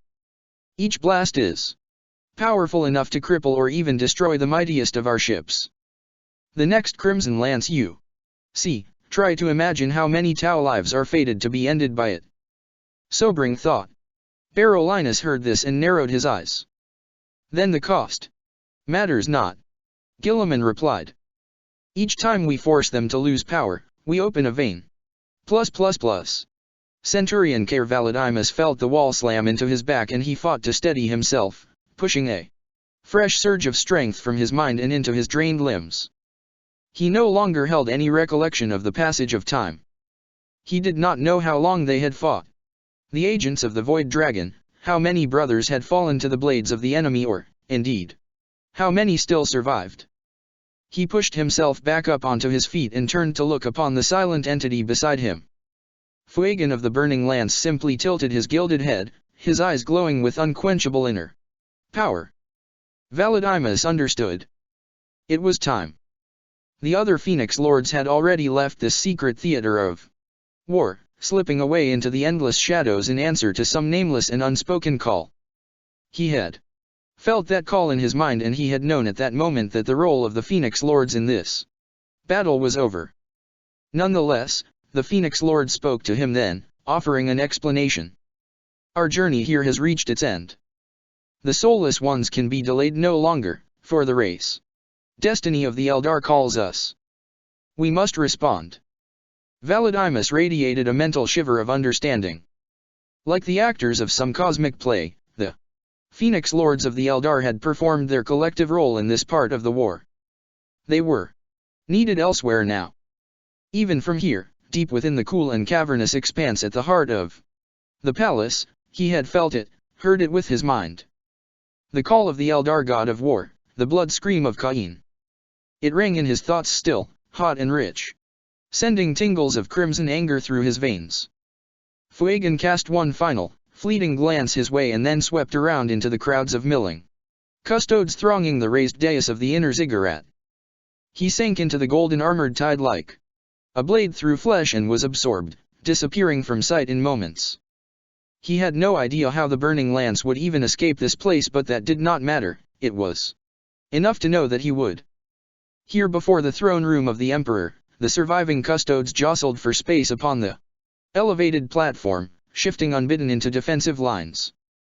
Ancient glow globes with circumference measuring hundreds of meters shone down on them from over a mile above, illuminating the gilded sea of warriors.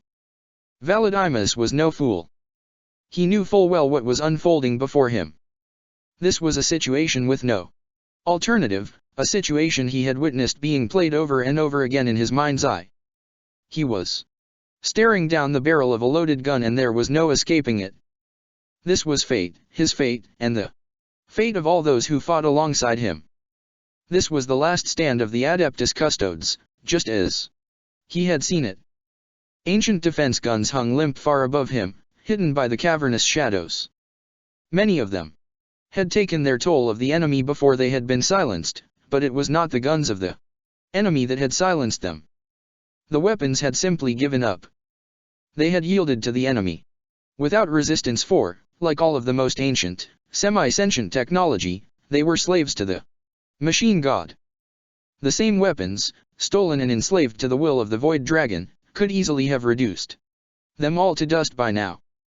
The Centurion considered this and found himself sickened by the realization that it was the being beyond the doors of the throne room, the great usurper, that had doubtless prevented this. They were alive, every one of them, only by the grace of the deceiver. They were alive only to defend him. The tides of the enemy shifted in the gloom below, a seething carpet of cold hatred. Gauze lances shimmered up the wide steps of the inner ziggurat to pick at his legions, wild lances of quivering death that stripped warriors to the bone in their passing. He saw another custode fall and felt the rage building deep inside him, white-hot and boiling with retribution. He did not fight the burgeoning sensation, instead choosing to focus and shape it. The soul fire burst forth from him and screamed down into the blackness, illuminating the ancient stone of the ziggurat walls as it descended. Gatekeepers stomped their way to the fore, cutting through the lesser tides. The towering machines turned their guns down towards the distant enemy and fired. White and silver bodies burst across the length of the colossal staircase and rolled away into the bottomless shadows, trailing leaking energies and glittering clouds of metallic dust. Custodes ran forward in squads to join the efforts of their larger brethren. Guardian spears sang, scattering bolts and flashes of mind fire through the ascending void angels. Valadimus could feel the weight of his own approaching doom pressing down upon him, crushing him into the weathered stone. He did not fear death, nor pain, only failure. Failure was a concept that set his heart beating rapidly in his breast. Failure quickened his breath and sent fire coursing through his mind. He would not fail. He could not allow himself that indignity. While ever he drew breath he still lived, and his life, his existence, was dedicated to the manifestation of the Emperor's will through his own actions. Brothers! To arms! He called, driving his spear into the air. Let the enemy know that we are far from done. They think that they have driven us into a corner. And that much is true. We have nowhere to turn now. There is no room left for us to retreat. This is to be our last stand, brothers. Let us make that count. Let us give the enemy hell for every drop of blood they spill into them. Valadimus lowered his spear and charged, surging forward across the slick, mildewed stone. A shuddering roar of assent rose up from behind him as he cut a path through the milling crowds and carved his way through the heaped piles of minute devotional offerings left behind by the millions of pilgrims that had visited this holy site over the millennia. He leapt down the first few steps, firing as he progressed. The weapon bucked and shuddered in his hand as it sent bolt after bolt down into the shifting gloom. He did not know who had owned the spear before him, and found it difficult to recollect how he had even come to possess it. He had exchanged weapons many times since the Void Angels had emerged from their secret exile, discarding one and replacing it with another as each weapon had fallen cold and spent in his grasp. The very presence of the Void Angels was enough to eventually burn away the layers of psychic resonance that enveloped the most powerful of force weapons in time, and many such weapons had been scoured this way whilst in his possession. It did not matter. Nothing mattered now except for the consequences of his own actions and the actions of each and every one of his brothers. Together we are strong, he called, his powers surging out through his voice and amplifying the volume of the sound. Together, they cannot hope to burn out our minds. Together, custodes, we will meet eternity as one.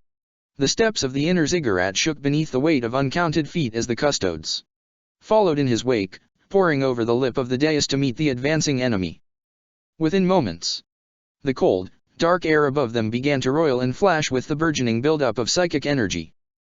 Vortexes began to sink into the growing mass as, one by one, the custodes tapped into the flashing, swirling mass. Raw psychic power descended into bodies and then blazed down into the Void Angels, burning mechanical bodies to ash in an instant.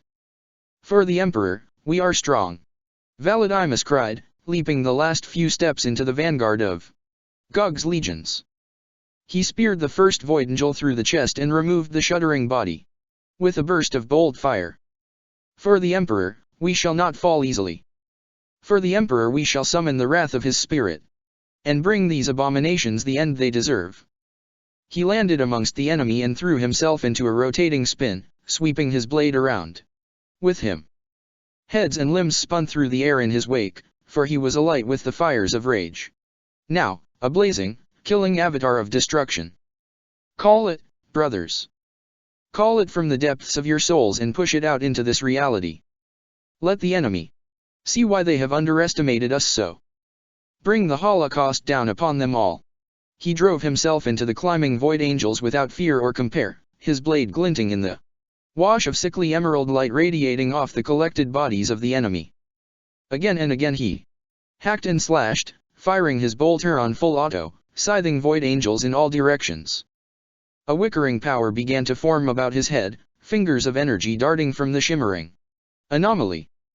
The steps beneath his feet shook as a huge armored form rolled past him, a gatekeeper, its vast bulk burning and flayed by the guns of the enemy. The falling war machine crushed the Void Angels in droves as it rolled and bounced past him, swiftly disappearing into the bobbing mass below. Gau's lances quivered up to meet him, but Valadimus was not to be stopped now. He spread his arms and uttered a howl of unfettered rage, the sound manifesting as a vocal accompaniment to the power that burst forth from him. The Gau's beams shattered against the aura, their power eaten away by the otherworldly force. He sensed him then. He sensed the fiend moments before he saw him, cutting his way through his own as if they were less than the enemy, mere obstacles to be removed from his path. Exorcist Gog rose up through the Void Angels, parting them with his very presence. The cold light of his eyes cut a path through everything to fix themselves upon Valadimus, and when the Centurion saw them he felt the bottomless well of hatred that echoed deep within the hole at the center of the ancient being. Valadimus lowered the tip of his spear at Gog, a clear gesture of challenge. It was a challenge he knew he would find answered. Look upon your doom, traitor. Look upon me, and let fear quake your heart. Gog did not answer him. The fallen Primarch raised his mighty glaive and issued a terrible, mechanical roar. A burst of blinding white light cascaded from the weapon and enveloped everything within the blink of an eye. Valadimus felt the force of the discharge push him back, rocking him on his heels. The steps about him rang as custodes were thrown off balance by the blinding pulse. Warriors cried out, blinded by the flare. Those who are able, push your minds out through the pain. Let your thoughts be your eyes. He shouted, forcing himself to obey his own command. His own sight had been scoured away by the burning flare, but, like many of his brethren, he did not need his eyes to see as a mere mortal might. Gog's towering form swam into his mind, cutting through the mental haze, a half-glimpsed outline of void darkness. Soul light flashed and dissipated wherever he swung his terrible glaive to cut down those few brave custodes who had thrown themselves forth past Valadimus into the fray. The Centurion could feel it still, building ever stronger above and within him. Elements of its mass guttered and dimmed as custodes were killed, but it was too strong now to banish, too potent to affect. He did not know if the corrupt Primarch was even aware of what was happening, nor did he care. Gog could not escape this now. Exorcist Gog tore his way upwards towards the Centurion, slashing and beating his way through the press of bodies. Custodes descended to meet him, but he cut them down without pause or mercy, sweeping warriors off their feet in droves and sending them tumbling away. Plus you cannot resist us, plus he shouted, snatching another golden warrior off his feet and dashing him against the steps. Plus the throne will be purged. In the name of the dragon, you will all be purged. There can be no resistance. Plus Valadimus threw himself forward and drove his spear tip first at the abomination. Gog reared up, taken momentarily by surprise, though he was far from slow to respond. The two blades passed one another by a hair's breadth and carried on into the bodies of their opponents. The Centurion's spear slid through the armor at Gog's shoulder and buried itself deep in the unknown stuff of his mechanical form. Gog's crackling warrior's sheath met far less resistance. Valadimus gasped as he came to a dead stop, the phase-shifting energy blade buried into his chest up to the hilt. The blow was a mortal one, he knew that instantly. Plus dust, plus Gog uttered, a cold disdain shining in his eyes. Plus that is your fate. Your bodies will be rendered into dust, and you will become nothing but sustenance, energy to feed the god of the machine. Plus how wrong you are, traitor.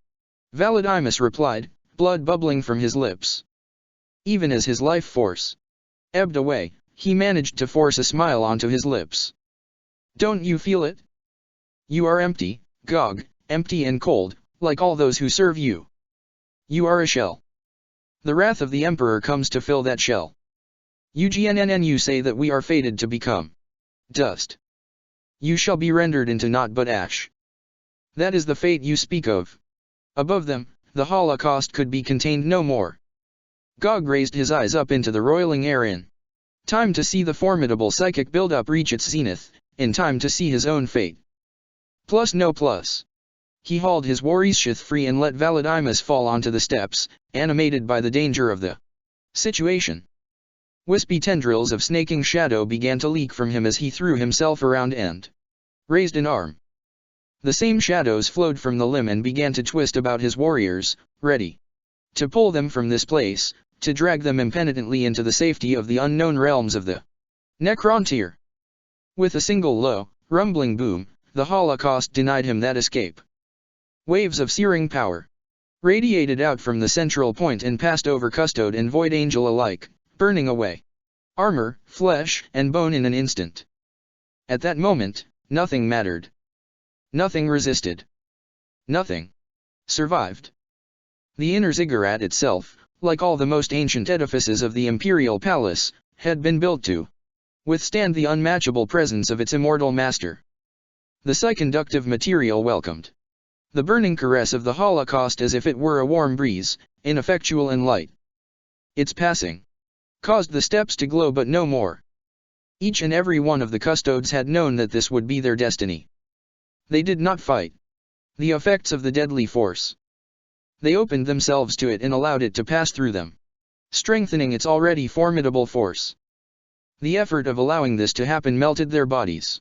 In an instant, fusing flesh to armor and then drawing all substance from all they were, fulfilling the Centurion's promise. The Adeptus Custodes became ash, destroyed as one by the irresistible power. Void angels, dark warriors that had existed for millennia without emotion or feeling, cried out now in rage and pain and fear as they were scoured from existence, their bodies torn to atoms by the Holocaust. Exodus Gog lifted his arms and screamed in utter rage at being denied, for this was all he could do. Now.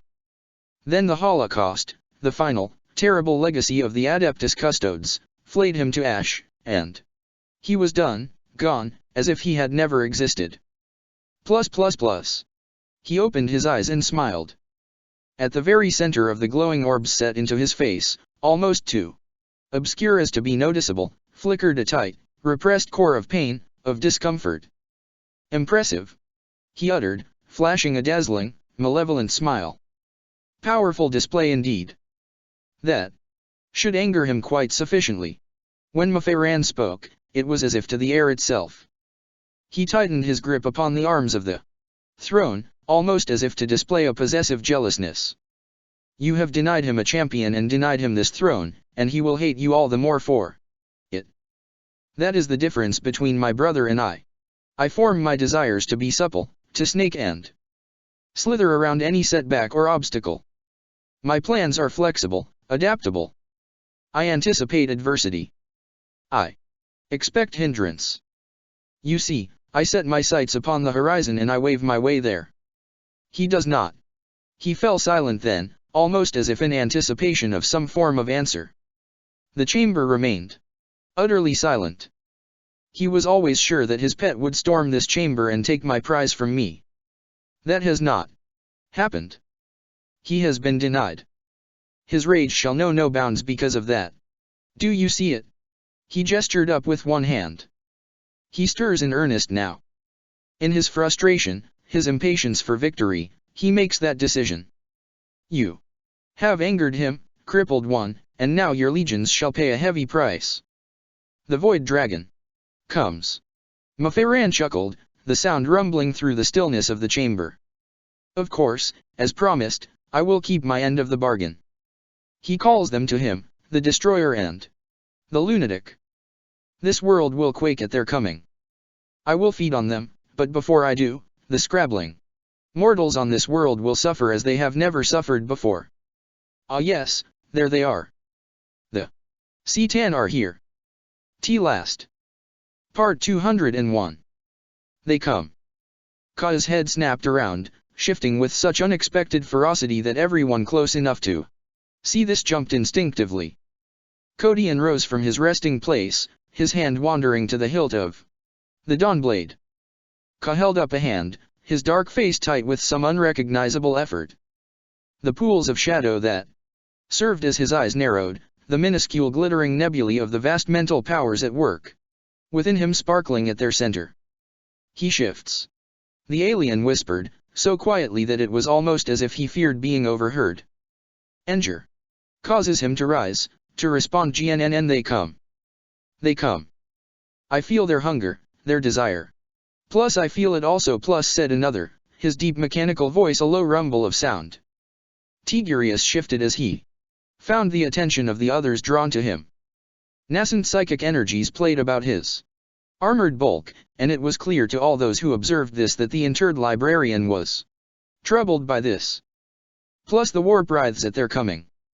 Ka, I feel the tides of the Empyrean churning, in turmoil. The very presence of these things begins even now to thin the barriers between the realms.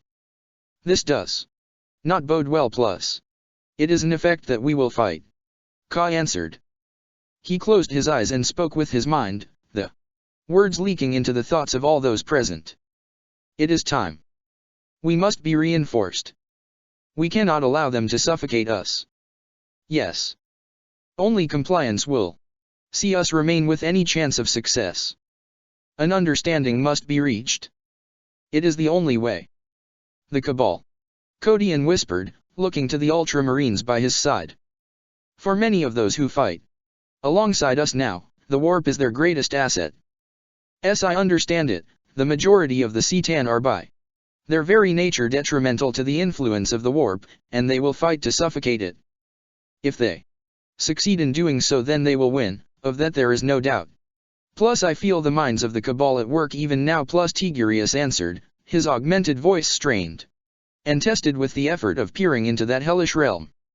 Plus, though I never imagined that I would admit as much, I pray to the soul of the Emperor that they possess the strength to persevere. Plus, so do I, Lord Tigurius. Codian said, running a hand over the rosary ooze hanging from his neck. But we must have faith that we will hold out against these monsters. Though you may not know it, there are many more minds and presences than the Cabal at work. Every psyker, no, every sentient presence with influence in the warp is working even now to keep the link with that realm secured. The C'tan will find their plans far more difficult to realize than they suspect. It is time, Ka said then, his voice causing all others to die away. S1, a sea of heads turned to regard him. The Void Dragon has left his ship. It is time for us to make the transition. Codian took a deep, cleansing breath and nodded. Then we move. At that, Ka spread his arms wide. Then the screaming, roiling darkness came and took them all. Plus. Magnificent. Guilliman's dark eyes glistened as he regarded the shimmering lights descending all around him. They fell like stars from the heavens, each one aglow with the dying fires of atmospheric resistance. They were coming, and not a moment too soon. He shifted his gaze to look out beyond the descending landing pods, to where the heavens writhed in fearful effect. He looked upon this phenomenon and found himself troubled. The foul blood rains had cleared a short time ago, but they had done so with such unexpected swiftness even the enemy had seemed to be taken by surprise. The warriors of the World Eaters were mindless berserkers to a man, he knew this much from experience, and yet, even as he had continued to slaughter his way through them, many of the crimson armored marines had faltered at the dissipation of the rains, turning their eyes upwards even as he had advanced, their attention stolen by the sudden occurrence.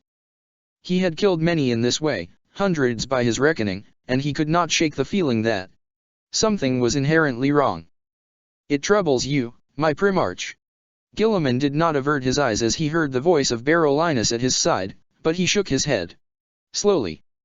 The Ultramarine moved closer to his Primarch and followed his gaze, looking out beyond the skies of Terra to where the stars dimmed and swam, obscured by the unidentifiable event. No, Barolinus. Whatever that is, I hold no real concern for it. It would seem that something approaches, yes, but whatever it is that the enemy has in store for us now pales in comparison with the fact that the Supreme Being himself has deigned to enter this war now. Unva Barolinus breathed, surprised himself by the reverence in his voice. Guilliman nodded. Yes.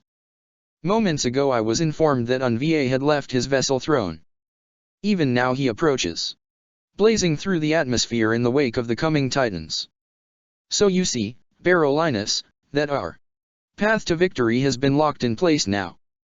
The enemy have nothing at all that can hope to match the might of Unva.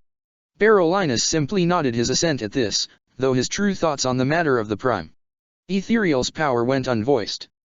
There was no doubt at all that he shared his Primarch's reverence for the inarguable dominance of Unva, but still the power he had seen displayed by both the Eldar and the forces of the Chaos Gods was a power he could not bring himself to dismiss so easily. He continued to watch the descent of the Titans for a moment longer as he mused this. They were earthbound now, descending amid a hail of protective orbital fire. The defense guns of the palace had increased their efforts to deal with this new threat, and in doing so they had begun to stretch their resources even further. He had witnessed the palace grid take the strain of this increased effort. More and more of that vast edifice was bathed in darkness now, and that darkness seemed to last longer with each effort. The enemy were struggling to cope, but still something continued to rankle at his thoughts, some unexplainable concern. He was sure that he was missing something, that some consideration or fact refused to bring itself forth into the light.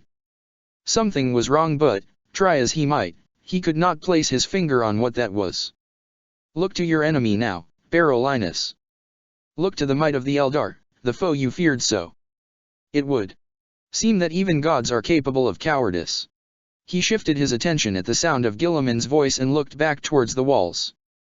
Sure enough, the daemon gods of the Eldar were no longer visible. The avatars of the Eldar had simply vanished. His face tightened in concern. I don't understand. Have they fled? In a sense, yes. They have moved back behind the defenses. They did so the moment the Titans began to fall through the atmosphere. They sense his coming. Gain, Barolinus found himself unable to accept the Primarch's answer. The very sight of the Vatars had instilled some deep and unshakable sense of foreboding in him, a feeling that transcended explanation or description. He could not bring himself to accept that Unva, for all his might, would alone be more than a match for these beings. My lord, perhaps the Eldar have begun to redeploy their forces in response to the power fluctuations of the palace. Perhaps they fear that we will breach the defenses in the wake of these fluct. Perhaps. Guilliman replied, a biting terseness in his voice. Or perhaps they are simply displaying a cowardice that we always knew they possessed in the face of a more powerful enemy. The reasons behind their actions matter not, Barolinus. Their fate is sealed. That it is, my lord. Barolinus replied with a bow. Try as he might, he could not banish the concern from his expression. The towering lander smashed into the wide avenue with force enough to blow the walls of the surrounding buildings to dust. The impact sent forth a shockwave of concussive force out before it, a surge that plucked warriors and war machines up and hurled them aside.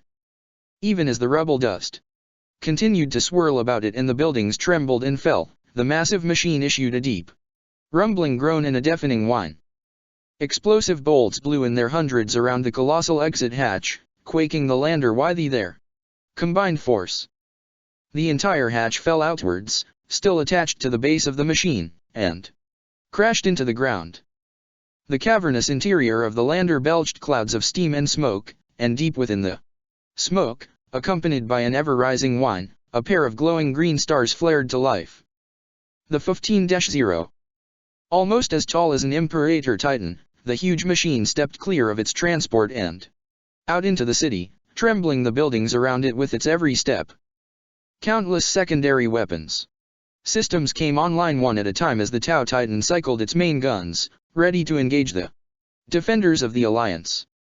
The 15-0 was the pinnacle of the Mechanicu's achievement within the Unity.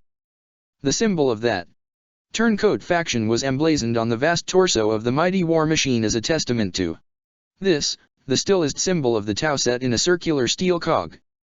The 15-0's sensor array head turned slowly as its crew took in the surroundings, countless marker lights and acquisition beams scouring the tortured buildings around it. A vast rail cannon bank dominated one weapon limb, the barrel of each of the 8 cannons easily twice as long as a Baneblade tank. The other limb housed a brace of fusion cannons, of a size and configuration seen only on these unmatchable Leviathans, weapons that even now shimmered and hissed with building power. Within moments, the machine sensed movement up ahead. Hundreds of individual sentry systems diverted their attention to the dust rubble clouds that billowed out of the junction. By the time the first of the speeding tanks slid around the corner, they were already locked in the Titan's sights. The Rhino APCs bore the silver hulls and black and yellow chevrons of the Iron Warriors. The gunners atop the vehicles were the first to spot the waiting Titan and were instantly animated by its presence. The lead Rhinos slowed to a halt, causing a chain reaction that saw more of the armored vehicles forced to take evasive action in order to avoid shunting into the rear of those in front. Hatches slid open and Iron Warriors poured from the Rhinos even as they drew to a standstill, bolters chattering in their hands. Behind the array head of the 15-0, the raised back section opened up. Scores of drones billowed into the air and activated their dedicated systems. Some flared to life, bright energy enveloping them. Others unfurled railguns and drifted clear of the mass, ready to hunt. To their credit, the Iron Warriors displayed no outward signs of panic as they formed into neat lines, taking cover where they could find it. Havocs spread themselves through the warrior lines, unleashing missiles and las cannon blasts within moments of acquiring their colossal target. The gun drones opened up first, sending a wave of railgun fire through the forward ranks. Iron warriors fell in droves to that first assault, and the street became awash with blood and gore as armored bodies burst apart and fell. The practiced aim of the Chaos Warriors meant that they were not slow to reciprocate. Drones shattered in midair and plummeted as bolt rounds scythed through the swarm. Disembark. Disembark. Squads by 5, into cover and engage. War Master Hexer of the Iron Warriors stepped out of the Rhino, his servo arm unfurling at his back. Warriors exited the ramp behind him in single file, bolters at the ready. One of the rhinos exploded to his left, throwing warriors clean off their feet. Hexer swayed beneath the waves of force, armor fragments, and viscera pattering against his armor. Before him, the Tau Titan loomed large, wreathed in smoke. Search beams cut through the obscuring smog, stabbing across the ruined street in search of targets. Beneath his helm, Hexer threw the machine a contemptuous sneer. He had faced these things once before, on Phagenor, when the Tau came to close the eye. They were unknown then, these behemoth machines of combined Tau and Mechanicu's construction. Hexer had fought them there, and he had destroyed no less than 3 of them, for he was a Titan killer. They were dangerous and almost impossible to kill, but Hexer knew how. Even as the landers had breached the atmosphere, he knew what they were, knew what was coming. Pegralis, bring the Breach Lord about and into position. The Predators will cover you as you hunt. Axidel, we need the support of the Soul Forges, and we need it now. Logust, I want Havocs, 5 of them, on me. Axidel, likewise a sorcerer, one of your best. 3 las cannons, 2 heavy bolters. Covering fire from all other units. Move. See my will done. Hexer checked and armed his bolter as he turned away from the Leviathan and jogged into the shadow of the nearest building. Armored bodies bobbed and weaved their way through the gathered vehicles towards him as the rest of the Iron Warriors began to fan out in order to seek cover.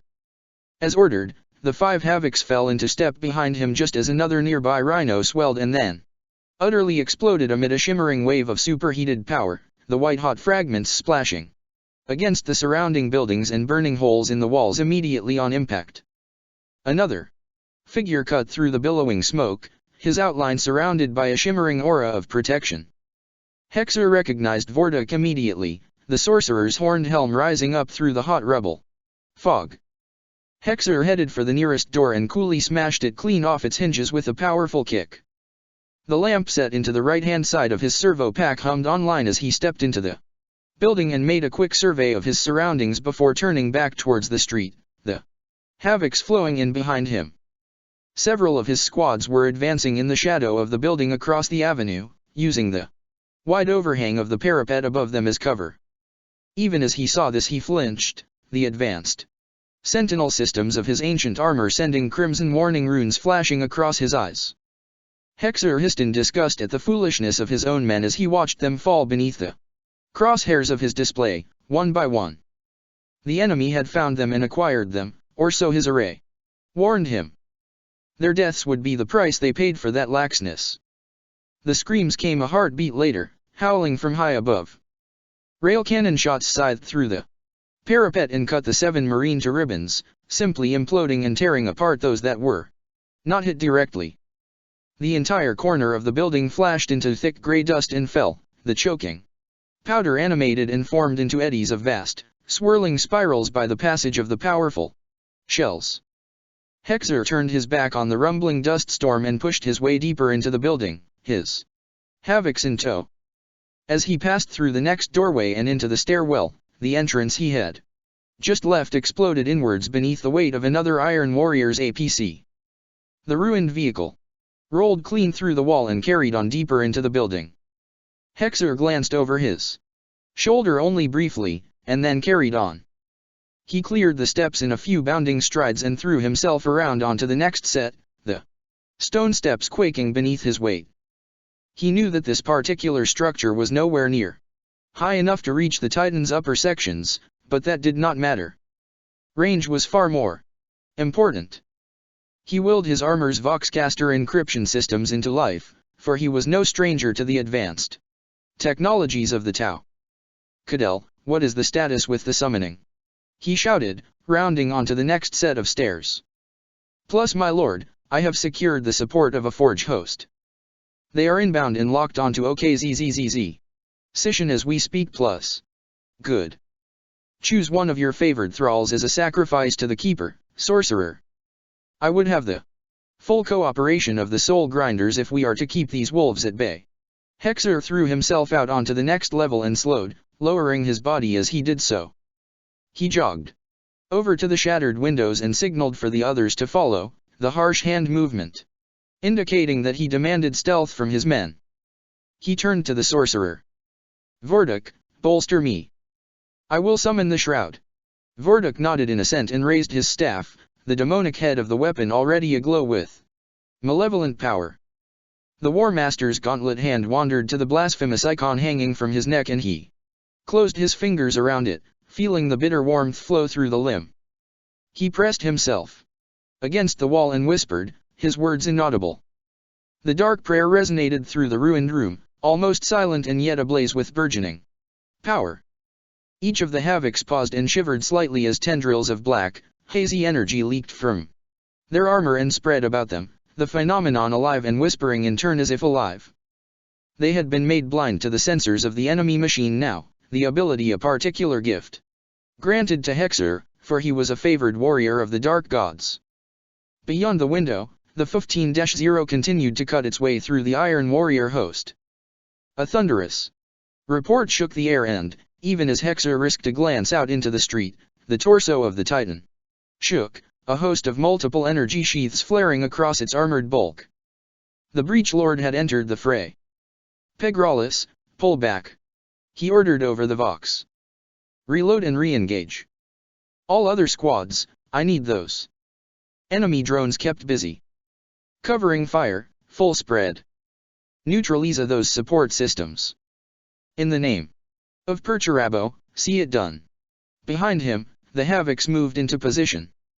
Vorduk stepped back and lowered himself onto one knee, his staff held firm before him. Energy flared and arced in his eyes, his twisted body acting as a conductor for the warp energies sustaining their collective concealment.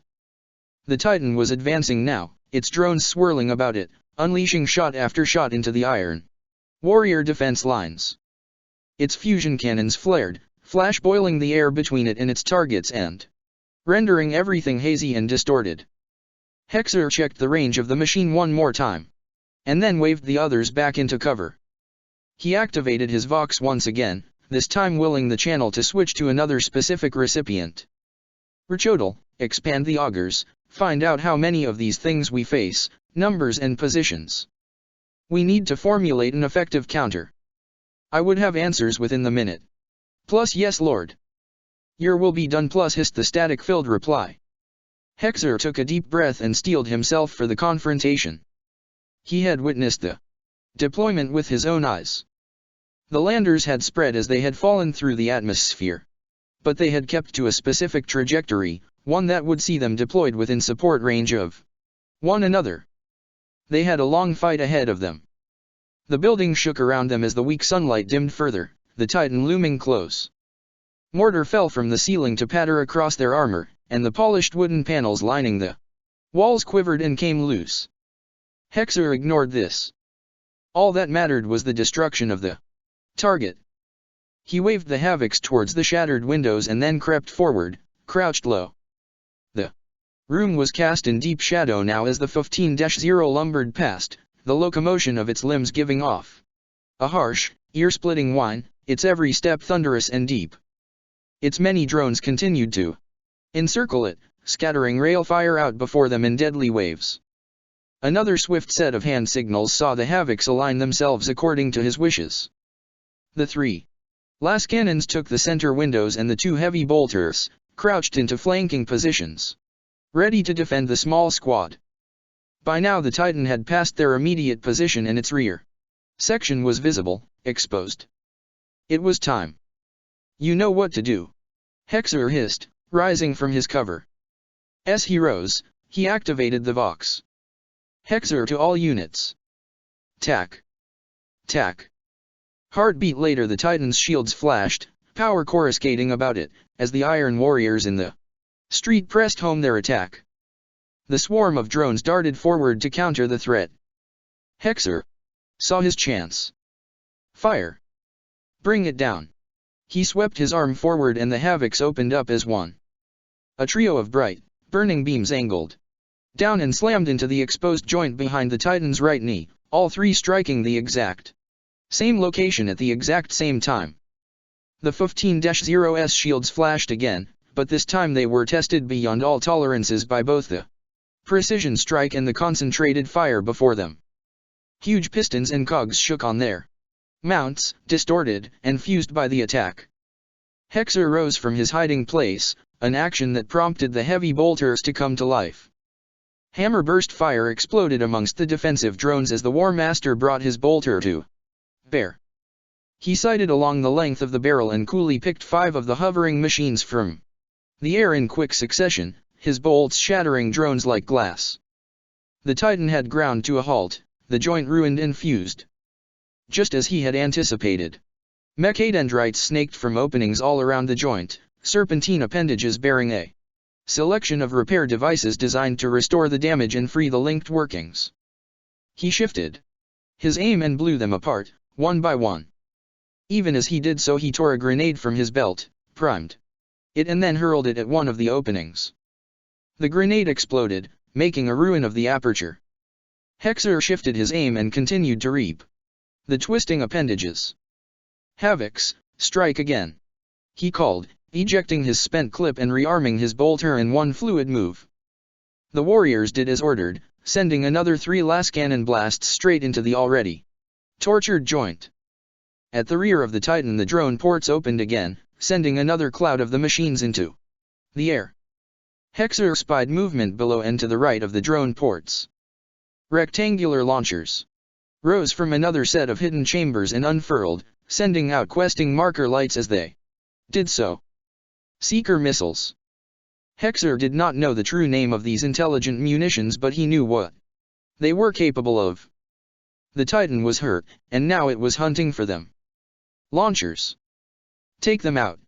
He commanded, directing the order at the heavy bolters. Even as he spoke, one of the marker lights stabbed through the window and passed over the furthest marine, stopping dead as it found its target. A cloud of missiles billowed from the launchers and into the air, shrieking as they speared forth.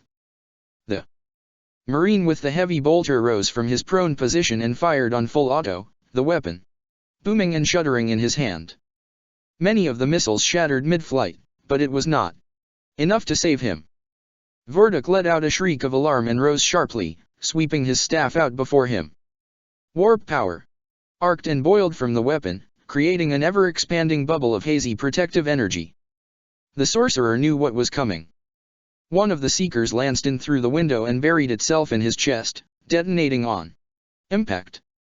The Marine's torso exploded outwards and he lurched back, his weapon spraying the room.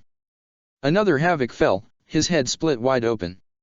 Hexer dived for cover as the hail of explosive munitions homed in on the dead Havoc and tore the room to ribbons. He felt himself falling, the floor beneath him shuddering and then giving way. His armor flexed and rang as the falling debris fought to crush him. Everything went black. His HUD shivered and came back online, running reams of data before his eyes. He ignored the warnings and dismissed them with a thought, clearing his vision. He had fallen through to the floor below, pinned by beams and sections of the outer wall. He shrugged the debris from him and rose, his bolter still held fast in his hand and his servo arm working to assist him. There were no signs of the others, not even Vordok. They had failed. They were weak, and that weakness had seen them killed. A short search of the level revealed a brace of bodies, those of the Havoc Marines. Of the others there was no sign, but the sight of something lying amongst the rubble caught Hexer's eye. A lascannon, intact by the look of it. Hexer grinned beneath his helm and snatched the weapon up, checking it quickly for signs of damage. As he had hoped, the weapon still functioned, its dark spirit unwilling to end its destructive use. He holstered his bolter and took up the cannon with both hands. The windows here were barely visible, hidden by a wall of debris. Using his shoulders, elbows and feet, he smashed his way through the blockage, ignoring the ringing impacts that rocked him as more rubble fell, dislodged by his progress, from above. "May the four winds guide my aim," he whispered, reaching the shattered window. Still locked in place by the damage done to it, the Titan continued to pour fire into the surrounding streets. Smoke billowed from its hidden fore section, the damage there doubtless caused by the formidable cannon of the Breach Lord.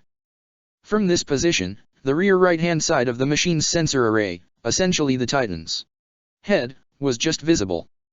Hexer had to crane his neck and position the last cannon almost vertically to sight the area, but he knew that one good shot, even from here, could cause enough damage to punch through the 15-0's vital control systems.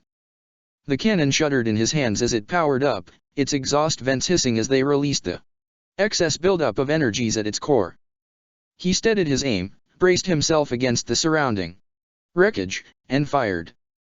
The blinding lance speared through the base of the Titan's sensor array and exploded out through the top of its head, tearing a good section of the array free. Fire blossomed from the gaping wound as explosions rocked the array, sending wickering chunks of armor plate up into the skies.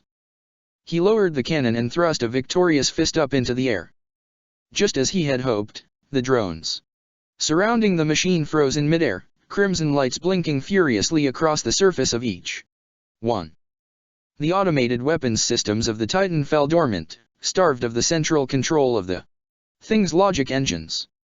War Master Hexer cast the last cannon aside and spread his arms wide to the heavens. "For you, my gods. For your glory, I claim this kill. Let the enemy tremble as they see how we lay ruin to their might, and then they will truly know the power of the dark gods." Hexer's arms were still outstretched in triumph as the rising wind cut through the air. He froze, his eyes drawn to the Titan. Hidden beneath his helm, those same eyes widened slowly as he realized, much to his astonishment, what was happening. The gaping wound caused by the last cannon was shrinking. Liquid metal flowed across the damaged area to fill the gap, scouring the blackened, ragged edges of the breach clean. "No," he whispered, fighting to dispel the shock of what he was seeing. He stooped low and plucked the last cannon from atop the rubble at his side, even as the sickly emerald glow began to leak from every vent and orifice across the machine.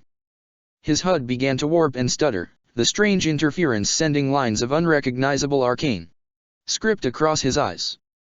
The dark spirit of his armor hissed and wailed in his ears like some loyal familiar, venting its hostility at the unexplainable intrusion. He never even saw the arcing fork of green discharge that spat from the Titan and blew him apart, bursting him from within like some overripe fruit. War Master Hexer, scion of Perturabo, died alone. And he died ignorant of the truth of the god machine that had killed him. The Necrontyr were here. Part 202. Into the Void. The voice came to him, and when it did, it instigated the realization of his existence. He held no conscious memory of the transition, for 1 second he simply was. The next, he was gone, torn from life itself, a memory erased. Ka's voice wrapped itself around him, giving him substance, consciousness. Kodian. He fought back panic then, for even in this state he was capable of thought, of emotion. The lack of sense he experienced swamped him, restrictive and suffocating. He could not breathe, he did not need to. Still he struggled to do so, alarm seizing him, fighting to relieve him of his sense of control. Kodian, focus on me. Center your mind on my voice. You are beyond harm here. Your mind is free. Listen to me, let my voice draw you in. The words flowed through his mind like syrup, calming his agitated state. Like a drowning man giving into his fate, he ceased in his efforts, realizing on some level that any attempts to physically fight this new experience, for he was beyond resistance. He was thought.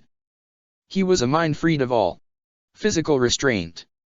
Is this what it is to be a psyker, he considered? Is this what it is to be a ghost? In a sense. Ka's disembodied voice replied, taking the question to be more than rhetorical. Do not fight this, Kodian. I have brought you here for a reason. Brought me where? Kodian asked, forcing his own voice into being. The words simply materialized. Forced into being by his will. Though he was blind and deaf, he found he could sense their existence. This is a place beyond the barriers of all you know as existence. It is a layer, a moment detached from all that is. We are safe here, for now. They cannot touch us here. We are nothing but matter. Caught in mid-transition. All that we are is stretched between the surface of Terra and the void. Dragon's ship, locked in that instant. I have brought you here to witness something, something that you alone can understand. You need to see this, prophet, so that you can better comprehend what it is we truly face. Ready yourself. Kodian did not answer. He didn't even have time to. Single point of light blinked into existence, a pinprick of substance surrounded by a void of oblivion. That point of light grew steadily larger. Brighter, increasing by the second.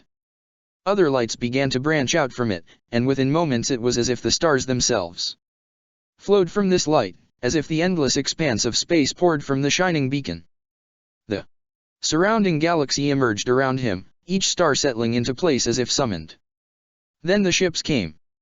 They loomed into being, stretching from nothing into the immense craft they were, like light streaming from the unreachable distance of the unknown regions of space. Hundreds of them expanded into existence all around him, obscuring the stars with their vastness. For the first time since he had joined the war for Terra, he realized the intensity of the battle for the dominance of the world's orbit. Every single craft visible was ablaze with fire power. Thousands of energy lances drew burning lines between the ships, so much so that it was as if the starscape had been fashioned into a spider's web. Torpedoes and boarding craft wove between these immense lines, questing for targets. Clouds of fighter craft intermingled as they fought for dominance, the exchange of fire so thick that it created miniature nebulae wherever Kodian laid his gaze. All around him it was as if new stars were being written into the firmament as more and more of the mighty and colossal craft exploded and died, venting their energies out into the void. The scale of loss out here took his breath away. Each and every flash of light at the corner of his vision was another holocaust, thousands of lives snuffed out in an instant. The matter left behind by destroyed craft was so thick here that imagined he could almost walk between Terra and Luna. He fixed his gaze on the forlorn sight of a dead body as it drifted past, its species interminable. Why?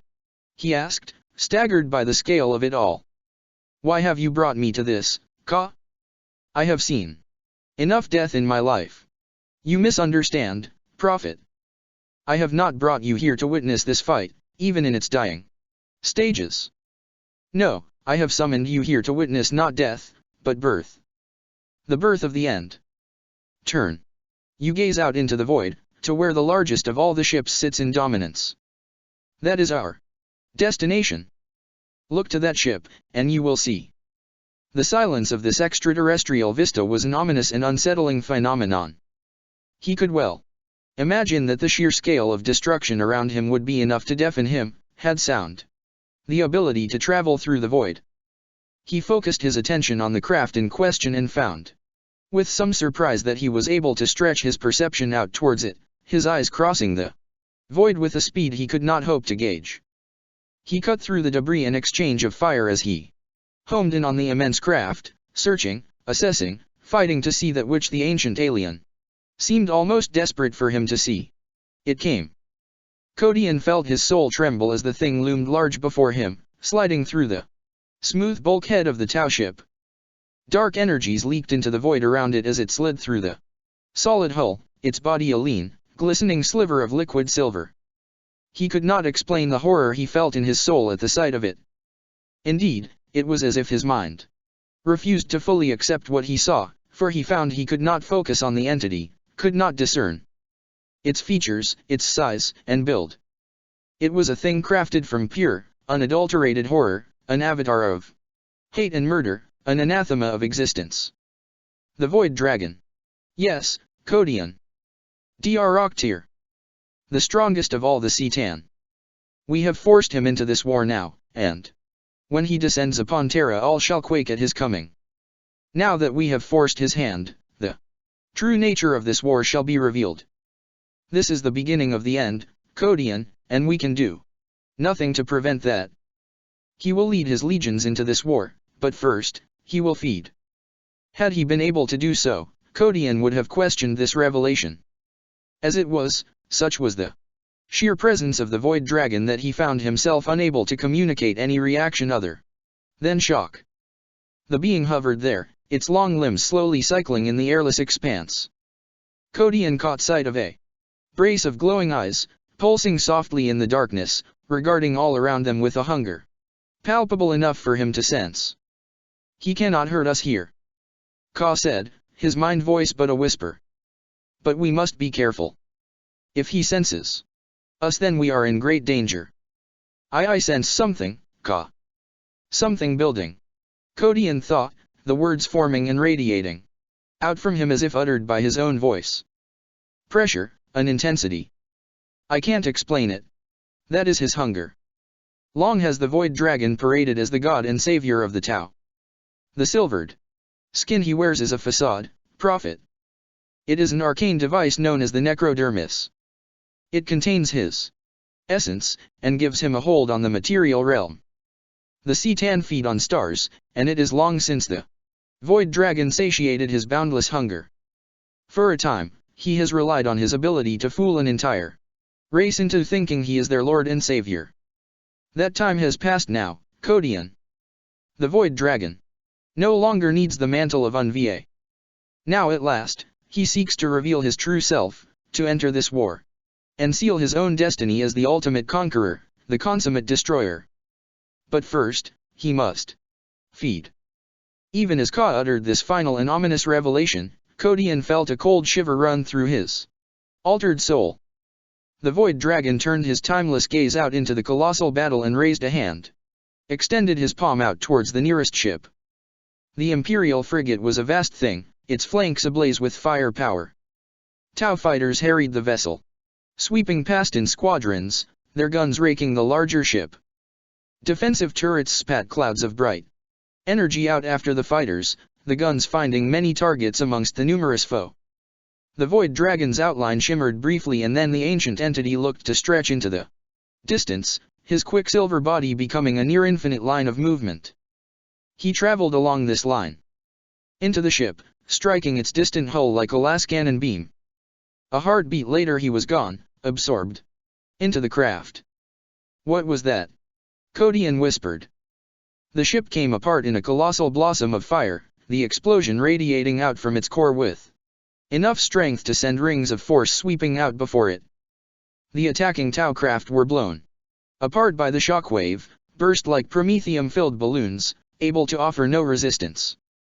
The abomination emerged from the white-hot center of the city-sized conflagration, his mirrored skin alive with the dancing reflection of the bright fire. His arms were held out at his sides, his splayed fingers alight with blazing energies. Hazy, glowing nebulae streamed from the dying explosion, thousands of tendrils twisting and snaking forth as if alive, drawn to the star god.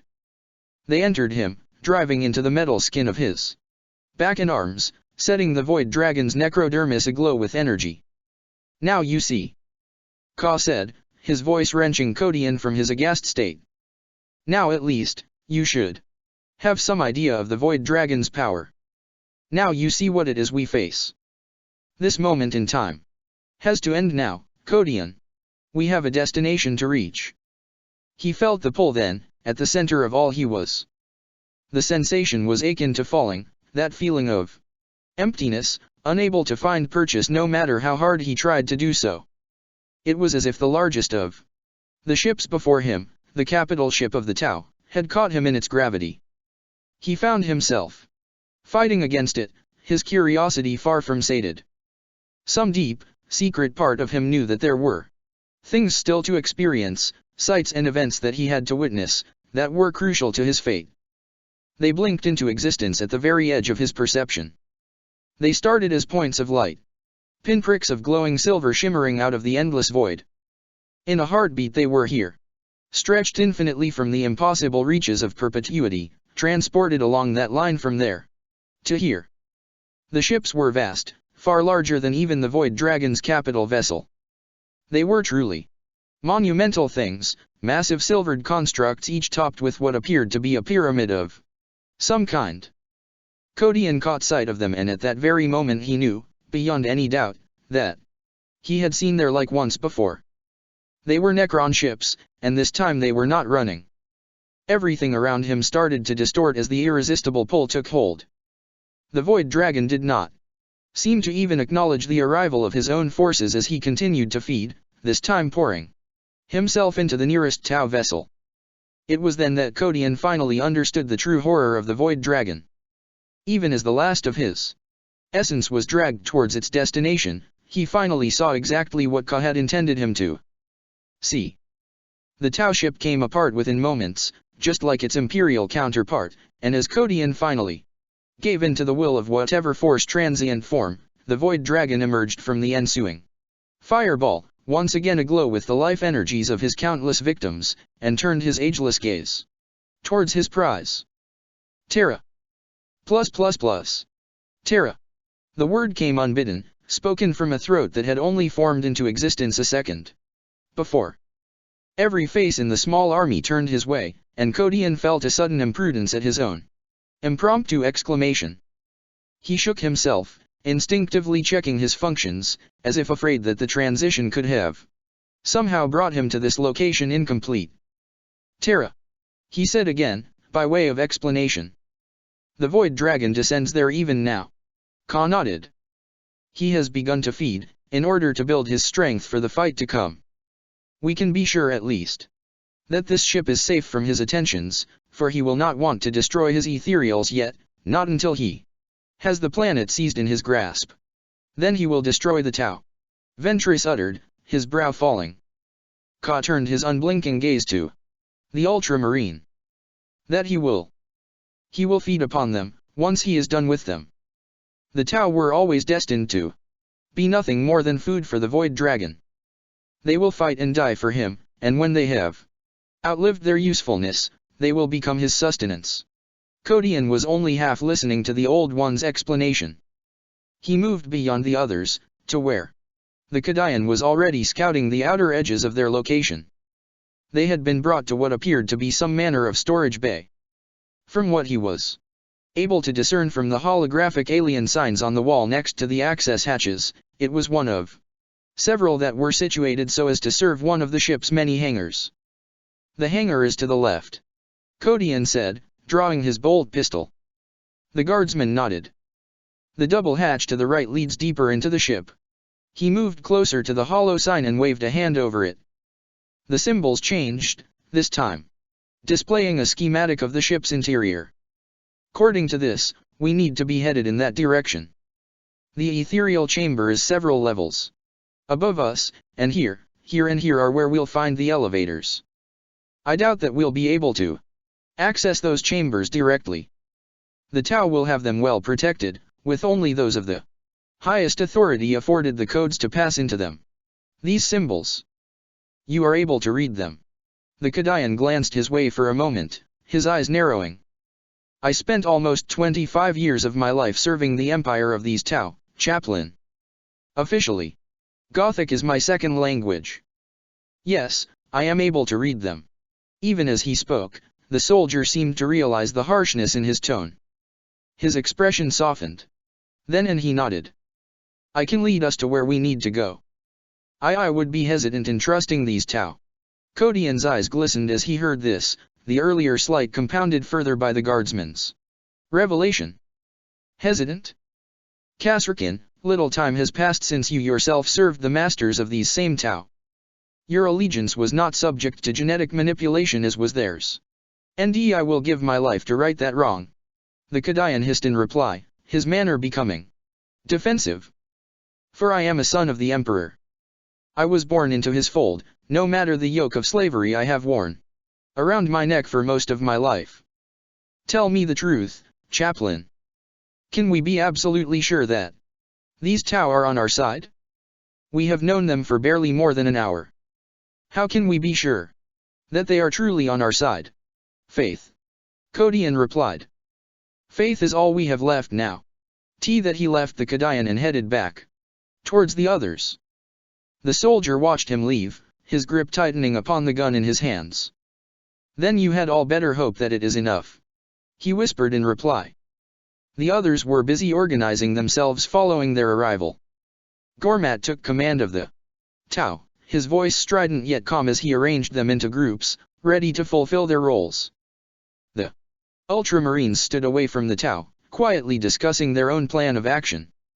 Umbras stood with them, silent and attentive, as if relishing the chance to simply stand in the presence of other, more venerable members of his chapter.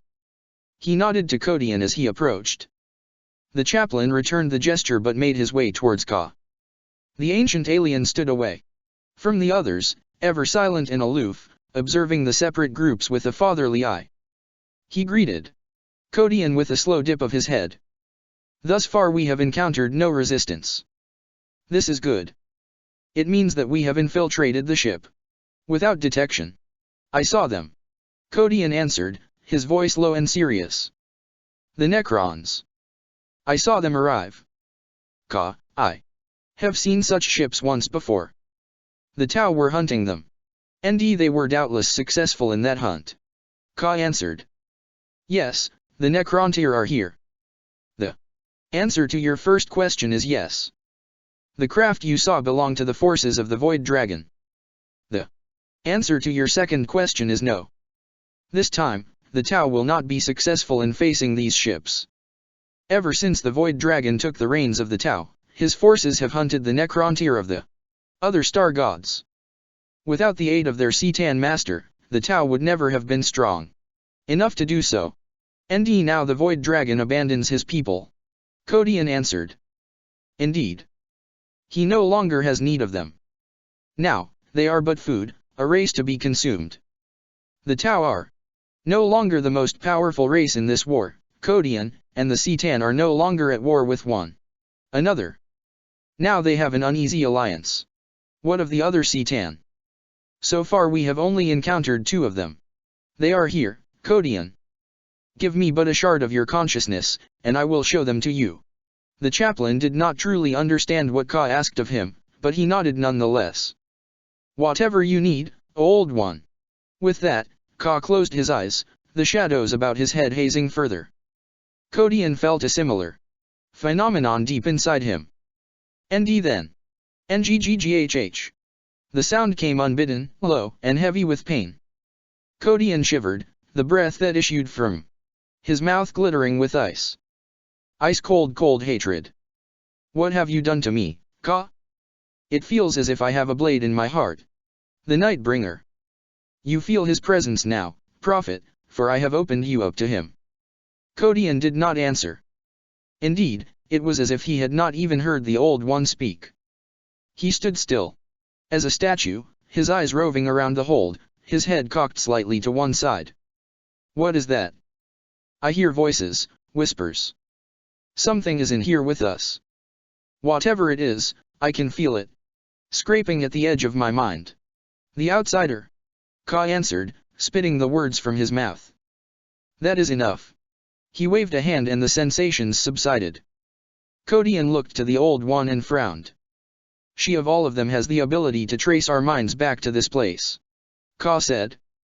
That is why I had to end the connection swiftly. No matter though, now you know them. They are here, and they are ready to join the war below us. Then we can delay no longer.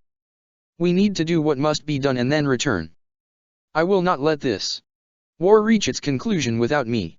I agree, there can be no further delay. Ka replied. I will stay here with you until our plans are put into action, but then I must return to the surface.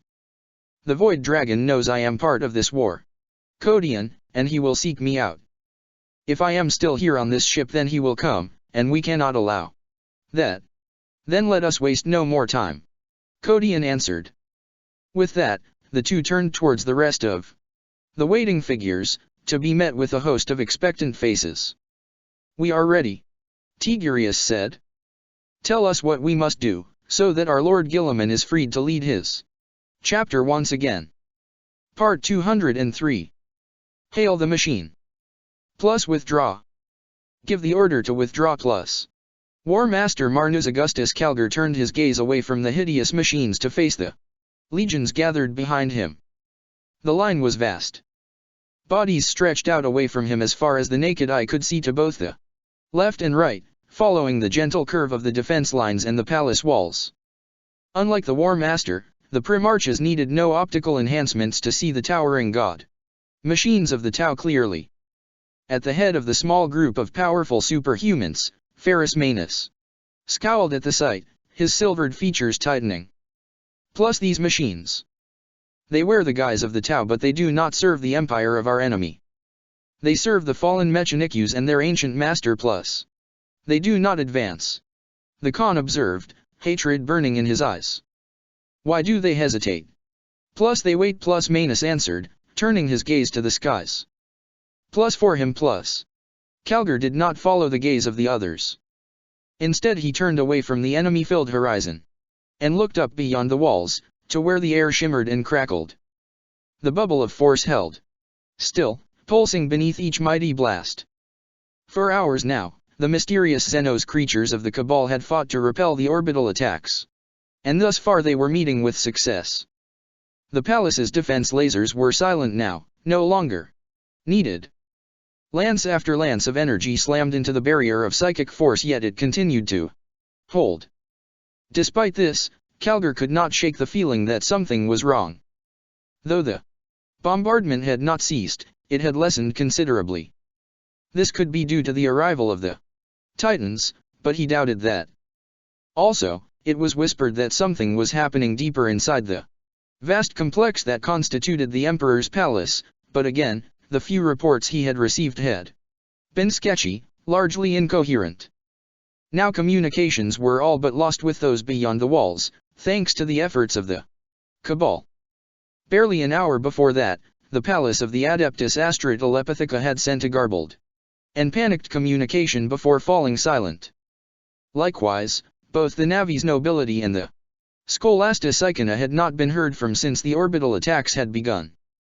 Yes, something was wrong, and the fact that the answers still eluded him was a constant source of frustration. Lord Calgar. The call tore him from his reverie, and he turned in time to see a number of Marines approaching at a steady jog, and at their center was Remus, one of his most trusted tech Marines. My lord, it is the fleet. Something is happening. Though his voice remained steady and flat, Calgar could not fail to detect the note of anxiety lingering beneath it. We have just lost several ships within the space of minutes.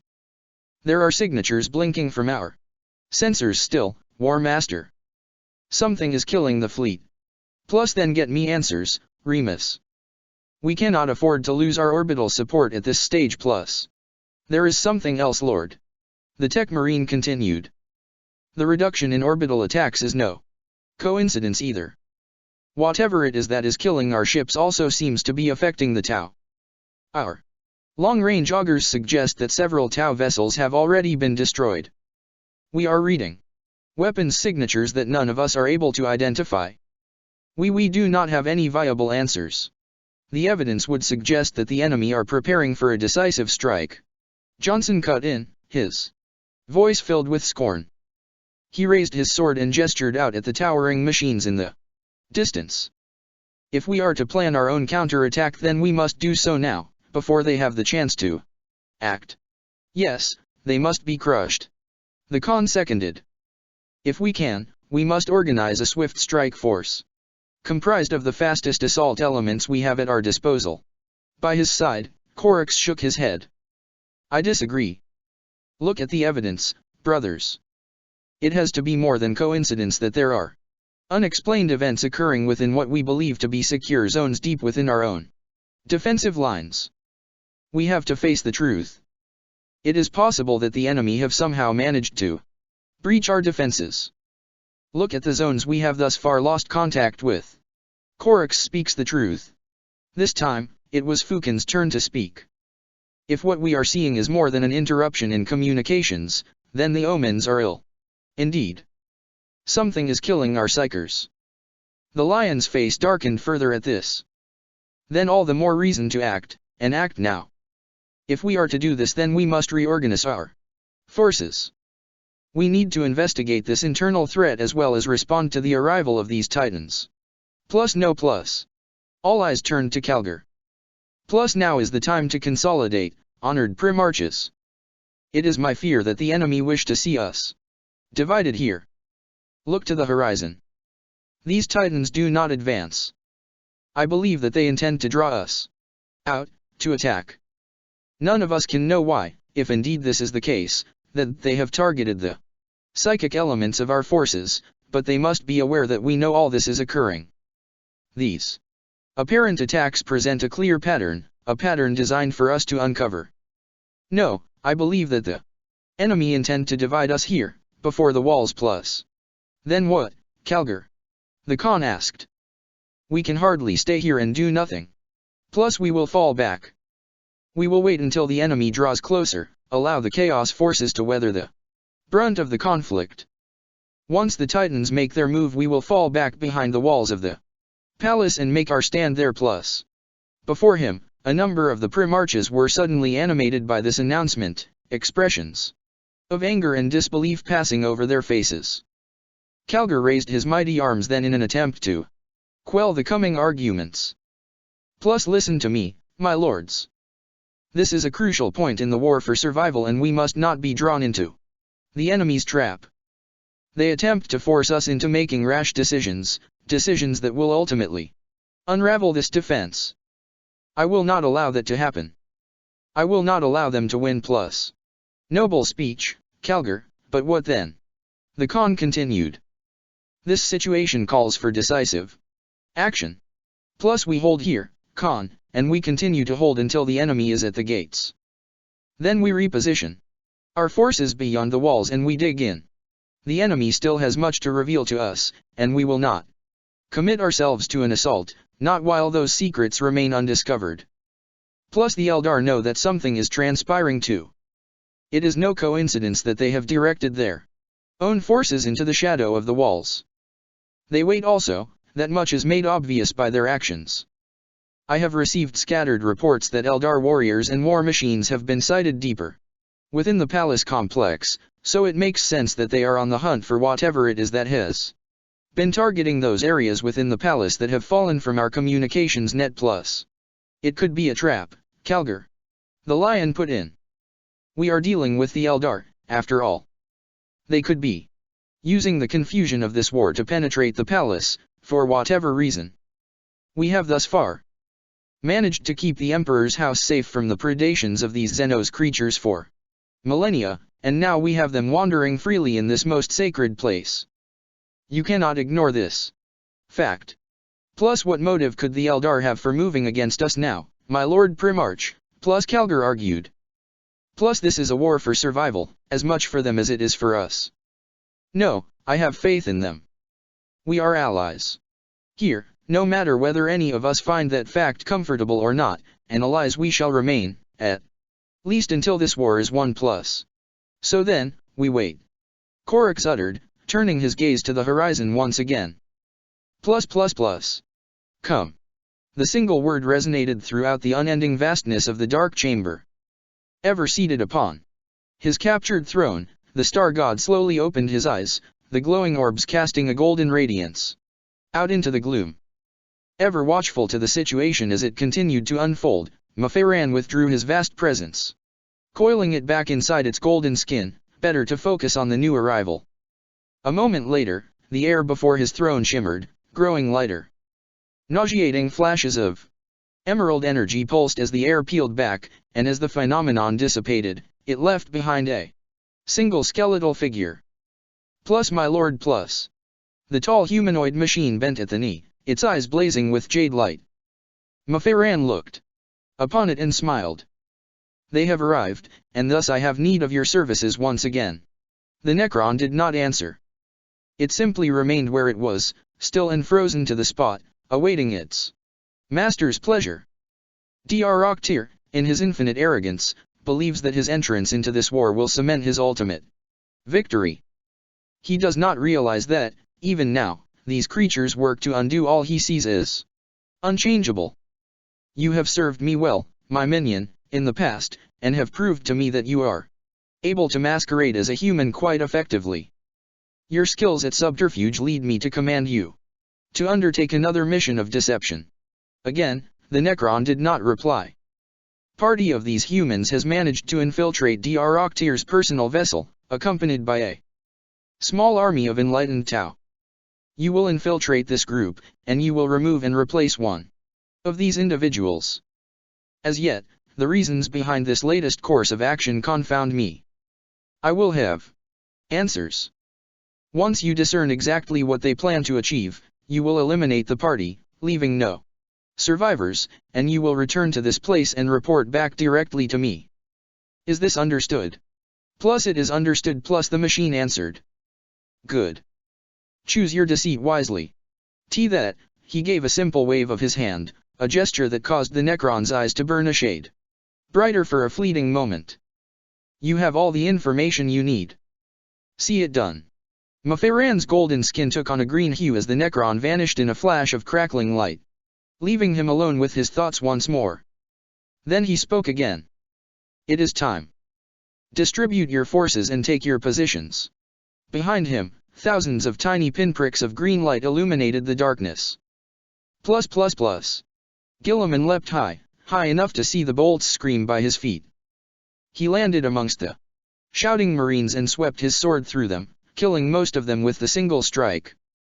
The surviving word-bearers scattered, surprised by the ferocity of the sudden attack. Harsh prayers were flung to the four winds as the remainder of the squad ran for cover, ready to counter the Primarch. Guilliman ducked low and rounded the scattering of pockmarked Rockcrete tank traps, keeping his gilded bolter held out before him. One of the Chaos Warriors stuck his head out from behind his protective position and the Primarch took it from his shoulders with a single round, the bolt shattering the leering mask. Bolter fire answered the shot immediately and Guilliman staggered as rounds drove into his armor. One of the bolts exploded against his forehead and sent him reeling back, white fire flashing across his vision. The word-bearers saw their chance. Their guttural voices sang the praises of the warp gods as they threw themselves from their cover and advanced, sending deadly hails of bolter fire scything out before them. Their murderous attack was answered. Bright pulse fire hissed into the charging Marines, striking a number of them and managing to fell one with a shot to the face. Bile and Barolinus charged headlong into the fray, the Apothecary's Tau pistol providing the Ultramarine with covering fire as he swept into the word-bearers. He landed and swung his hammer down, compressing the first word-bearer's head down into his body cavity. Another lunged at him with a screaming chainsword and he parried the blow, sending the whirring blade into his storm shield. He kicked out, causing the Chaos Warrior to lurch back, and then smashed his hammer into the fiend's head, sending it twisting away. Bile emptied his pistol point-blank into a word-bearer's face and then cast it aside as the last survivor came at him, his sword a screaming, smoldering abomination of a weapon. The Apothecary was unmoved by the terrible thirst of the living weapon. He parried it with his own hell-forged rod, turning on his heel as he did so. The iron arms at his back lashed out, striking away the word-bearer's attempts to press home the attack, and he came about to dash the rod of torment across the side of the warrior's head. The word-bearer fell, screaming, and writhing on the floor. Bile spat at the hated warrior and finished him off with a powerful downward stroke, the blow fierce enough to compress the fiend's helm flat. "My lord!" Barolinus exclaimed, jogging over to where Guilliman rose from his pained stoop. The Primarch shook himself and pushed the Ultramarine back, unwilling to be seen as experiencing even the slightest moment of weakness. "I am uninjured, and I needed no aid in dispatching these heretics. Nonetheless, I am pleased to see yet another nest of degenerate scum cleansed." Guilliman pushed his way past the two warriors and jogged over to where the Tau war machines continued to drive their way forward, ever determined despite the ferocity of the enemy's defense. From here, the walls seemed almost close enough to reach out and touch. This area of the city housed a number of scattered double-story chapels. These chapels were surrounded by walled and Flagged areas filled with saintly statuary and devotional tombstones. Small groves of ornamental trees bordered a number of the edifices, adding areas of green to the otherwise stony gray expanse. It was one of the few areas of cover available to the advancing Tau, and Guilliman had been loath to waste it. The Primarch leapt up onto one of the low-lying walls and tapped his collar, kicking away the dead Chaos Marine sprawled at his feet. Keep pushing the armor forward. I want battle suits on the roofs of these chapels, covering the advance of the infantry. All stealth teams, move up to cover the approaches. Pathfinder teams, use the core VESA to mark defensive positions and then deploy. I want marker light saturation of this area. I will not lose an inch of ground, not now. Both Barolinus and Bile moved swiftly to join the Primarch. He did not acknowledge them as they neared, his focus centered totally on directing his troops. We will not allow this enemy to confound us with its warp sorcery. I need as many null drones as we have, and I need them here now. Suffocate this district, drive the warp's influence from this region. If the enemy cannot win this fight without the aid of daemons and enchantment, then they shall not win at all. Annihilate them. He lowered his finger and leapt back down off the wall, his dark eyes regarding the two warriors, awaiting his pleasure. The coordinated attacks of the fallen Primarches ceased to have lessened following the arrival of the Ethereals and the Titans, but we must be wary. I am still a prime target for them, such as their misunderstanding of the greater good. I suspect that the arrival of the Ethereals may have acted to divert much of the enemy's attentions away from you, my lord. Bile replied flatly. The even tone of the apothecary's voice betrayed no suggestion of cynicism, but nonetheless Barolinus flashed him a scornful glare. Bile met this stare with a hateful glare of his own, and as he addressed the Primarch once again, he kept his eyes upon the Ultramarine. What I merely meant to suggest is that perhaps this could play to our advantage. Up to this point, you have undoubtedly held the attentions of the enemy. Now that the Ethereals are here, the enemy should find themselves much harder pressed to concentrate their efforts in targeting you. Guilliman. The single-spoken word rumbled through the air with the power of an artillery barrage, quaking the ground beneath their feet. Guilliman turned on his heel and fell to one knee, sweeping his cloak back. As he did so, Barolinus gave a quiet gasp of surprise and mirrored the Primarch's reaction. Bile hesitated, his eyes widening. He glanced about him and stepped back, a moment before the skies above their heads turned a blinding white, the glow flickering and burning like some colossal signal flare. The glow descended at an incredible pace, falling almost too fast to track with the naked eye. Within seconds it reached the ground, arriving as fast as the apothecary was able to respond. By the time Bile managed to gather enough of his wits to prostrate himself, the blinding radiance faded, and the god of the Tau hovered before them, his eyes blazing with indescribable inner power. Unnatural winds swirled the dust around him into eddies and spirals, almost seeming to instill the dry currents with life. My eternal master, Guilliman managed to whisper. Last, you grace us with your presence. Now, the enemy will truly know the futility of their resistance. The Void Dragon passed his gaze over the three kneeling bodies, and Bile found himself compelled to lower his gaze, such was the absolute presence of the Star God. Truth that you have thus far failed to impress upon them, Kaigula il Porui Guilliman. He uttered, his voice much lower this time and yet no less menacing. This siege has languished long enough. Now is the time for the masters of the Tau to drive home the killing blow. This war is mine to command now, Guilliman. I will see the walls of the Emperor's palace breached. All around him, the battlefield was coming to life. Ethereals descended in the blink of an eye upon blazing columns of fire to attack the enemy even as they formed into being. The Tau attack itself faltered as more and more of the aliens came to realize what was happening. Entire cadres ceased in their advance to fall to the floor in terrified obeisance. Squadrons of devilfishes slowed to a halt, their living cargo pouring from every available exit point in a desperate attempt to display their devotion. Guilliman took all this in, and knew then that his role as this war's leader was over. He fought to maintain a neutral expression as he faced the void dragon once more, his dark eyes glistening with tears at the splendor of his master's presence. I exist but to serve your will, my lord. Command me, and it shall be done. That it shall. Your role in this war is far from over, Kaigula il Porui. I have much use for you yet. The dragon answered. You have brought my armies thus far, as commanded, and for that reason, you shall be rewarded. Yours shall be the ultimate prize, Guilliman. Yours shall be the gift of immortality, of eternal existence. It is time for you to cast of the flesh and blood of your mortal body, and become flawless. This gift I grant to you, so that you can take your place as my champion for eternity. You will accept this. With all my heart. Guilliman replied, his voice close to breaking. Behind him, Bile shifted uneasily. He knew then, at that moment, that his life would soon be over. Part 204. Poison.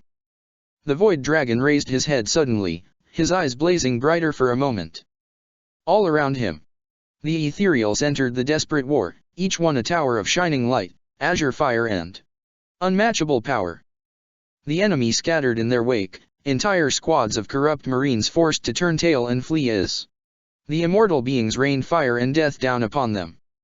A few hundred meters to his left, he observed without emotion as one of the giant beings entered into combat with an almost feral squad of brightly colored marines. The enemy warriors screamed and howled as they charged the ethereal, firing shimmering beams of sonic force from the strange, growling weapons they wielded. The ethereal ignored the waves of sound force that thrashed against its glowing form as it raised its arms and unleashed plumes of azure flame at the noise marines, its opening attacks burning one of the warriors to a cinder, armor and all. The marines swarmed around their intended prey, whooping and wailing in insane glee. Their strange weapons cycled through every possible extreme of noise, the fluctuating sounds quaking everything around them. The ethereal's incorporeal form shuddered and looked to almost break apart for a second as the noise marines began to encircle it, assailing it from every angle like a pack of hunting predators. The ethereal tilted its head back and unleashed an unnatural howl of broken sound, its burning body flaring ever brighter. A bow wave of force pulsed from it to knock the warriors off their feet.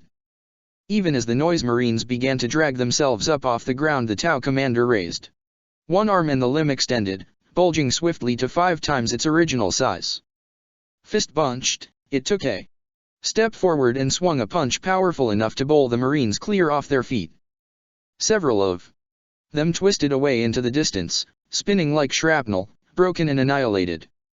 The ethereal continued ceaselessly, wrapping its oversized fingers around the head of another warrior and using him like a bludgeon to smash the surviving marines to a pulp. An ear-splitting cry rose up as if from nowhere to quake the air, hate-filled and feral. A speeding shape sprinted through the explosions and rubble, leaping high as it neared the ethereal.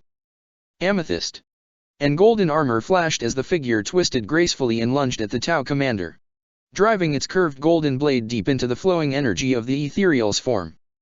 Crackling energy burst from the ethereal's body at the point of the inflicted wound and slammed into the attacker, throwing him back. At this moment Guilliman looked up in time to see the exchange. His expression darkened. Fulgrim. He spat, his hand tightening around the hilt of his sword. Do not interfere. The void dragon uttered, the tone of his voice and the power it held suggesting that the Primarch could not challenge the order even if he tried. This is your war no longer. For now, you will serve me in a different way. Guilliman did as he was ordered, though the expression on his face told of the hatred in his heart and the desperation to see his brother dead by his own hand. Fulgrim was a beast, a terror to behold. Guilliman had laid eyes on his demonic likeness but once before, and the Primarch of the Emperor's children had dealt the blow that had all but slain him that fateful day. Guilliman wanted for nothing more than to avenge that wrong, but now it seemed that retribution would be forever denied him. Fulgrim was made twisted and serpentine by the corruption that had rewritten his body, his legs gone, and in their place, a serpent's tail. He righted himself and flashed a swift, desperate glance at Guilliman before powering himself across the rubble-strewn ground towards the ethereal once More. He ducked low beneath a mighty swing and slashed at the ethereal's legs with his sword, drawing a glowing arc of energy away from the being's limbs. The ethereal's form quivered again, harried by the demonic power of his blade. The fallen Primarch was relentless in his efforts. He slithered around the ethereal and leapt again, striking at the being's back. The ethereal's entire form shifted and everything about it reversed. All definition about it liquefied as it slid from front to rear, its face forming in the back of its head, its limbs twisting around.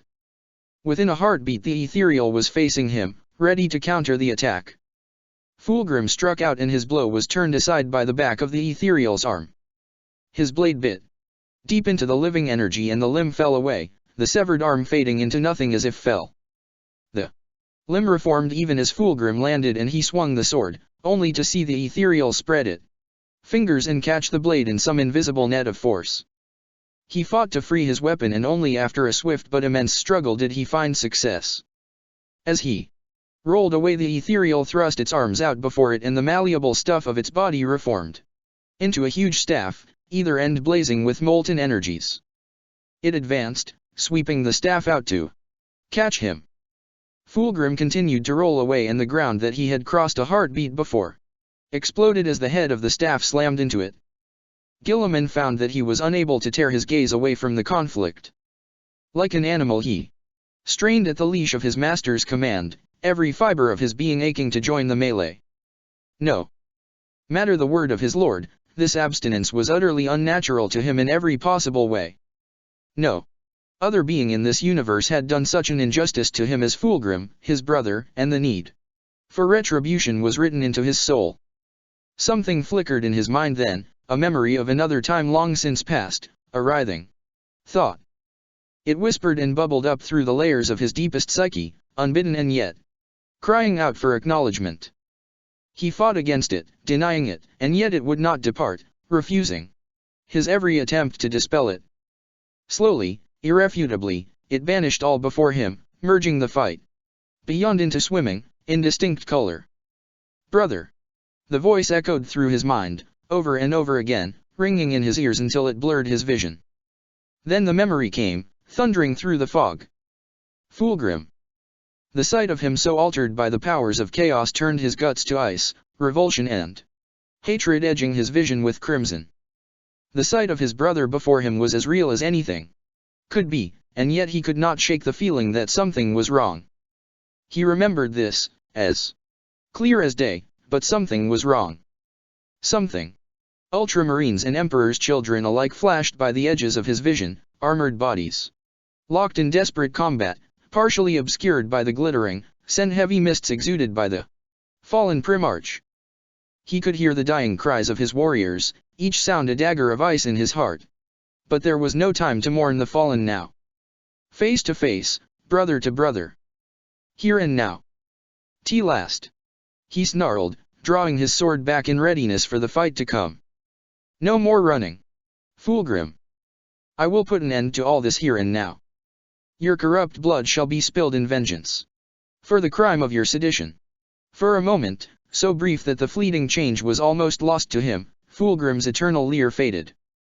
He caught sight of pain in those glowing eyes, of regret and desperation, of a war of dominance and duality.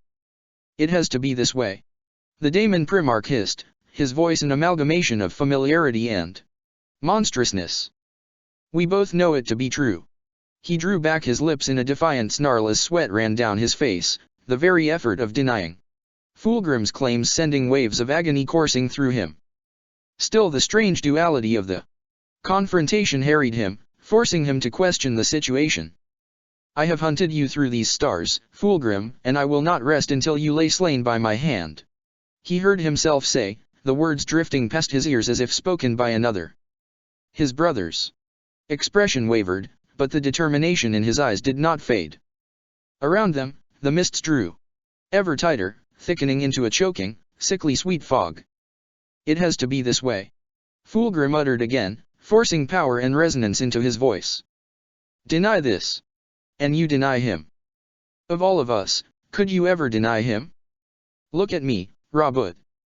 Look what I have HGGNN had to endure. See what my love and devotion has forced me to endure. You cannot know my pain, my isolation. Lower your weapon.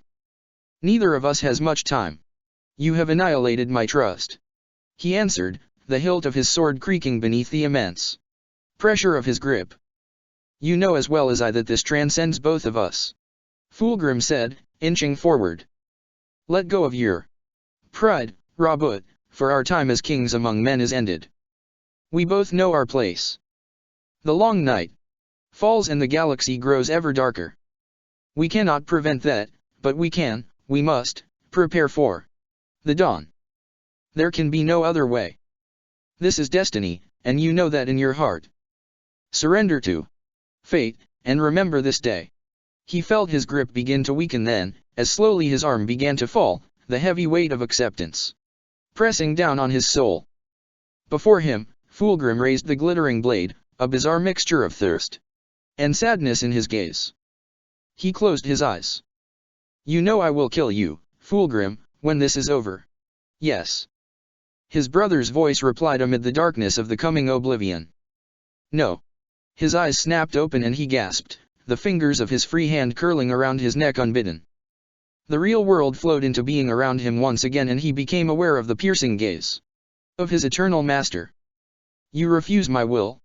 No, my lord. He answered swiftly, relaxing once again. Out beyond the presence of the shining being he could no longer see any sign of Fulgrim or his ethereal opponent. Indeed, the other ethereals had begun to move away from the immediate area, many of them hunting through the surrounding buildings in twos and threes. The flow of the war had begun to leave them behind, and this served only to cement his new fate in place. He fought to dispel the strange, somehow alien memory from his mind and instead turned his attention to whatever it was that his master intended of him. I am eager to see your desires fulfilled, my Tell me what I must do.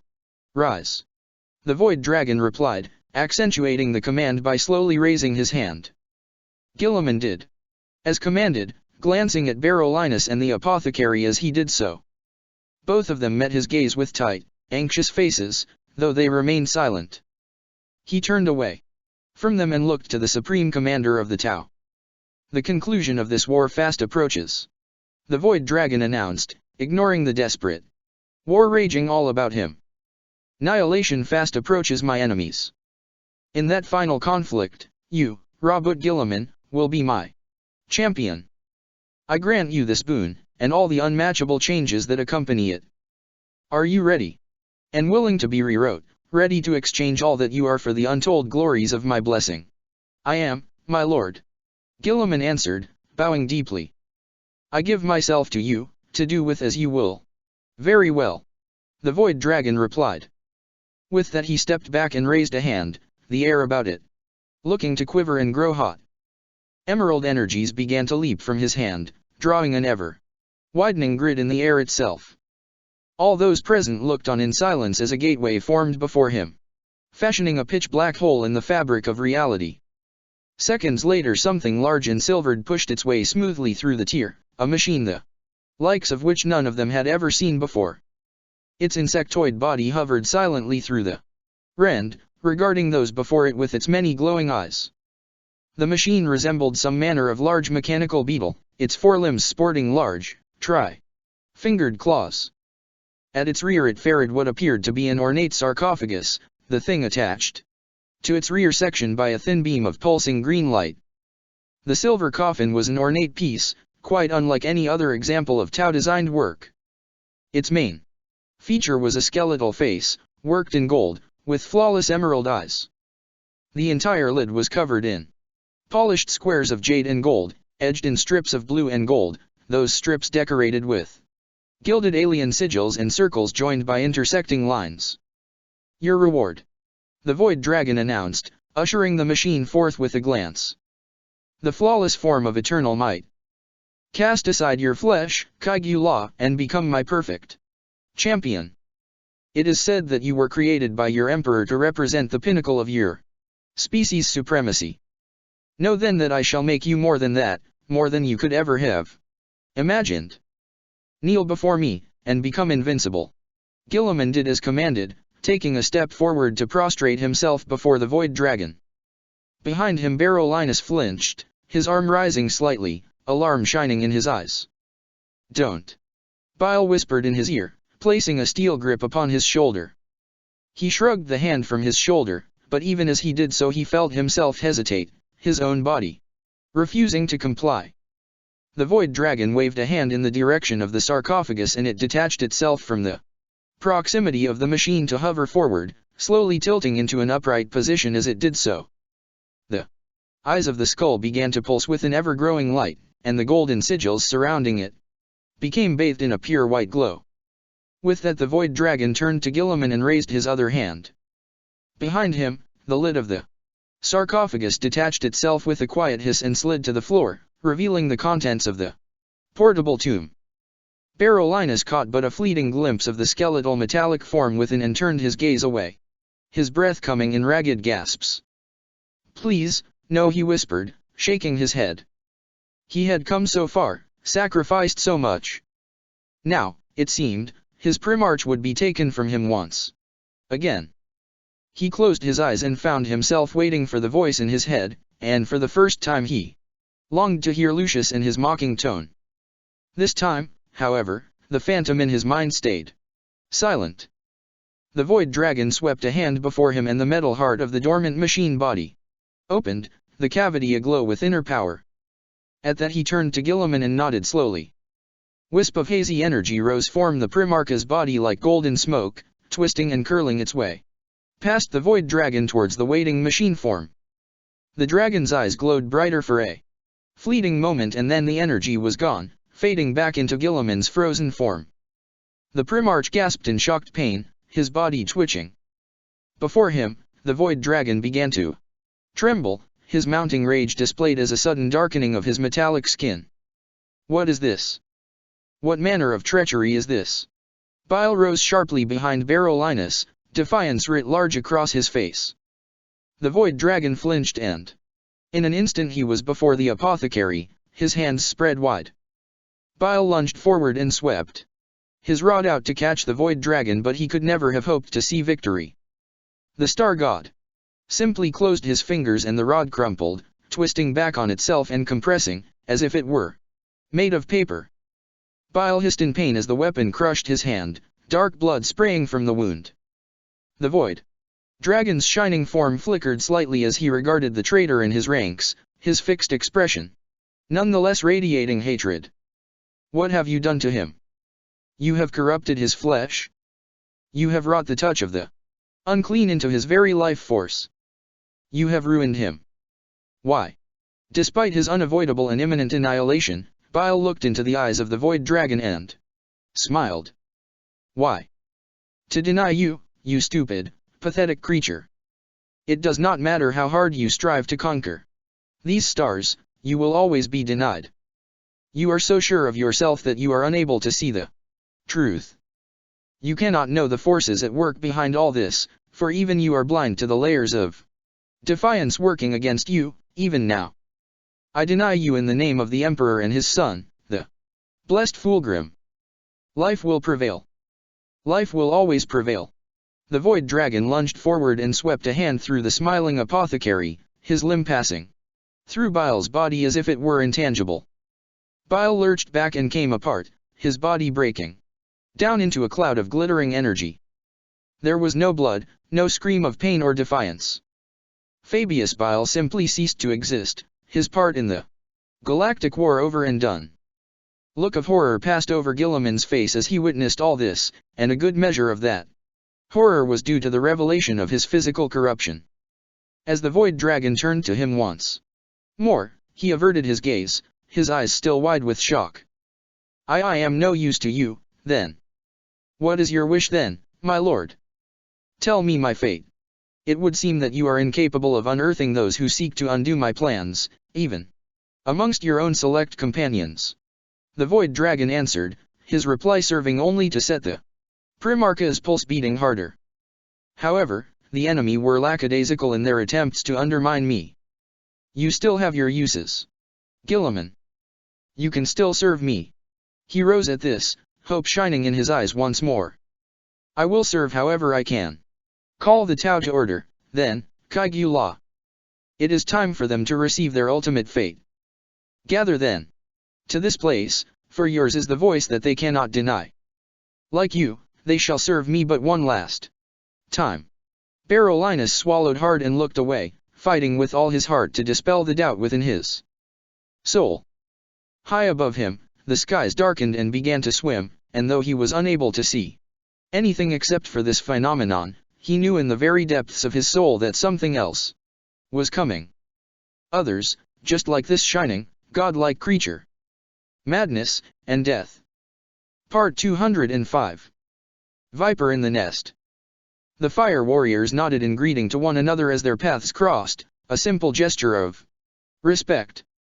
Both of them continued on their way with no further exchange. It was only as he reached the nearby hatch that one of the warriors suddenly turned and doubled back, his body held low. He slid his pulse rifle from his shoulder and sprinted the last few feet towards his counterpart. The unsuspecting fire warrior heard the sound of the footsteps and turned in time to suffer the full force of the rifle's stock as it slammed into his chin, sending his reeling back. His attacker leapt on him and smashed the weapon into his head again and again, stopping only when his victim finally fell still. More bodies slid from a nearby intersection and converged around the fallen warrior. The Kadayan shouldered the others aside, then reached down and twisted hard on the unconscious warrior's neck, ending his life. "Get that uniform off fast," he whispered, rising to cover both sides of the corridor with his lasgun. "There is an access hatch there. Throw the body in and seal it." It was clear by their manner that the other Tau found the act of disposing of the corpse a horrifying affair, yet none protested. Within a few minutes, the body had been stripped and hidden and the stolen uniform taken and put on. Kodian appeared from the intersection, the other ultramarines in tow. "Cover every junction. We are closing on our target area. Maintain ultimate vigilance, every one of you. This is a Tau ship, and it's the sentry systems we have to worry about. Plus some more than others," plus Tigurius uttered behind him. "Plus I sense that this area is clear, at least for now. We are safe to proceed plus." The ancient psyker's voice trailed away then, noticeable enough that the chaplain turned to see what had caused the change in tone. "What is it, Lord Tigurius? What do you sense?" "Plus something secret. Something dark. There has been a displacement. Whatever it was, it does not belong on this ship plus. Could it be Ka?" Kodian asked. The Old One had left them shortly after their arrival, for fear that the dragon would sense his presence and return. "Plus no. I know Ka's mind well enough by now to recognize him. I cannot place this presence. We must all be wary plus. The more reason for haste," Ventress warned. "We must continue to move." Kodian nodded and jogged over to the end of the corridor in order to check the next turn. Here the smooth white tunnels branched off in several directions. One of those passageways looked to lead to a large open area. Beyond that space, he could see what appeared to be several rows of small oval hatches. The deck transition shafts. He turned to see Gormat by his side, the Tau confirming the announcement with a nod. "Our best and fastest way of getting where we need to go, Chaplain. I must warn you, though. From this point on, our journey deeper into the ship will only get harder. Security is far tighter around the core of a Tau vessel, especially within the restricted areas. We must expect to encounter an increased number of sentry drones and Shah's patrols. We can only rely on stealth for so long," Kodian replied. "Confrontation is inevitable. In the meantime, the longer we are able to keep our presence secret here up, the better." "Patrol," the Kadayan hissed then, as if to compound Kodian's warning. "Heading this way. Everyone. Back." Kodian pushed his way through the gathered Tau towards the crouching guardsmen, keeping himself towards the edges of the open doorway. Sure enough, he could see several Tau heading their way. There were 5 of them in total, led by what appeared to be a squad officer, his rank marked out by the ivory color of his helmet. "We need to get to those shafts." Gormat, take a squad and move to distract them. Find out all you can about the security of this area. Go. With that, he turned back towards the other Ultramarines as the water-caste ambassador began to select his squad. Brothers, are you sure of your part in this? We have reached the point where stealth will no longer be possible. It is still possible that we could fight through this together, united as sons of Guilliman. Cassius shook his head slowly at this. No, Codion. The salvation of our Primarch is paramount. If we are to meet our end on this ship, then there can be no greater honor than to die knowing that we are part of that. You need a distraction if you are to see victory here. Ventress whispered. This is a Tau ship. There is no possible way that a squad of Ultramarines could successfully steal through this vessel undetected. After a moment's hesitation, Codion tipped his head in begrudged agreement. Very well. I will come for you, brothers. I will not leave a man behind here. The Ultramarines saluted him then and he returned the gesture. There was nothing more to say. Ventress directed his brothers towards the nearest exit and together the warriors passed out of sight, ready to play their part. Codion turned back towards the Tau and saw that Gormat had already selected his squad, and was moving them forward even now. He moved quickly over to the right-hand side of the wide corridor, in order to join Umbras and the Codion. We wait here, see how Gormat does with these Tau. Get ready to respond to any hostile activity in a moment's notice. Umbras and the Codion responded to this by readying and checking their weapons, leaving Codion to push past them and take point, his own bolt pistol armed and to hand. Gormat had already made contact with the Tau. He exuded an air of calm and natural authority as he entered into conversation with the officer. From here, even Codion's enhanced hearing struggled to catch the conversation, and he realized seconds later that, even if he could hear, he would be unable to understand what they were saying. A small part of him was made uncomfortable by this. After all they had been through, he still found himself unable to completely and utterly trust a member of the species that they were at war with. After a few moments, the officer nodded sharply and then made a salute. With that he ordered the squad to follow him and they headed off in another direction, disappearing from sight in seconds. The ambassador directed a number of the warriors to cover every available exit, and only when he was sure that it was safe, he ushered Codion and his small band of companions forward. We do not have long, he began, gesturing towards one of the shafts. This is the elevator that will take us to the required level. You must understand that we are headed towards the core of the ship. Chaplain. The level of security we will encounter there will be great. Codion tilted his head in understanding. What can you tell us about this area? The core houses the most exclusive areas of the ship. Unvier's chambers, for sure. I suspect that this is where the ethereals reside also, when they are present. Other than that, I am unable to shed much more light on what to expect. Whatever it is that you seek regarding the Kaigula Il Porui. He paused then, realizing that the significance of the name may escape Codion. Guilliman, that is. That which you seek should be found here. He made to turn away then, only to hesitate. After a moment's thought, he found the chaplain's gaze once again. Codion, do you trust me? The chaplain found himself taken aback by the question. Nonetheless, he felt that he owed the Tau the truth.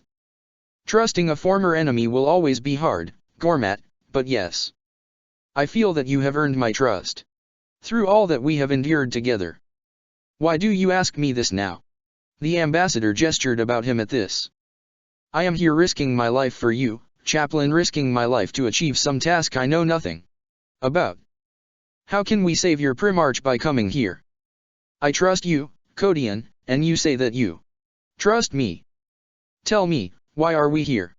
The chaplain's eyes narrowed at this. He found the timing of the question strange. His claim was a genuine one. He did have faith in the ambassador, but still he found himself hesitant to divulge the details of their mission, even to him.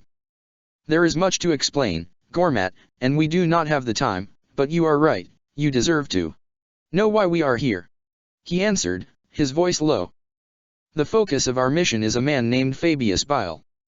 You may not know him, but he is one of Guilliman's most trusted companions. He is also largely responsible for my Primarch's current state. Guilliman is lost to us, Gormat, and the only way we can bring him back to the fold is to penetrate Bile's personal chambers and locate the key to his salvation. I understand that much already, Codian. What I do not understand is how we can achieve that by coming here.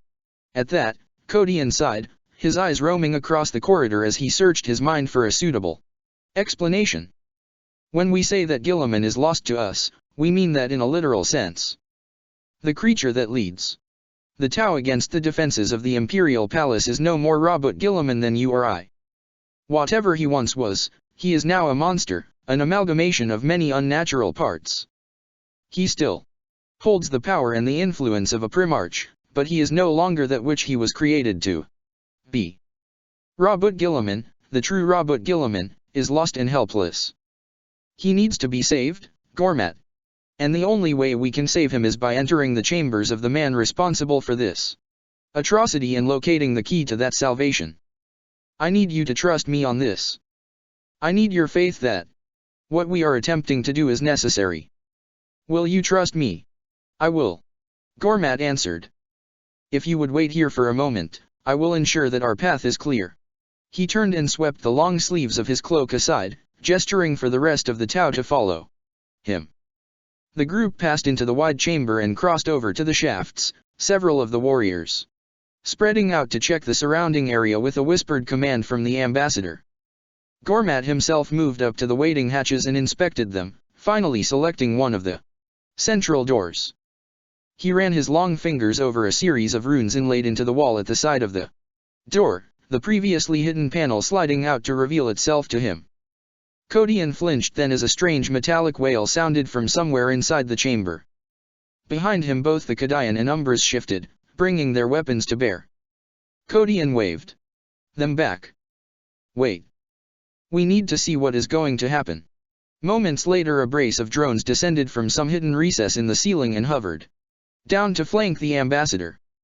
Gormat glanced at each of them in turn, calm and unfazed by their sudden appearance. Gormat spoke, and from his hiding place Codian struggled to make out what the Tau was saying. He caught a short burst of unfamiliar alien speech.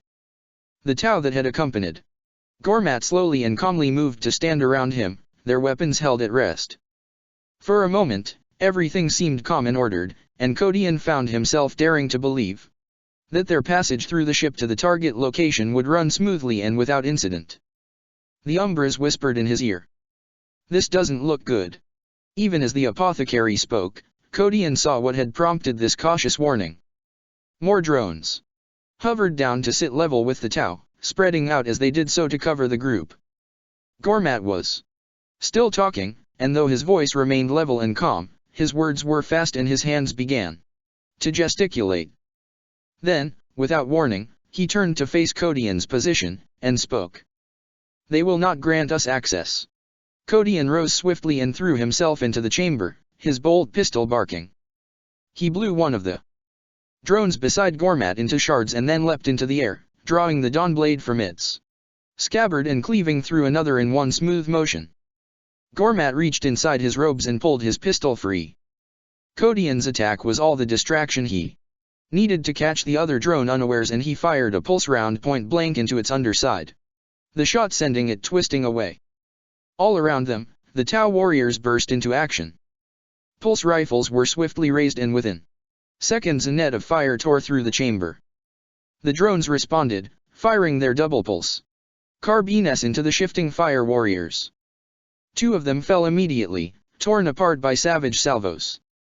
The drones began to circle as they attacked, pre-programmed patterns of attack firing through their processors.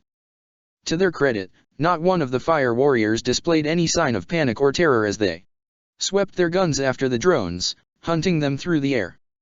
Another warrior fell, a second before the Cadian rolled up onto his feet beneath the last remaining drone and blew its underside in, ending the swift but desperate exchange. We have to move. The crew of the ship have now been alerted to our presence. Codian nodded and activated his Vox stud. Codian to Ventress, Cassius, and Tigurius. We have been discovered, I repeat, we have been discovered. Be advised. Plus understood, Codian plus came Ventress's tinny reply. Plus you timing could not have been better. We are initiating diversionary tactics now plus. Even as the last word sang in Codian's ear, a low and distant rumble shook the ship around them. The curious dislocated illumination that surrounded them dimmed a little. Umbras looked to the chaplain and shook his fist, a gesture of satisfaction. Now the response will be split. That at least should but us some time. Time we had better not waste. Codian replied, pointing towards the target shaft. Gormat, get these elevators working. We need to get out of this area as soon as we can. Of course. The ambassador moved over to the panel once again, summoning one of the fire warriors with him. Codian looked on as the other Tau began to crouch and aim up at the ceiling. One by one, they put pulse rounds into the holes there, gaps that the chaplain had not noticed until they had drawn his attention to them. No doubt the holes are access ports for the ship's complement of drones. The Codian guessed. I have seen such things before. There will be similar ports all over this ship. The chaplain watched with some satisfaction as the rounds made a ruin of each hole in turn, the energy fire dislodging the innards of each one, causing them to become blocked. Chaplain. He heard Gormat call. We have access, at least of sorts. He turned in time to see the fire warrior prizing the circular hatch that covered the portal open, his handhold on the smooth surface provided by the blackened holes he had made within the smooth white material. Gormat joined him in his efforts as Codian broke into a run towards them, and by the time the chaplain had covered the space between them, the two Tau had managed to prise the hatch open, revealing a darkened space beyond. They have locked the elevators down. Gormat explained, gesturing at the empty shaft within. Our only option now is to climb. Then we climb. Codian replied, waving the others towards him. I will lead. He sheathed his living weapon once again and entered the space. As he did so, his vox crackled. Again. Plus Ventress here. We have located one of the launch bays plus. The Ultramarine's voice was lost then, as a burst of hammering gunfire thundered through his ears. Plus countering enemy resistor craft. We will blow the pieces. Good hunting Codian plus. Good hunting brother. He replied. With that he slid his bolt pistol back into its holster and placed his hands in the recesses clearly designed for manual ascent. It was a risk, entering this way. With only one set of climbing recesses to hand, they would have to ascend one at a time, leaving the entire group exposed to attack from above and below. Still, they had no choice. He thought for a moment then, weighing up his options. They had come this far, and though their presence had been discovered, there were enough of them to still present a large problem to the enemy. He had told Gormat that he trusted him. Perhaps now was the time to prove that trust. MBA's Sada I have an idea. He said, looking down on the waiting Tau. Perhaps it would be better for us if you maintained the illusion we created. Now that the crew of this ship know that there are enemies on board, there will be a sense of panic and confusion. I am sure that you and the Tau would be able to blend in with the security forces. If you could keep them occupied, we could take a number of the Tau and storm the apothecary's chambers. I think that should be possible. Gormat replied. Like your comrades, we could expend our efforts in creating additional diversions, better to further divide the attentions of the search parties. I will do as you ask, Chaplain. If we must give our lives to see this war ended, then we will do so. We will not leave you behind. Codian replied. You have my vow on that. With that, Gormat bowed his head and then turned to leave the bottom of the shaft, barking out orders in his native tongue as he passed out of sight. Umbras and the Codian entered in his wake. The apothecary dominating the enclosed space with his bulk. Behind the both of them, Codian could see a number of the Tau crowded around the entrance, ready to follow. We are ready, Umbras said. Codian turned his gaze upwards at that, and started to climb. The ascent was not easy. The inlaid steps were far from weak in construction, but they were clearly designed for use by the earth caste of the Tau. Kodian found the effort of forcing his gauntlet, sheathed fingers and chunky boots into the grooves as he climbed, and in many cases he was forced to drive his feet and hands further into the metal in order to progress. He knew every second that past brought them closer to discovery, and this drove him on.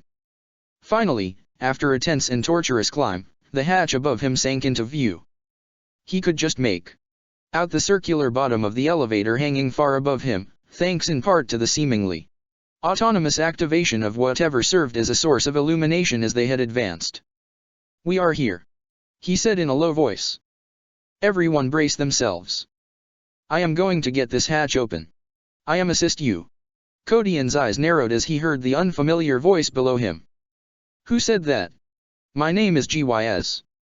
I am an engineer, Beulah," the voice replied. "I may be able to override the hatch mechanisms from the inside." "Very well," Kodian replied. "Climb as high as you can. Umbras, pass this engineer up to me." Kodian hung from one arm, his free hand hanging beneath him. Moments later the apothecary grunted and hefted the bewildered Tau up over his head. Kodian took Gys by the collar and hauled him up onto the small ledge before the hatch. The Tau nodded his thanks and then got to work, producing a number of small silver tools from the belt of his borrowed fire warrior armor. "The hatch has been disabled by the security net of the ship. Luckily for us, it still has power and is able to be opened from the inside. I just need to access this conduit. I have it." Gys nodded to himself and replaced the tools. As he looked down on Kodian, there was not a trace of fear or emotion on his face. "The hatch will open in but a matter of your seconds, Beulah. It has been an honor to fight alongside you." Kodian did not immediately realize why the Tau had said this. Then, as the circular hatch rolled clear of the access way, Gys removed the pistol from its holster at his side, armed it and stepped out into the space beyond, firing as he went. Pulse fire cut him down in a second, shredding his body into meaty pieces. Kodian reached down and pulled a frag grenade from his belt, primed it with a flick of his thumb and then hurled it into the chamber beyond. "The enemy await us," he cried, rising even as the grenade twisted through the air. He pulled his pistol free and began firing as he crested the shaft. The grenade exploded before him, sending a cloud of smoke, fire, and metal fragments roaring through the chamber. He rose, taking in his surroundings as he did so. There were many Tau here. He caught sight of bodies running through the smoke, swinging their rifles to bear. He shifted his aim and put one of the shadowy shapes down. A second later the enemy made him. Pulse fire zipped through the smoke and rang as it impacted against his armor, leaving behind glowing grooves of molten ceramite. He lurched back beneath the impact and shivered, feeling the influence of the Dawnblade within and around him as the living weapon fought to preserve his life. They were in another large, domed circular chamber, the walls housing many arches and doors. He sprinted to the left, firing as he went, covering the others as they flung themselves out of the shaft, one after another. His path took him towards a nearby hatch. The thing rolled open even as he reached it. Kodian's reactions were many times more honed than any normal human being. He rolled after the hatch so that his back was pressed against the wall to the left of the opening. He slid the Dawnblade free and turned it expertly in his hand. The sentient weapon ran fluid in his grip, transforming into a long, straight blade. The first fire warrior that flung himself through the opening found himself impaled on the sword, his own momentum burying the blade deep in his chest right up to the hilt. The push of bodies skewered another warrior behind him, and the sudden cease in the advance brought others crashing into the backs of the unfortunate victims. Kodian pulled the blade free with a long wrench of his arm and then thrust his pistol through the doorway, firing the full clip in one fearsome burst. His hands full, he used the insides of his fists to remove another grenade from his personal store.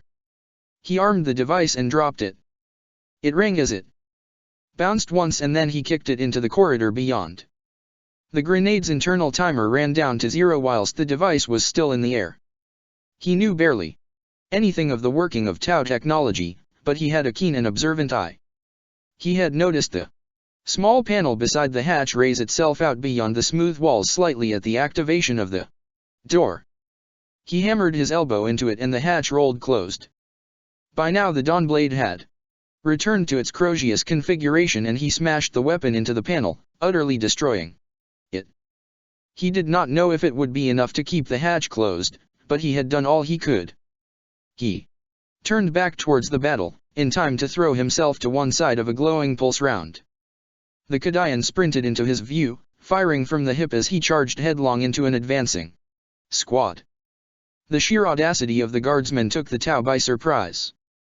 As one they shifted their aim to target him, but he was in amongst them, a bloodthirsty cry issuing from his lips. He swung his hellgun like a club, bowling the nearest Tau off their feet. He ducked low under a return swing and kicked out, sending his attacker sprawling. The Kadian seemed fearless as he turned his gun on the Tau and unloaded his rifle from the hip, sending burning loss rounds cascading through them. The attack worked. He drew the gun up to his eye and finished off those few who still had the ability to rise. This way, one of the Tau shouted, gesturing for the others to follow him. We have moments until this area is flooded with security forces. We have to proceed. Kodian took in the chamber for the first time. He could see from here that the area they were in was actually raised above what appeared to be a much larger dome. There were open viewing portals all around the chamber, and beyond each one he could see the gently sloping ceiling. He jogged over to one of the portals, his curiosity getting the better of him despite the tenseness of the situation. When he reached the window, he could not help but raise his eyebrows in surprise. The area below was vast. From what he could see, it was actually split by huge partition walls into several smaller regions, arenas of sorts. He could see trees down there, a whole forest of them, wreathed in drifting mist. He shifted his gaze to another section and saw ruined buildings, grey stone constructions with vaulted roofs and ornate pillars. Another area just beyond his sight looked to contain sand dunes and rocky outcrops. What is all this? He called after the Tau. We have to move, Gyula. They are coming, came the adamant reply. Just then, his vox came alive once again. Plus brother Kodian, take care, plus Ventress warned him. Plus Tigurius senses, plus. The link fell dead. He cursed beneath his breath and willed it to activate, but all he was rewarded with was a burst of static. What is it, brother?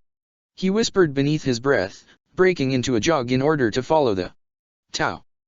Tigurius was trying to warn them of something. Part 206.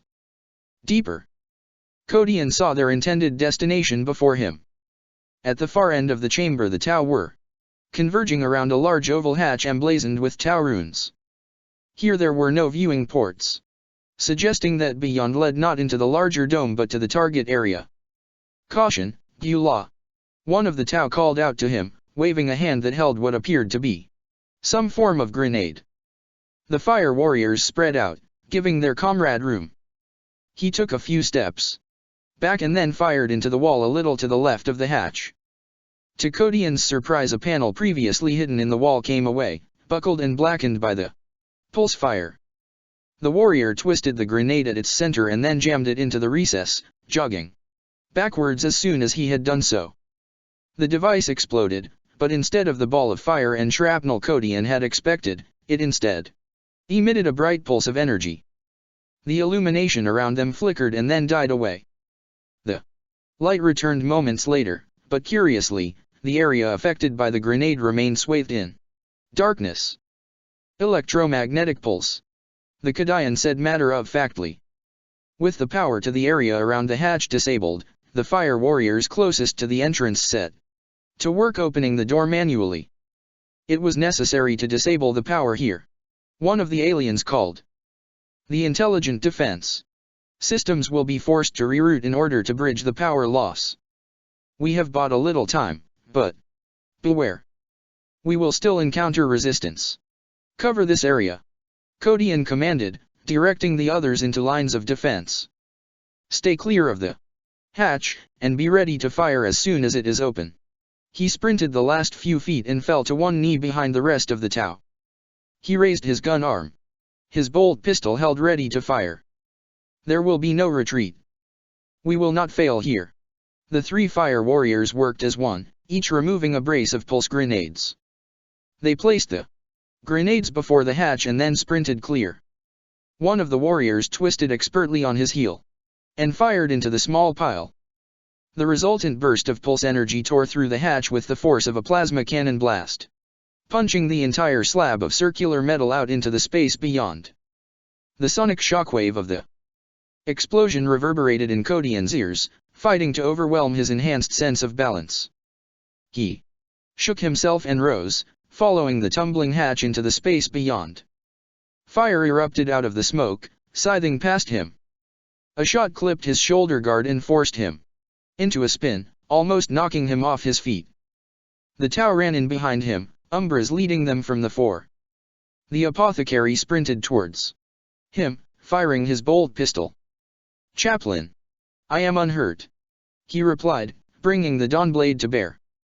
The chamber here looked to consist of several domes, all interlinked. A long corridor stretched into the distance at his left, and he could see scores of fire warriors and drones charging towards them from this direction. To his right was where the most resistance was coming from. There were many fire warriors here, most of them behind cover. He spied several emplacements also, domed turrets that looked as if they had risen from the floor or descended from the ceiling. Fire crisscrossed the area, driving his own forces into cover. "This way!" one of the Tau shouted, throwing himself into a headlong run towards the right of the chamber. He targeted the nearest emplacement as he ran, planting an expert shot into the area at the center of the thing's twin guns. The emplacement shuddered beneath a series of small explosions and then whined as the power drained from it. The warrior barely had time to shift his aim before another salvo from across the chamber tore his torso apart. "This has to end," Kodian growled beneath his breath. He took a moment to assess the layout of the enemy. Most of the opposing Tau were secreted behind a net of defensive turrets, and the turrets were spread before a large arch. He could see that beyond the arch was a long corridor, and right at the end yet another large sealed hatch. Defense guns tracked and swiveled in the walls there, awaiting the approach of hostile targets. He realized then exactly what was happening. "You!" he shouted, pointing to one of the nearest fire warriors. The Tau turned his head sharply and then ran over. "Which way to the ship's medical bay?" Just as he suspected, the Tau pointed in the opposite direction, towards the left corridor. "I thought as much." "And what of the chamber beyond, to the right?" "That is where the ethereals reside, Beulah." "Then they think that we are here to destroy the ethereals," Kodian answered. "That is why there is so much resistance in this area. Hold out here as long as you can. What do you have planned?" the fire warrior began. The question came too late. Kodian was already gone. The darkness peeled away to reveal a dry and dusty landscape. Even as his vision cleared, Kodian came to recognize the place once again. This kept happening to him with an increasing regularity. Once again he found himself on the surface of the mysterious barren planet, where he was and why he had been brought here, answers that ever escaped him. "I do not have time for this," he called out over the howling winds. He did not need to turn to know that he was not alone. He spun on his heel nonetheless, to be met with a host of waiting faces.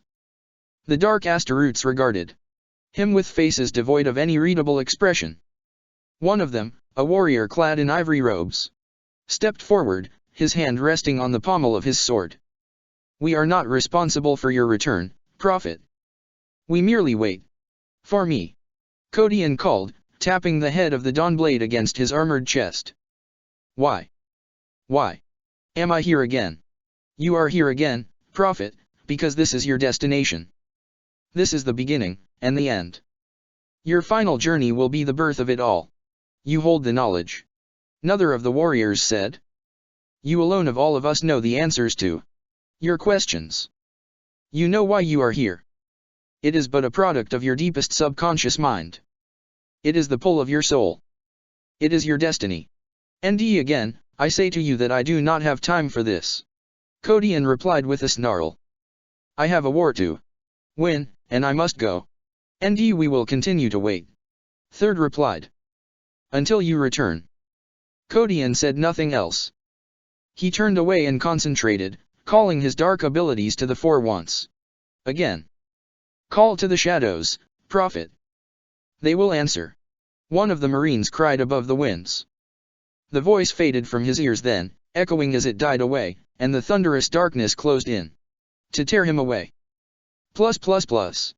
He came to be more or less exactly where he had intended. The transition brought him back into the ship directly behind the approaching forces. He turned swiftly and fired, the shot punching through the back of a warrior's head at almost point-blank range. As one the charging Tau slowed. Drones wobbled on their axis and turned, red lights flaring across their sensor arrays. Kodian swiftly shifted his aim again and again, feeling a Tau each time he did so. Within seconds his bolt pistol ran dry and, quicker than thought, he brought the Dawn Blade up. Ready to enter into close combat. An Eris swelled in his grasp as it prepared to take the lives of the enemy. The reeling Tau redeployed themselves with practiced ease, swinging their guns around to face the chaplain. These were seasoned warriors, fast to react to the new danger. As Kodian charged them they opened fire, closing the shrinking gap with streamers of pulse fire. Kodian swung the Dawn Blade and drew a glittering arc out before him. The magics within the blade swept the pulse rounds aside, in many cases simply swallowing the energy blasts. He leapt into the air and twisted, bringing the living Crozius around once again. The strike cleaved through the packed Tau, smashing heads from bodies and torsos into steaming viscera. His feet touched the floor and he drove himself into the survivors, sweeping the Dawn Blade up and to the left. Tau flailed as they were smashed back through the air, their bodies coming apart. To their credit, those that still survived moved to counter him, brandishing their rifles like clubs in an attempt to strike back. Kodian weathered those few strikes that found him, his armor turning them aside as if they were nothing.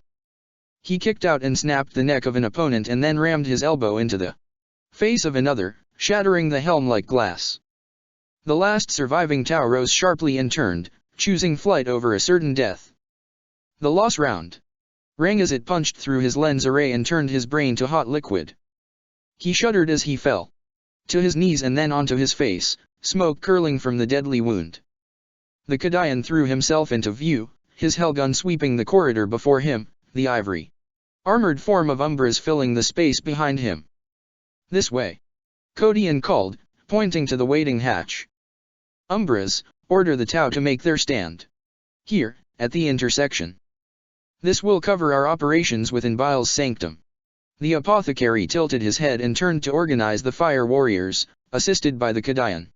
Leaving Kodian to plan his next move. The entrance to Bile's chambers was obviously sealed, as was every hatch in this section of the ship. He did not know if anyone lay in wait beyond, but he guessed that most of the enemy attention would be concentrated upon the ethereal chambers. Hold them. He called. Hold them for as long as you can. With that he closed his eyes, concentrated, and tore himself from the spot. The very first thing he noticed was the silence. He had passed beyond a single hatch and yet from in here, he could hear nothing of the exchange beyond. The chamber illuminated at his arrival, the air simply growing bright around him. He tensed, swiftly, exchanging the magazine of his pistol as he searched the wide space around him for any sign of life. There seemed to no one here, and after a few moments he allowed himself to relax a little. Kodian here, he said, willing his Vox stud into action. Brother Ventress, can you hear me? He waited for several moments but there was no answer. Cassius? Tigurius? This is Kodian. I have reached our destination. You receiving this? Again, he was met with no reply save for silence. He reasoned with himself that there could be any number of explanations why he had lost communication with his ultramarine brothers, the most obvious being Tau technology.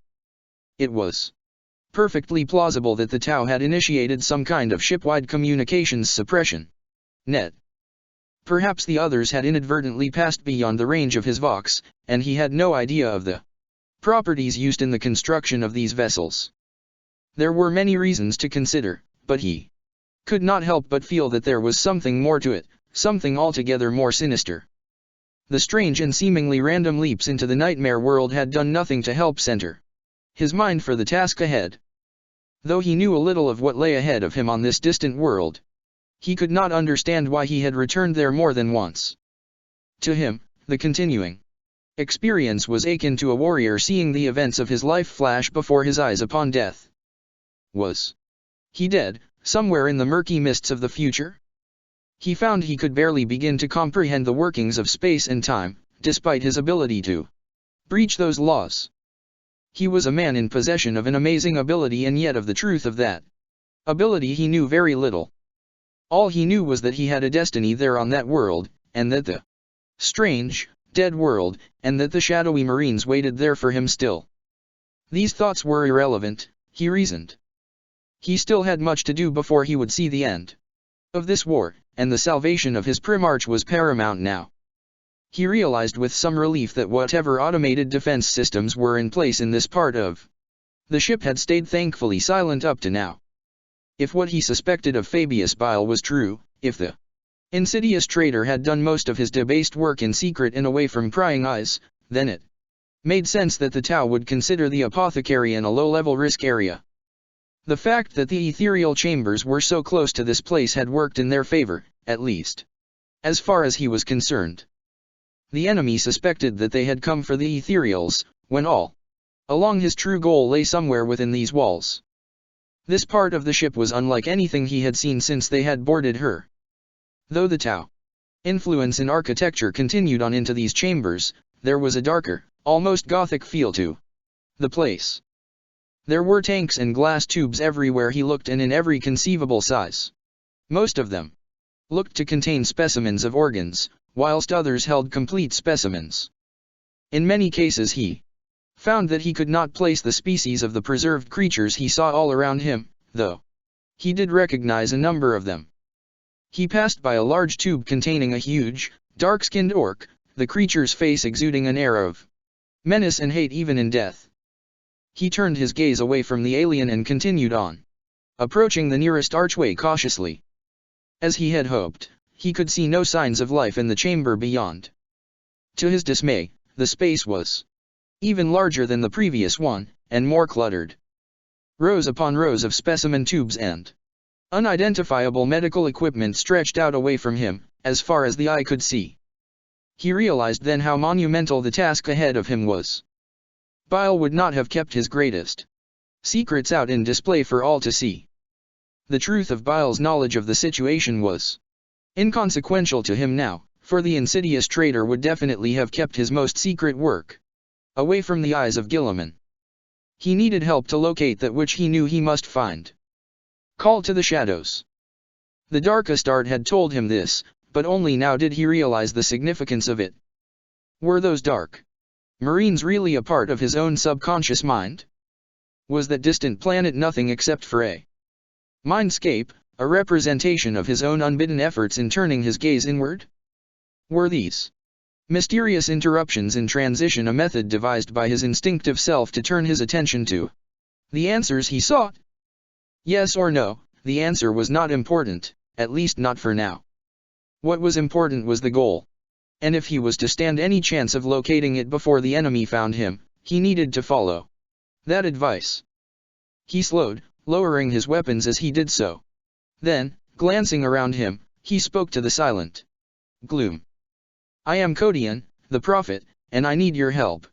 His voice echoed away into the distance, the dying reverberations fading into the quiet and ever-present hum of machinery. I know that you are here. I know that you are everywhere. I also know that you are aware of me. Aware of who and what I am. I seek your aid here. I need to uncover the truth, and I know that you can help me. You know this ship, these chambers, far better than I ever could. You know this ship better even than the Tau. For the good of the continuation of our shared existence, for the good of life, help me. For long moments he waited, and listened. He had almost given up when the slightest noise attracted his attention. He glanced to his right in time to see what appeared to be a ventilation grill, not much larger than his helm in diameter, detach itself and then sink away into a pit of utter darkness. Something dark and soundless poured itself from the space and slid out into the chamber, landing on the floor with only the softest thud of padded feet. The shape rose into a hunched, humanoid form, and he caught sight of what appeared to be a pair of shining eyes beneath a rotting hood. The thing hissed at him, a feral and animalistic sound. Codian inclined his head in greeting and then gestured out around him. You know all the secrets of this place. Show them to me. Tau. The voice thundered through the clamor of the battle, singing high above the loudest, most thunderous explosions. Hear me. I, Guilliman, command your attention. Rabut Guilliman spread his arms wide as he called out to his legions, his volume of his voice louder and more strident than any mortal could ever hope to manage. That same voice boomed across the communications net, spreading out across the entire Tau army in a matter of seconds. Your God is here amongst us. Unva demands your presence. On his knees, his face turned to the floor, Barolinus shuddered beneath his primarch's every word. His disbelief at Bile's sudden demise still burned bright within him. Things were happening so fast. Now, the situation changing beyond his every expectation. There was a part of him that railed against all that Unva was, and yet he could not bring himself to cry out against the immortal master of the Tau.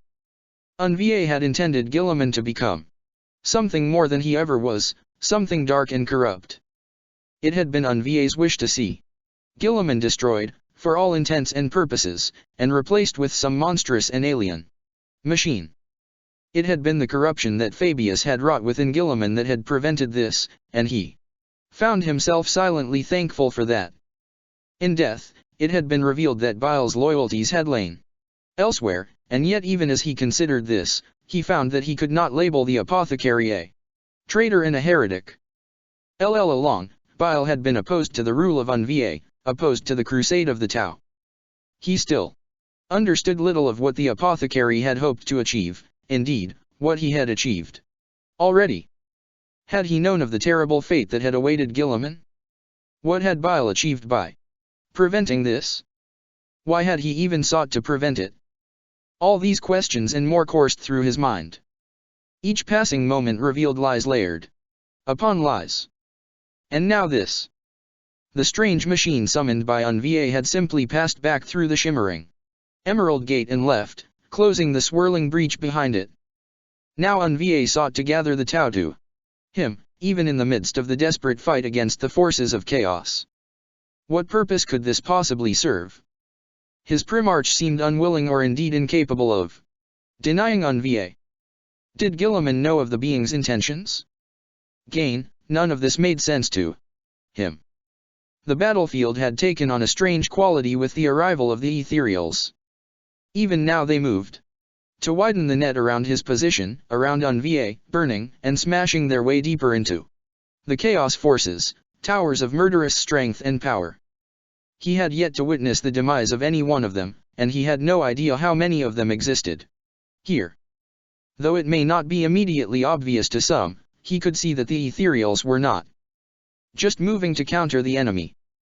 They were actually driving them back purposely, leaving the area around their commander free of danger and interference. Unva himself continued to watch the proceedings with an aloof detachment, as if there was not a single individual, force, or weapon here capable of harming him. Barolinus looked upon him and believed that such a thing could actually be true. What is his true desire? He asked himself the question, but really he knew that he needed the answer not from within himself but instead from the dark being residing deep within his soul. He closed his eyes and willed Lucius to answer him. Why would the malevolent spirit not answer? To feed, came the reply. He flinched, quite unprepared to hear the hissing voice in his thoughts despite his plea. To feed, Barolinus. You had your chance, Ultramarine. You had a chance of true greatness, of survival. Now you are too late. You stupid, pathetic, blind little Astarte. First you pledge yourself to a false Primarch, and then to a false Tau. Still you fail to see the truth behind the fiend before you. The creature you know of as Unva is much more than you could ever imagine. It is a god of this mortal plane, a creature far darker and more ancient than even the most powerful denizens of the warp. I hope that you enjoy all that you have allowed to happen, Lurum Barolinus, for you will feed that creature. All of you, every last life on this foul world, are fated to become sustenance. A pathetic end. For a pathetic warrior. Enjoy your fate. Barolinus hissed in anger and despair as he felt the spirit of Lucius sink away, abandoning him to this fate. He vowed then that he would do everything in his power to prevent it. Part 207. A bitter taste. The dark shapes moved almost soundlessly through the quiet gloom, fluid and cautious despite their gnarled appearance. Codian followed closely behind, his focus centered directly on them.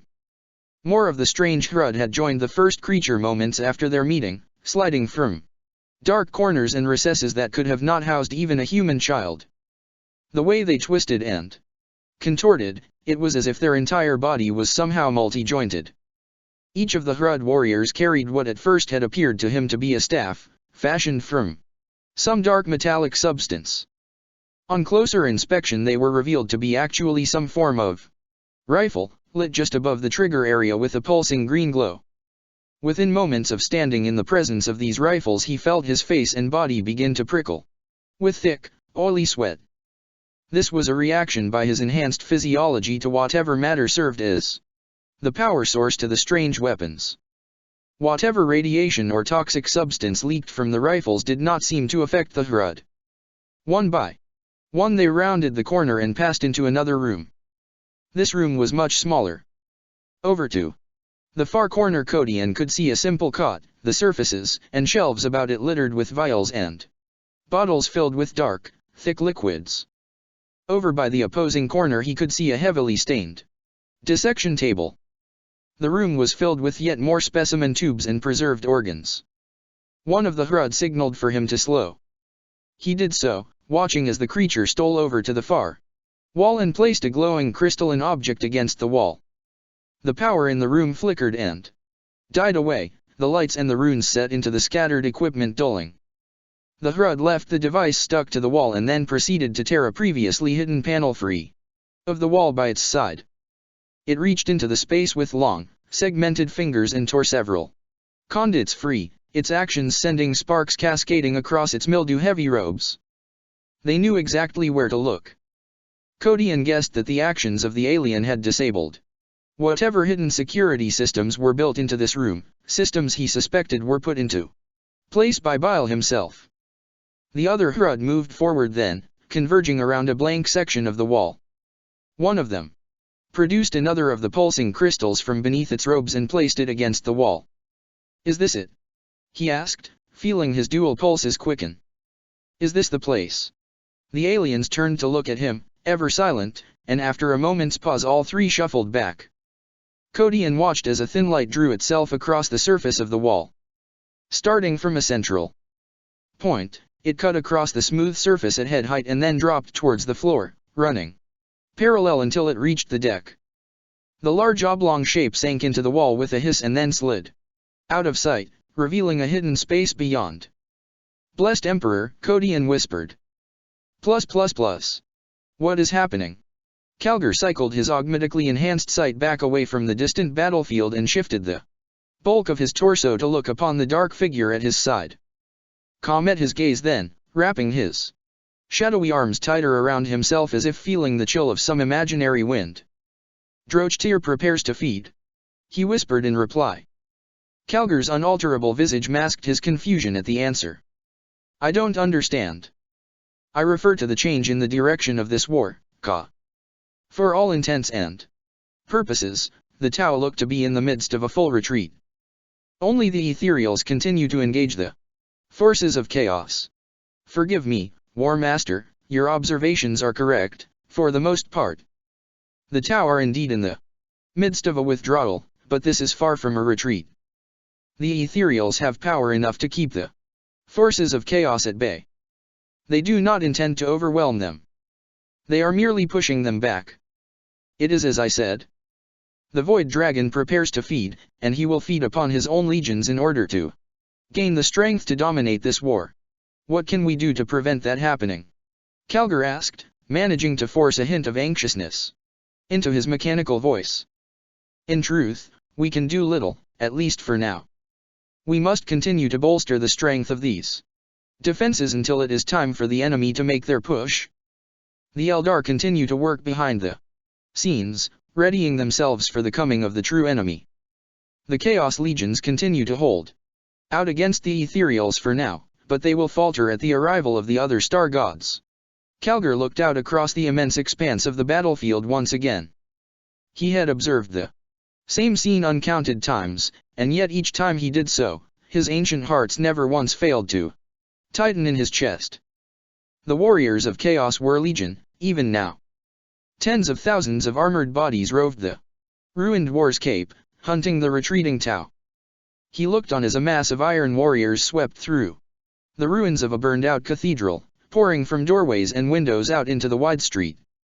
The war machines of the retreating Tau convoy ground to a halt as the Chaos Marines attacked. Turrets swiftly cycled around to target the silver bodies, sowing death through the shifting tide. Battle suits took to the skies, unloading their weapons systems into the surging enemy. Marines threw themselves upon the armored skimmers, clambering up onto the smooth hulls. Turret gunners were quickly overwhelmed, shot or simply dragged from their raised positions. A host of Kyrnate berserkers joined the Iron Warriors in their attack from the north. The World Eaters used their screaming axes to tear their way into the laden devilfish carriers. Tau warriors were dragged from the holds of the vehicles and ripped apart, the insane Marines dancing and whooping in delight as they bathed in the blood of their victims. He shifted his gaze to the right. There he saw a writhing tide of scum. Chaos cultists swarmed around the glowing form of a lone ethereal, fighting one another in a frenzied desire to hack and slash at the burning figure. They died in droves, immolated by the immortal abomination, and yet they did not seem to care. He had been an Astarte longer than most other mortal creatures even lived, and he knew what it was to be free of the fear of death. He knew fear, despite the Astarte's most famous claim. His greatest fear was failure. It was the fear of failure that drove a Marine to preserve himself, for when an Astarte died, he could no longer serve his emperor in the mortal realm. What astounded him here most was the total lack of fear. It was an omnipresent thing. The Tau did not seem to fear death, nor did the forces of chaos. Both factions almost seemed to thrive on the abandonment of facing the other in combat, of destroying as many of the enemy as they could, before the inevitability of death claimed them. Let them burn themselves out, War Master, Ka said then, and Calgar knew without a doubt that the ancient alien had ensnared his private thoughts. We both know that the war raging out there is but a precursor, a distraction. The real war will begin at the arrival of the other star gods. The C'tan are an arrogant and proud kind. Their fight for dominance over their siblings is one that has been played out since the dawn of creation. These other C'tan, I have yet to see any sign of them. Calgar answered, his tone displaying a clear annoyance at having his thoughts violated so. When will we know that they are here? The world will quake at their coming. Ka answered quietly. We will know, War Master. I promise you that. Barolinus could feel the ground beneath him quaking softly now as the Tau began to converge in force around him. Everywhere he looked he could see them. Vast swathes of infantry grew ever closer, growing larger by the second beneath the shadow of innumerable war machines. The combined efforts of both the Ethereals and the strange Tau Titans had all but driven the forces of chaos back out of sight. The battle still raged far beyond the range of the naked eye, but it seemed Unva's plans to gather the Tau to him had been successful. He fought to understand the motive behind this. Lucius had warned him that the ageless creature, masquerading as Unva, intended to feed, and although he found he could understand little of what that meant, he also fought to understand why the creature had chosen Guilliman to aid him in this. Was it simple, Universal arrogance? Was it something more than that? Berolinis ran all the possibilities through his mind. His biggest fear was that, as indeed Unva himself had said, this would be his Primarch's final task. His swan song. The more he considered it, the more he convinced himself that Guilliman, and indeed he himself, would be added to this feast. He had watched as the Ethereals had come and carved their way through all resistance. In such a short space of time they had punished all those that opposed them more severely than the Tau legions themselves ever could have. He saw then the true duplicitous nature of the Tau command.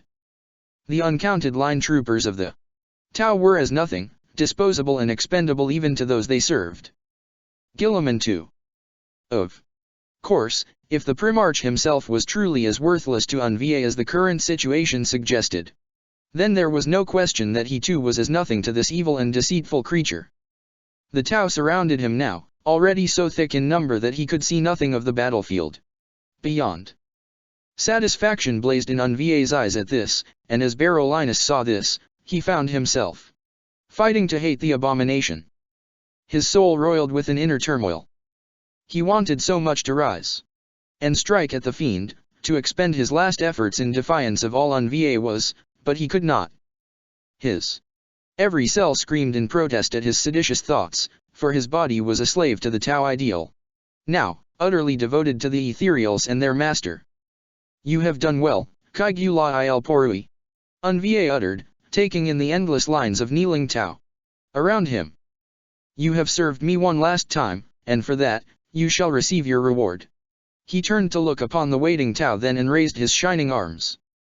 When he spoke next, his voice became omnipresent, no louder in volume and yet strident enough to encompass the entire battlefield. LL of you shall serve me now, but one last time. You have conquered the stars for me, my Tau. Now, you will kneel, and lift me to ultimate ascension with your lives. You will give me all that you are, and in doing so you shall become one with me, so that your memory will live on into eternity. Cries of adulation and rapture rose up from the sea of adoring aliens as uncounted Tau surrendered themselves to their master's whim. Squad leaders raised their strident voices as they ordered their teams clear of the waiting devilfish carriers, physically forcing them to kneel where their feet touched the ground. Crisis suits descended from the skies to mirror the genuflect ions of their smaller comrades. Tau continued to die still, blown apart, or punctured by random enemy fire, and yet those that died did not even seem to realize that they had done so, for every single Tau on the battlefield was entranced by their god's command, and by his very presence. Unseen by Unva, Berolinis managed to force himself to his feet and drag himself over to where Guilliman stood, his Primarch immobile as if cast from iron. This is wrong, my lord. We cannot let it end this way. He managed to gasp, his own voice fighting to resist him. Guilliman did not respond. He continued to stare ahead to where Unva bathed in the adoration of his masses, his black eyes burning with unknown emotion. Lord, I beg you, listen to reason. He hissed, his body beginning to quake. You are Rabut, Guilliman, and you are better than this. You are the father of the Ultramarines. I am no Ultramarine. Guilliman whispered in reply, his face tight with effort and his lips drawn back over his teeth. ND, I am not your Guilliman. I am better than he ever was. I am supreme amongst the Primarches. And I am a god amongst mortal men. Unva made me this way. You, Berolinis, are pathetic and weak. You shame me. Now kneel. The last word left his lips and hit Berolinis with all the force of a thunder hammer. It drove him to his knees, as undeniable as death itself. Berolinis had taken the covenant offered by Bile so as to devote himself further to his father and Primarch, and now that covenant found him rendered useless to resist, even when sense and honor screamed denial at his own actions. Please, my Primarch. Silence. Berolinis felt his throat constrict at Guilliman's word, his voice refusing to boil from his lips. Now he was unable to even protest, let alone act. Now, at last, he could see his death clearly as if it were approaching from the horizon, a visible and corporeal thing. For the first time in his life, he felt utterly helpless. He was beaten, and no matter how much of his will he poured into defying his Primarch, he knew that he could not win. It is time. When the Void Dragon spoke, the earth trembled. His eyes became stars set into his face, shining with a radiance and strength that still only served to hint at the unmatchable powers inside him. He looked out at the legions gathered before him, and then he released but a fragment of that power.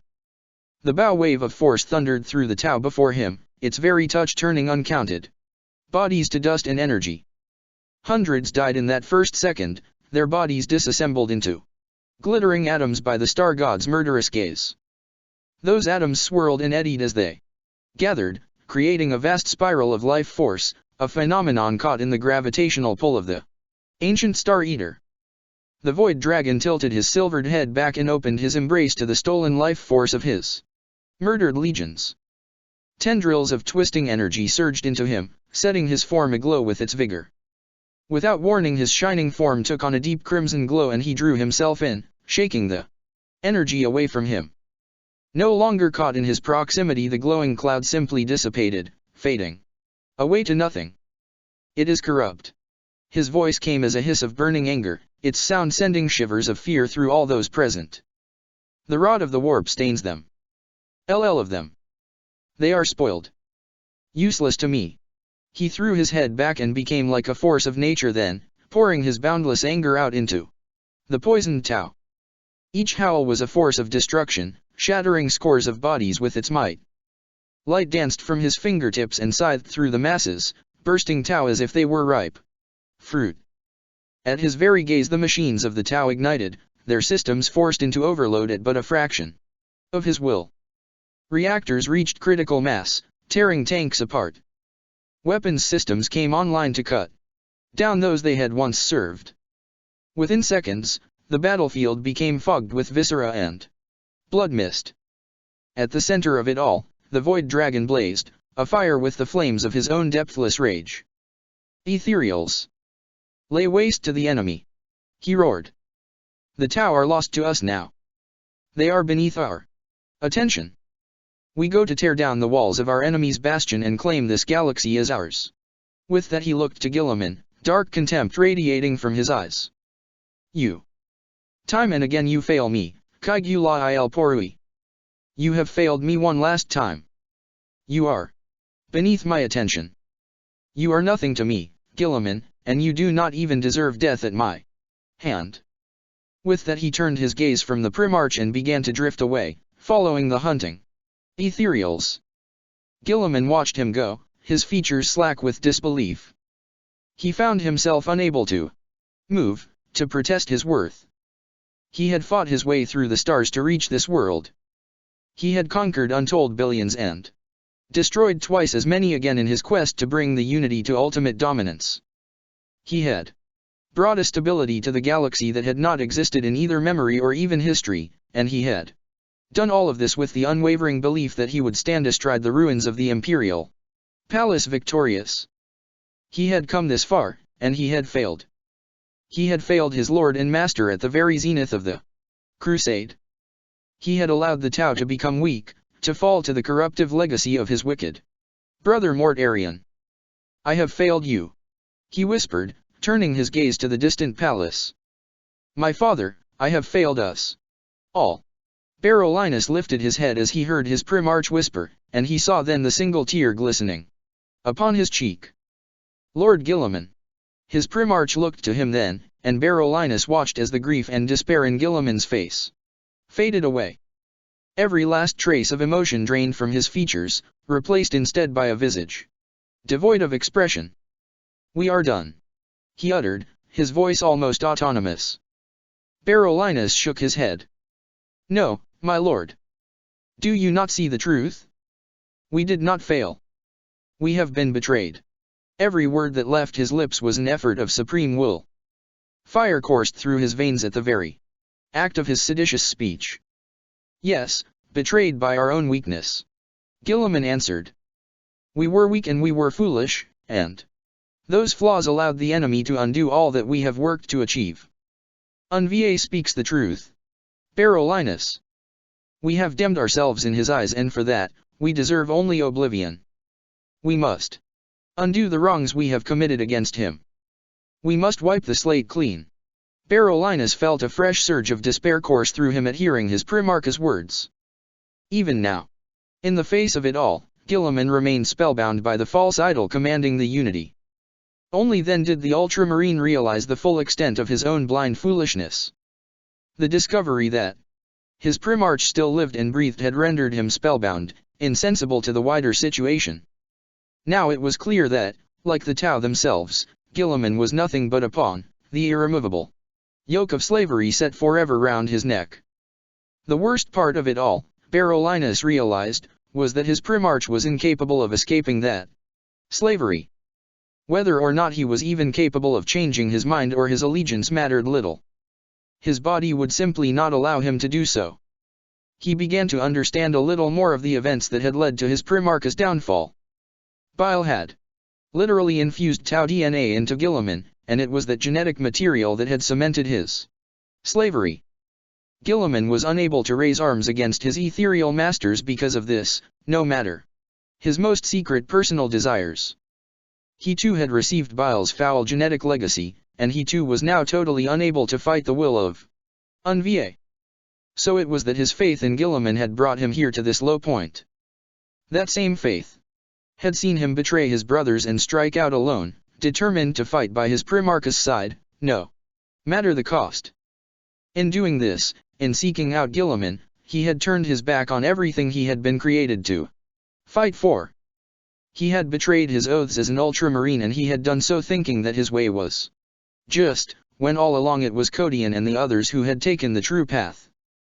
Just like the ancient traitor Marines of old, he had chosen his Primarch over the one true path, over his Emperor, and only now did he see the truth of his foolish actions. He had to atone, somehow. He had to end this madness any way he could. My lord, enough. We are both held under the sway of Zeno's influence. Look where that has brought us, my Primarch. Look what we have done to our Imperium. We have to end this. We will. Guilliman replied, his expression ever blank. With that he blinked and then looked out upon the gathered Tau, still legion in number about him. When he spoke, his armor's vox carried his voice across the entire Unity force. Tau, we have disgraced ourselves in the eyes of Unva. There can be no greater failure. Just as you have failed him in allowing your bodies to become corrupted by the filth of the enemy, so too have I failed you, for I have allowed this to transpire. We can do no more now, for we have been cast aside by the greater powers of this unity. Our lives can no longer be justified, so there can be no other option left to us than that of death. So it is that I will do you all one last service. Throw down your weapons, all of you. For the greater good, it is time to meet your end. Berolinis looked on in stark disbelief as his Primarch brought his mighty blade to bear and stepped amongst the nearest Tau. With one vast swing he cut a score of bodies apart. There was no resistance. All about him, Tau fell to their knees, their heads hung in shamed acquiescence. My lord Guilliman, no. Guilliman turned his dark eyes to Berolinis then, a snarl playing at the very edges of his lips. Take up your hammer and join me, Berolinis. This will be our last act. Berolinis shook his head. This is madness, Primarch. Even now the ethereals advance upon the palace. There is still time to change all this. Silence. The single spoken word caused his throat to constrict, dousing his voice. I order you to assist me, Guilliman said, and even as the words left his lips Berolinis found himself rising, his hammer igniting in his grasp. You will not protest this again. This is our duty, and we will see it done. With despair and horror in his heart, Berolinis strode forth amongst the waiting Tau, and began to kill. Part 208. Discovery. In all his long life, Dalo Codian had never known a feeling such as that which coursed through his soul now. Ever since he had first learned that his Primarch had risen from his eternal slumber, animated and restored once more, an indescribable spark of hope had blazed within his heart. Even Though he knew that Guilliman fought not for the Imperium but instead championed the forces of the enemy, he had always held out the hope that he could be saved. Here now, lying uncovered before him in the most secret recesses of Bile's chambers, he had at last uncovered that hope. He knew now that Guilliman's salvation was not only possible, but was in fact a promising reality. The Hrud shifted in silence behind him, attentive and ever watchful for the presence of the enemy. Although they had known of the existence of this secret place, he doubted if even they had the slightest idea of what lay here. Perhaps they would have destroyed it if they had, but then again, of all the ally races, they were the greatest enigma, the legions of Ka himself. Do you understand? Do you know what this means? He asked, turning to look upon the dark figures. The Hrud did not respond, yet Kodian had no doubt that they could understand him. After a few moments' hesitation, one of the aliens shuffled forth and raised a hand. Its long fingers unfurled out to point at the softly glowing weapon in his possession. Sloth das Chiake. Das Che Naris. Naris. Yes. Kodian answered, turning back towards the glowing field beyond the wall. Anaris. The key had always been Anaris. His suspicions of the Hrud had been correct. Just as Ka had hinted, they much of the secret ways of the galaxy, at least as much as the Eldar. He knew what to do now. He lowered the dawn blade towards the shield and watched as it began to shift, to change before his very eyes. In moments the glow emanating from it became blinding as he felt the power of the warp flow through it, altering, cleansing. We will have to move fast, he said. I have companions on board this vessel and I will not leave them behind. I need your help. Hrud Krias Mondroch. Humans Hrak S. Agrith. One of the creatures replied. Kodian shook his head. I do not understand your language. The Hrud glanced at one another briefly. One of them placed a hand upon its chest. Humans. Hrak enemy. Enemy. Yamko. It tapped its chest again and then pointed out beyond the chamber. Nos humans, prophet. Yamko. Enemy. Inshide. They were trying to tell him something, to warn him. A part of Kodian felt frustration at being unable to interpret the alien language, for he had become so used to understanding that which most others of his kind did not, that when he too failed to understand, he felt inadequate.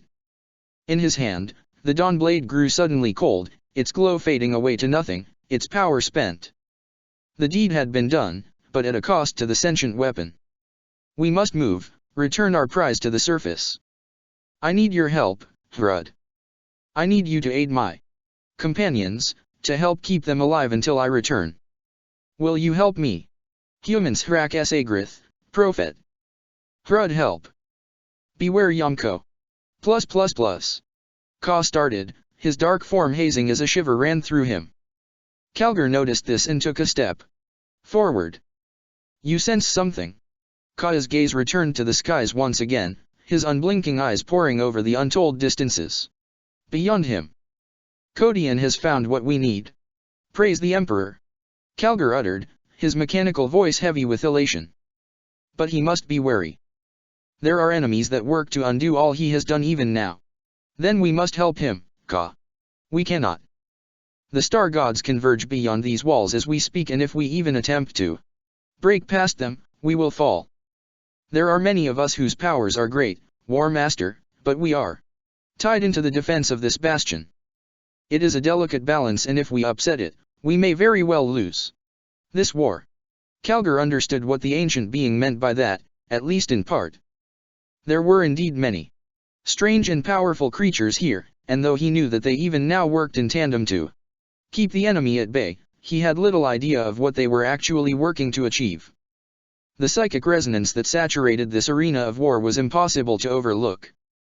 It permeated everything. It sent sparks through the soul and fire through the blood. Kalgar had spent many years interred within the cold armored shell of his dreadnought sarcophagus, years detached from the many of the sensations of the mortal form. In the last day or so he had felt more alive than he had done in an age, as if the combined efforts of The mysterious psychers were somehow working to push his senses out beyond his tomb and set them free once more. They are coming. Ka's words jolted him from his thoughts and brought his attention back to the events at hand. He looked out beyond the rolling masses of the defenders to where the ethereals and titans continued to push their way ever closer to the palace walls. When the Void Dragon begins his assault on the palace, the darkest, most secret truths of this war will finally be revealed. Ka continued. Only then will the true war begin. You ready, War Master? Luis. They will not win here, Ka, not while I continue to exist. I will fight on until the last lingering spark of life leaves my ravaged body. Will we all, Kalgar? Ka replied. Plus. A snarl left his bloodied lips at the sight of them. Despite the hatred in his heart, he fought back the urge to charge headlong into the enemy and held his position. The orcs betray us. Shasovir Lakir La Montrikaon threw out a hand and snatched at the Shaskaon's forearm, pulling the warrior closer. Yes, and we will have our revenge. Until it is time to strike, you must have patience. If we are discovered now, then we are undone. He let go then and limped over to the hole in the wall. The space beyond the breach was filled with orcs as far as the eye could see. To his disgust he noticed that their gray skins were now an even deeper shade of green. It was as if their color continued to change almost constantly. There was no mistaking it. The enemy had found some way of dispelling the Tau DNA from the orc legions, and even now that change continued. The fighting between the two orc forces continued to become more sparse and sporadic. Okir Law looked beyond the roving masses and he could still see the war boss, the huge orc marked out by the power crackling and cascading about him. He hissed his hatred out at the beast and turned back to face his warriors.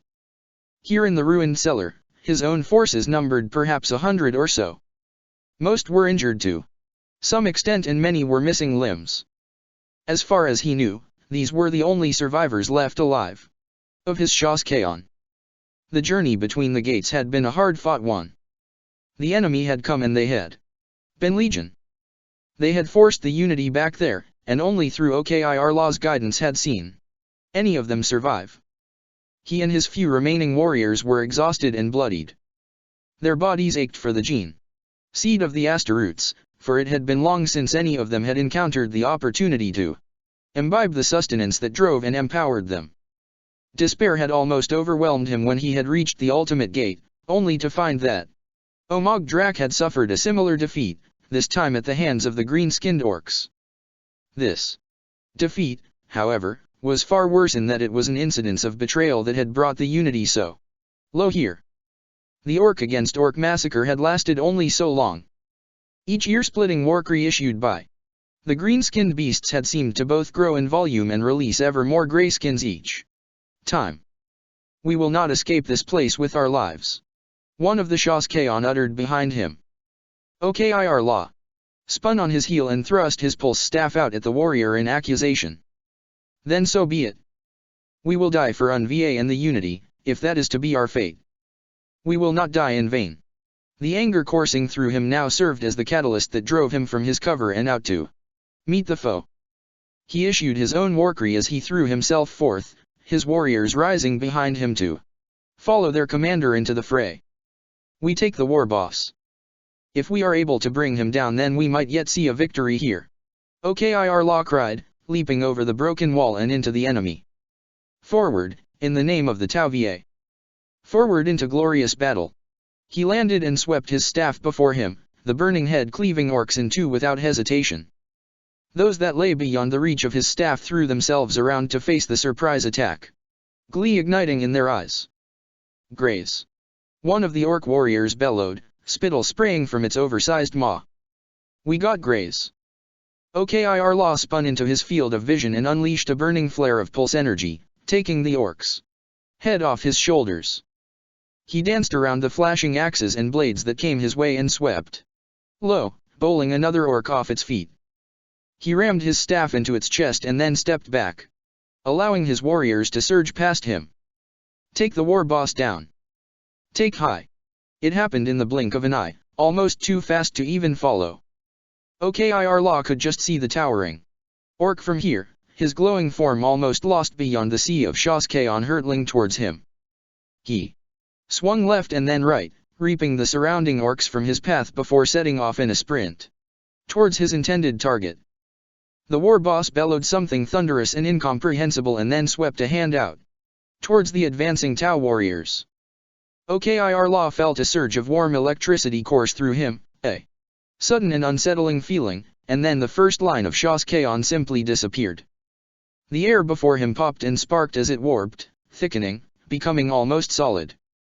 The first wave of Shoskaon simply sank away from sight amid a cloud of blood, their bodies compressed instantly into the hard ground. That same ground rumbled and shook beneath the power of the blow, for that was exactly what it was. A blow dealt by the hand of the gods themselves flattened Tau bodies into the rubble. OKIR Law slowed as a thunderous collective roar surged through the massed orcs. Their center, the war boss, was alive with raw energy, his hulking form the hub of some powerful and unknown storm of light and fire. That fire coruscated about his head, leaping from his fingertips and eyes. His every orifice was aglow with it, as if he was molten and nuclear at the core. He raised a foot and stamped upon the ground, the shockwave of the blow billowing out all around him to bowl Tau and orc alike off their feet. Over and over he issued the same, air-shuddering Yaik, the sound building in volume each time until it engulfed all other noise. One last time he made the cry, and when he did, an explosion of power erupted forth from his shining body. Ethereal fire poured from him, incinerating all those Tau that had made it past his murderous efforts thus far. That same fire passed over countless orcs and yet did not even blister their skin. OKIR Law dived for cover as the firestorm passed over him, its heat searing his back. He rolled down into a crater and gasped, his arms crossed over his face, unable to do anything except wait for the tempest to abate. He knew then, at that moment, his life was at an end. He had fought his way across the galaxy in the name of the Tau Va, and now the Unity stood upon the very soil of Terra. That moment, at the very crux of his victory, he had been undone. His warriors were all but gone, he knew that. He doubted whether any of them had survived the orcs' unnatural attacks, and he knew, without a doubt, he would fall here. The enemy were too many. They had been betrayed, and he would pay the price of that betrayal with his life. There was nothing left to do now except give his all. He rolled over onto his feet and sprang from the crater, swinging his staff around him in readiness. The war boss stood atop a chunk of ruined all beyond, bellowing like an animal out at his legions. He threw himself into the tide, swinging left and right and cleaving all those before him from his path. Orcs cried out as they were taken apart by the searing touch of his staff. Others fell around him as he kicked out, each blow snapping necks or shattering ribs. He leapt high and spun in the air, unleashing a salvo of pulse rounds as he rotated, sowing death amongst the enemy. For the Tau Va! He cried, throwing himself at the hated enemy. The war boss turned in time to see his charge and braced himself, his huge maw sliding open. He unleashed another shuddering roar. And the sound became fire, bright and burning. The lance of molten light spilled from his mouth and slammed into OKIR Law, catching him in the shoulder and throwing him around in the air. His staff spun away from him, still gripped tightly in his hand of his severed arm. He landed hard in the mud and dust and cried out, shock and pain forcing the sound from his throat. Above him, the shadow of the looming war boss chased away the weak sunlight. Stupid Tau! You die without even realizing what it is you face. He couldn't be sure whether it was the agony of his injuries or the astonishment at feeling his life ebb away, but there was a strange quality to the orc's voice. Gone was the guttural tone, the simple, animalistic dialogue he had come to know. When the creature spoke, it was as if it did so with dual voices, as if it were not one but two separate entities residing in a single form. You are done. Your pathetic unity is done. Your kind thought that they could bring our warriors low. Write the law of obedience into their very blood. You were wrong, Tau. Long before your corruption tainted our legions, long before your species ever existed, we were already here. The orc tapped a claw-sheathed finger against his chest. Inside, deep where the enemy could not touch us. We are abroad once more, Tau, and thirsty for revenge. The last thing Okir Law saw was the leering, burning face of his own doom, and then the power of twin gods reborn tore him to atoms. The anomaly was a minuscule thing, a tiny, glittering star of emerald light. It glimmered into being at the center of the gloom, casting its flickering glow across the quiet, dusty expanse. Maferan's eyes pulsed softly as they regarded the thing, and he watched as the tiny singularity opened up, disgorging the silvered orb out into the chamber. The orb began to hum softly as it came alive, swiftly emanating a holographic light that shifted and formed. The light became a face, skeletal and obscene, its otherwise empty eye sockets glowing with ageless malice. Plus, the prophet's mission has been successful. He has uncovered that which has been hidden from us for millennia plus. Good. Maferan smiled at this, his golden face splitting beneath his unnaturally wide grin. I trust that your infiltration has remained clandestine thus far. Plus, they do not suspect a thing, Lord. Steps are being taken as we speak to bring the separate forces together, ready for the withdrawal. Plus, you will of course prevent this. Maferan answered, sweeping his long fingers slowly before him. We have long awaited the opportunity to board his ship and steal away that secret prize. Do not waste that opportunity now that it is ours to take advantage of at last. Destroy it. Destroy them all. Plus it will be done. Plus the shimmering hologram answered. The image faded then as the anomaly reappeared, drawing the orb into it and away from the chamber. Alone once again in the silent gloom, Maferan smiled. My lord. The horizon. The guttural whisper brought him from his reverie, and he turned, his crimson eyes finding Brother Clayston standing before him. Clayston's grey lips were stained with the lifeblood of the cursed enemy, his glistening teeth flecked with weak Tau blood. He had been to feed, Mephiston noted, feeling the same familiar sensation of blood hunger twisting his gut. It had been long since he had taken sustenance, and the thought of it flooded his mouth with saliva. The consideration vanished from his mind as quickly as it had appeared, Clayston's words finally cutting through the dominance of his own base desires. He followed the marine's outstretched finger, his gaze sweeping out from the summit of the wall and into the air far above the city. And he saw, by the Grail, the skies far above them boiled and swam beneath the presence of the approaching incident. Mephiston looked on as the blazing lights looked to separate, breaking into twin phenomena. Both were distinct from one another. A pall of blackness surrounded by glittering miniature stars descended towards the left of the city, while the other, a hazy and indistinct smear of swimming multi-hued light, drifted languidly down towards the right. What is it, my lord? What do you sense? Mephiston hissed through bared teeth and turned away, bright energies bleeding from his eyes. HNNN. Madness and death. Not but madness and death. Part 209. The enemy within. The explosion thundered through the tight spaces of the corridor beyond. Fire billowed through the circular doorway, throwing burning debris before it. Kodian saw this and felt his blood sing with gladness. He turned to face the warriors behind him and pointed out at the opposing entranceways. Keep those hatches secure. Don't let so much as a pulse round through. They are almost here. Tau rounded on the launch bay entrances. Some set to work disabling the hatch controls, ensuring that they could not be accessed from beyond, while others consolidated their firepower on the open doors, sending waves of pulse fire into the spaces beyond in order to keep the enemy back. We cannot hold out here long, Kodian. Gormat called, hesitating only a moment before once again adding his own firepower to the efforts of the fire warriors. He had rejoined them only minutes earlier, minus a number of his warriors but otherwise unscathed.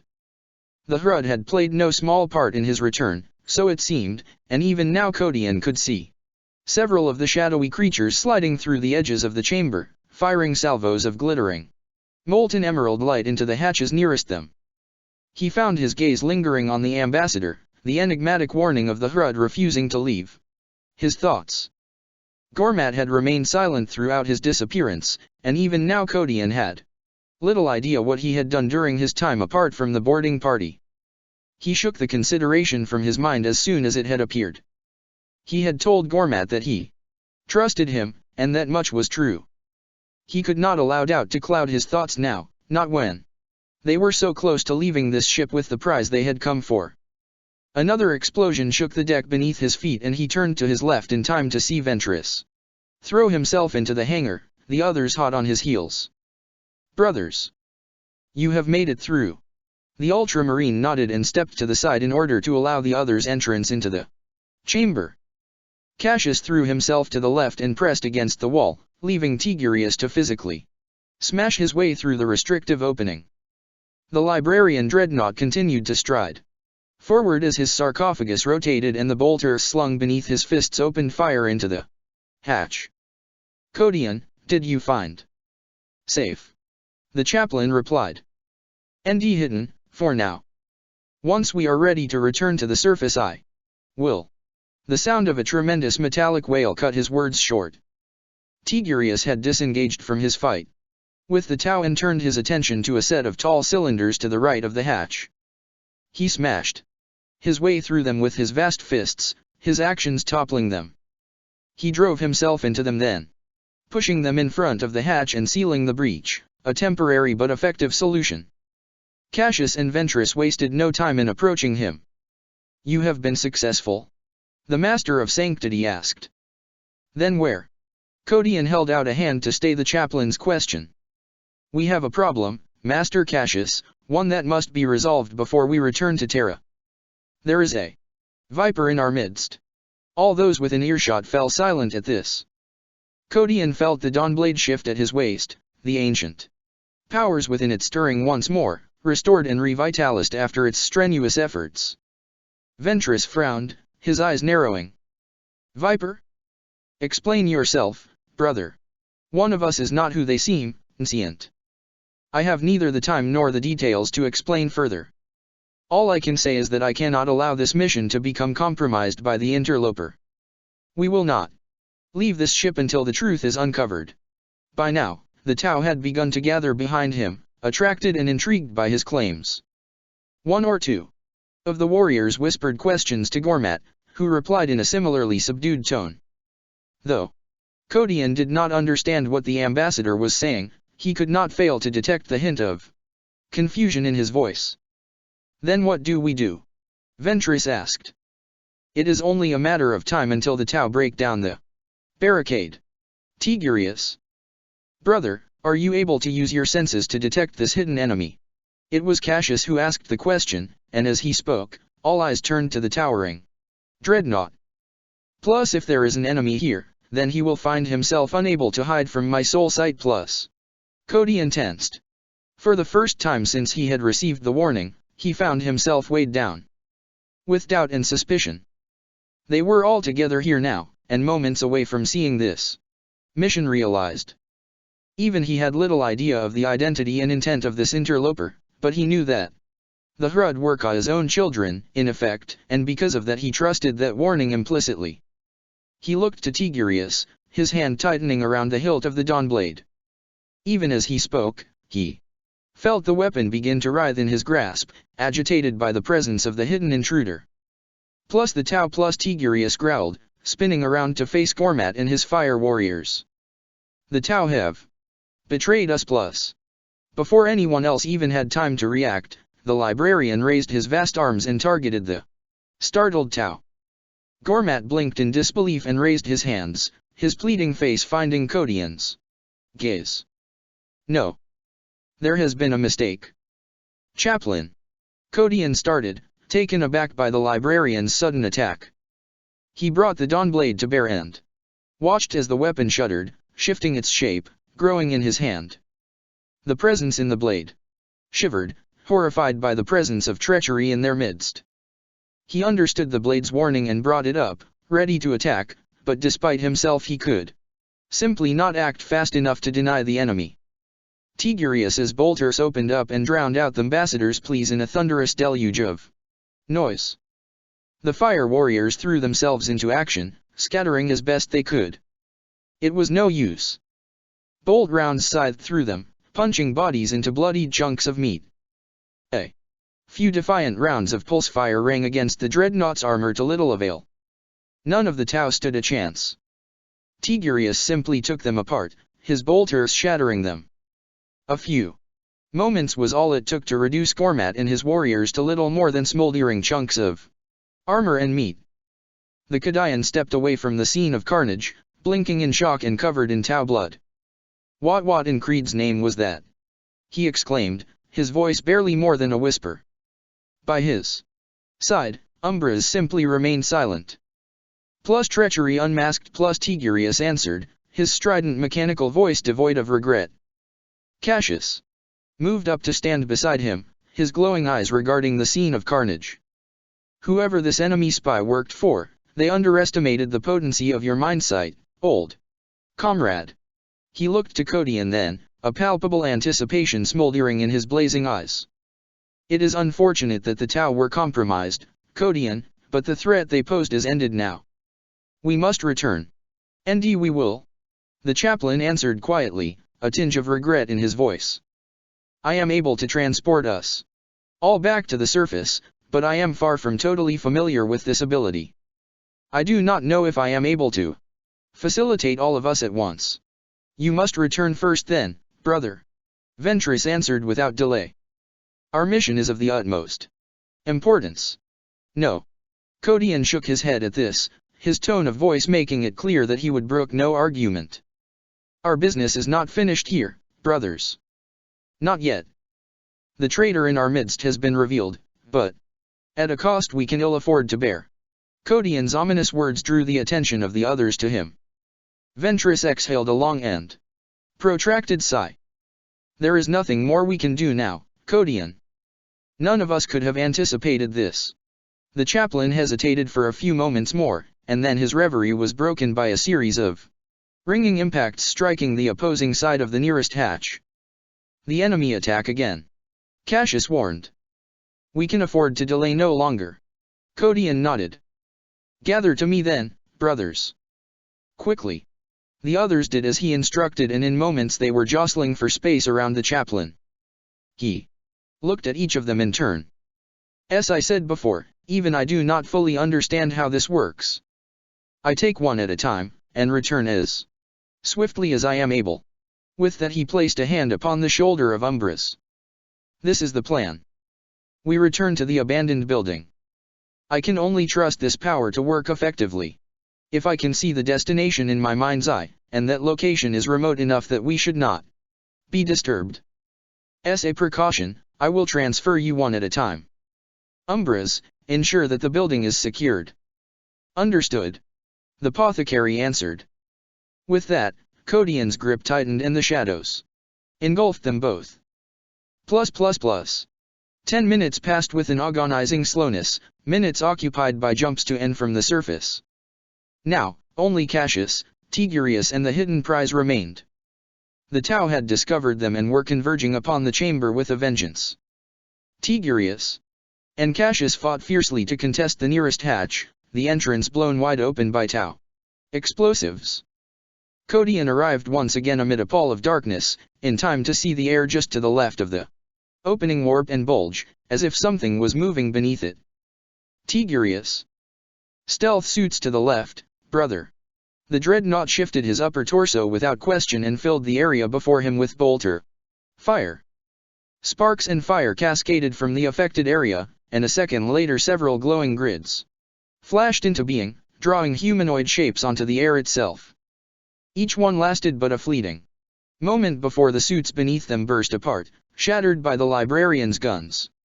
"Brother Cassius, to me," Codian called, sprinting towards the chaplain. He reached out to make contact with Cassius, only for the Master of Sanctity to shrug him aside. "Ferry Tigurius first, Codian. His size makes him a far more vulnerable target." "No, it has to be you next," Codian replied. "Come, we do not have much time." Cassius flinched away from him and fired off another salvo into the smoke-wreathed opening. He sprinted away to the left, still firing, as pulse rounds rang against his ancient armor. A missile screamed and threw the melee and passed by the hulking dreadnought's chassis to explode against the far wall, missing Tigurius by inches. Codian quickly came to the realization that the stubborn chaplain would not be persuaded to accompany him next, and this complicated things appallingly. Plus we have to leave this place, plus Tigurius growled, backing away from the hatch. Codian realized that he was out of time, that there were no other options left open to him now. He sprinted towards the melee, and as he did so the Dawnblade shifted yet again, growing further. The handle of the weapon extended and the head ran liquid, the stillest skull of the Crozius stretching and growing into a curved blade. Tigurius turned as Codian reached him, the vocal generators within his armor humming softly as he prepared to speak. The Dawnblade drew a glittering curve across the air as the chaplain swept it through the dreadnought's nearest arm, severing the limb cleanly. He skidded to a halt and reversed the blow, driving the blade at the thick chassis. Cassius cried out in alarm, but Codian ignored him and pressed home the attack. The blade entered the hulking sarcophagus to the left of the ornate central panel, passing through the inches-thick armor there. Tigurius stepped back and rotated his top half, the move tearing the weapon free. He opened up with his remaining bolter as he twisted back to face Codian and sent bolts smashing into the deck after him. Codian rolled across the ground and then sprang up, breaking into a sprint that carried him behind the powerful but cumbersome dreadnought. He brought the Dawnblade around to strike at Tigurius's rear armor, only to feel a sharp blow drive into his back, pitching him forward. Cassius rolled over him and skidded up onto his knees, his Crozius drawn back in readiness to strike. What madness is this? Explain yourself. Tigurius is dead. Codian snapped back. Killed by treachery, Cassius. This thing is the enemy. He rose and then ducked sharply as a massive fist swung over him. Tigurius's shadow loomed large. As the dreadnought closed on him, the stubby fingers of his deadly fist crackling with energy. Plus he has gone mad. The Tau have poisoned his mind, plus. Codian unleashed a guttural snarl and sprinted forward, blade of Anaris shining like the sun. As he thrust it before him, it emitted a long, keening whine, a note of thirst. Tigurius made to step back from the blow, but his cumbersome form was simply too slow. He fired his bolter even as Codian closed on him. Bolt shells exploded across the chaplain's armor, tearing fist-sized chunks free of the thick ceramite shell. The protective energies of both his Rosarius and the Dawnblade itself washed over him then, preventing further harm. Cassius cried out in alarm as he watched the weapon spear forth and descend deep into the center of the sarcophagus, sending waves of power pulsing out from it as it did so. The librarian gave out a long, strangled cry and arched back, the thick armor of his mobile tomb groaning beneath his vigorous actions. Codian rolled clear, bringing the Dawnblade with him, as Tigurius staggered back, a dark miasma leaking from his penetrated chassis. What have you done? Cassius roared, his harsh mechanical voice breaking. He threw himself forward, his feet pounding across the floor, and Codian only had time to turn before the ancient chaplain was upon him. Instinct kicked in. He felt the power of his dark ability blossom out from within, enveloping him. Cassius loomed large in his vision, his dark armor cutting out the light, and then a deeper, colder darkness consumed them both. They were gone, only briefly, and then they were back again, the shadows peeling away. Both chaplains rolled across the deck, each one fighting for dominance over the other. Codian found himself near overwhelmed by the sheer speed and power of the elder chaplain, for longevity did not affect space marines in the same way that it did normal human beings. Cassius had made war upon the enemies of the Imperium far longer than Codian, and thus he had centuries more experience. These centuries had sculpted his body and honed his reflexes far beyond Codian's. He kicked out and caught Codian across the jaw with the heel of his boot, sending the chaplain spinning across the smooth deck. Traitorous BD. Damn me for a fool, Codian, but I was taken in by your falsehoods. I should have seen it. Codian raised the Dawnblade and sent a crackling arc of warp power across the chamber. The energy lanced into Cassius's chest and threw him back, his arms and legs splayed wide. Listen to me. That thing was not Tigurius, brother. It stole him. It took his armor and wore it as its own. Cassius landed hard on his back and rolled straight over, up onto his feet, his arm drawn back ready to strike. He pulled his combat knife free from its scabbard at his waist and turned it in his hand, adding an extra weapon to his personal arsenal.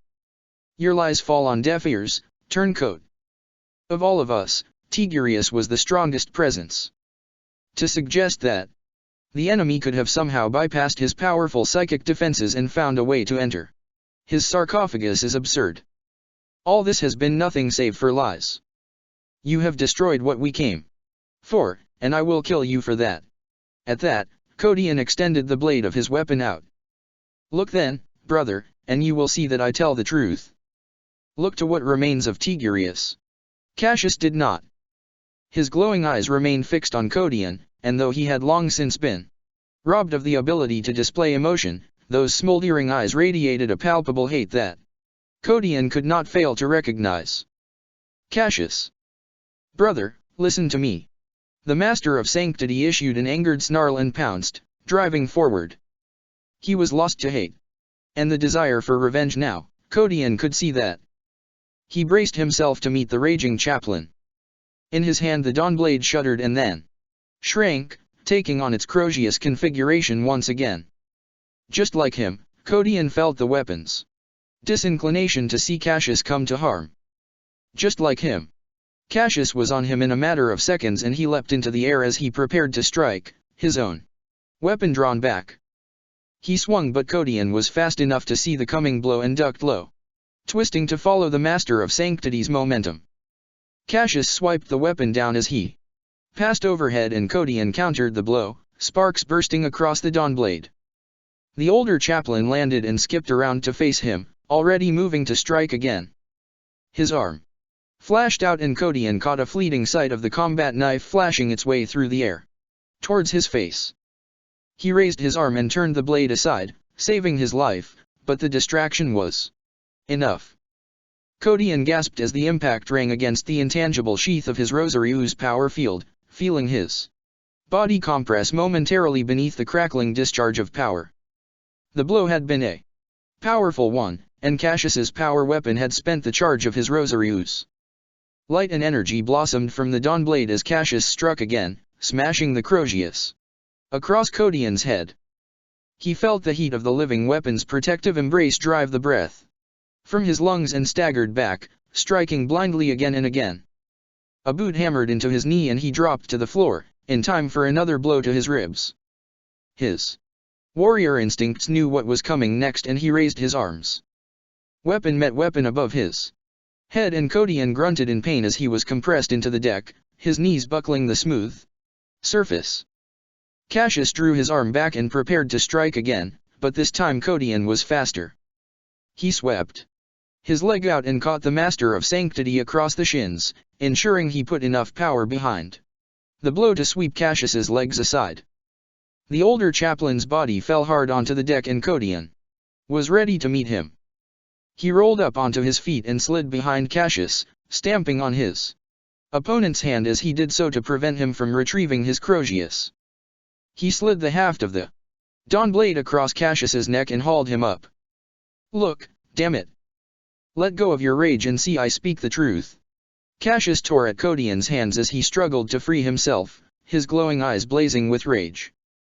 Only after a few tense seconds did those eyes dim a little. Before him, Tigurius's hulking tomb shuddered, a hazy, smoke-like darkness leaking from its punished chassis. Codion let go of him then and threw himself forward, bringing the Dawnblade to bear as he covered the space. The weapon unleashed a storm of warp-born power out at the fallen dreadnought that punched it several feet across the ground and peeled the ornate front of the sarcophagus open. The thing that hauled itself out of the rend rolled out onto the deck and rose, its emerald eyes burning with hate. Necron. Cassius whispered. Part 210. Rotten to the core. The thing glittered beneath the soft, omnipresent glow of the chamber as it rose, dark, hazy smoke curling from its metal form. Necrontyr. Codion's suspicions were confirmed the moment he laid eyes on it, and what was more, He knew exactly whom this cold automaton served. I should have expected nothing less. Cassius hauled himself to his feet behind Codion, the spell of his rage broken. He said nothing, for there was nothing more to say now. The truth had been revealed to him in the most absolute and violent way. Tigurius was dead, destroyed by this thing of metal and hate. Codion had no idea how the Necron had managed to infiltrate not only the group but bypass both Tigurius's armored shell and his unmatchable psychic defenses, but the fact remained that it had done exactly that. The Imperium's most powerful surviving Star Psyker was dead, and in his place was an agent of the treacherous Star God. That treachery would not go unpunished. Codion brought the Dawnblade up and readied himself to attack, planting his feet firmly on the deck. Cassius was the faster of the two to respond. He let out a long, broken cry of anger and charged past, shouldering Codion aside as he did so. Codion righted himself as swiftly as he was able to and cried out in protest, though even as he did so, he knew that his cries would fall on deaf ears. Within moments, Cassius had crossed the space between him and the Necron, his Crozius held in both hands above his head, ready to exact vengeance. Before him, the Necron held out a skeletal arm, its fingers shimmering with dark power, and a long, hafted weapon formed from that same miasma. Millions of microscopic pieces of glittering metal drifted from the cloud and flowed together, shaping a staff within seconds. The Necron swung its new weapon down and thrust it forward as Cassius reached it, driving the glowing head deep into the chaplain's chest. Cassius came to a dead stop, impaled upon the weapon. His fingers snapped open and his Crozius fell to the ground before him, ringing against the deck, denied its kill. Emerald sparks flared across Cassius's back as a glowing crescent blade formed at the head of the staff, completing the weapon. The Necron let the chaplain hang there for a moment, his life dissipating like steam, and then it hauled on the weapon and let Cassius fall to the floor, dead and done. Savor that kill, BD. It will be your last in this existence. Codion spat. The thing did not answer. Instead, it kept its implacable gaze upon him as its outline shivered and then began to change. Hazy darkness crept around its silvered body once more, forming moldering, yet deep blue robes as it passed. Squared links of gilded sapphire and emerald rattled quietly as they came to be at the Necron's waist, and gold-inlaid plates of decorative armor bubbled out from the machine's rib-like chest to solidify instantly. It took only a second for Codion to see that this thing was clearly some form of leader caste individual, but that did not matter to him. All that mattered was its demise. He could feel the Dawnblade coming to life in his hand, animated by the presence of an ancient enemy. Warp energies flared across its surface, setting the weapon ablaze. The Necron raised its staff and pointed the blade head out at him. Green light burst forth from it and lanced towards him, faster almost than thought, but not fast enough to end his life. The ever-protective embrace of Anaris encompassed him, turning aside the gauze beam. The energy deflected off the glittering power shell around him and struck the far wall, stripping the surface there to atoms within seconds. The attack did not stop Codion's advance. He sprinted forward, bringing the Dawnblade around his head as he did so. Before he even had the chance to strike his opponent, a burst of ethereal lightning sprang from the weapon and struck the Necron square in the chest. The alien symbol there shattered like glass, sparks and bursts of fire spraying forth from it just as if the hit had overloaded whatever unknown systems lay beneath the thing. The Necron staggered back, sweeping a hand before it as it did so. Dark shadows flickered to life around it, only briefly, and then they dissipated just as swiftly. Codion had no idea what the Dawnblade had done to the machine, but the Necron seemed almost panicked by its situation. It swung its arm twice again, only to have the same thing happen. Anger flared in the thing's eyes then as Codion bore down upon it, for it was clear that the Dawnblade had denied it some essential function. Its gaze found the ancient weapon then. Plus servant of the Slahi plus. The chaplain barreled into his foe and barged the Necron off its feet. For a single, lingering moment, both were airborne, and then they came crashing down in a heap, limbs tangled together. Kodian was the faster of the two. He snatched out with his free hand, grabbing the Necron's arm. Despite its metallic construction, the machine was relatively light, and so he smashed it into the deck. As he rose, hoping to disorientate it long enough to finish it.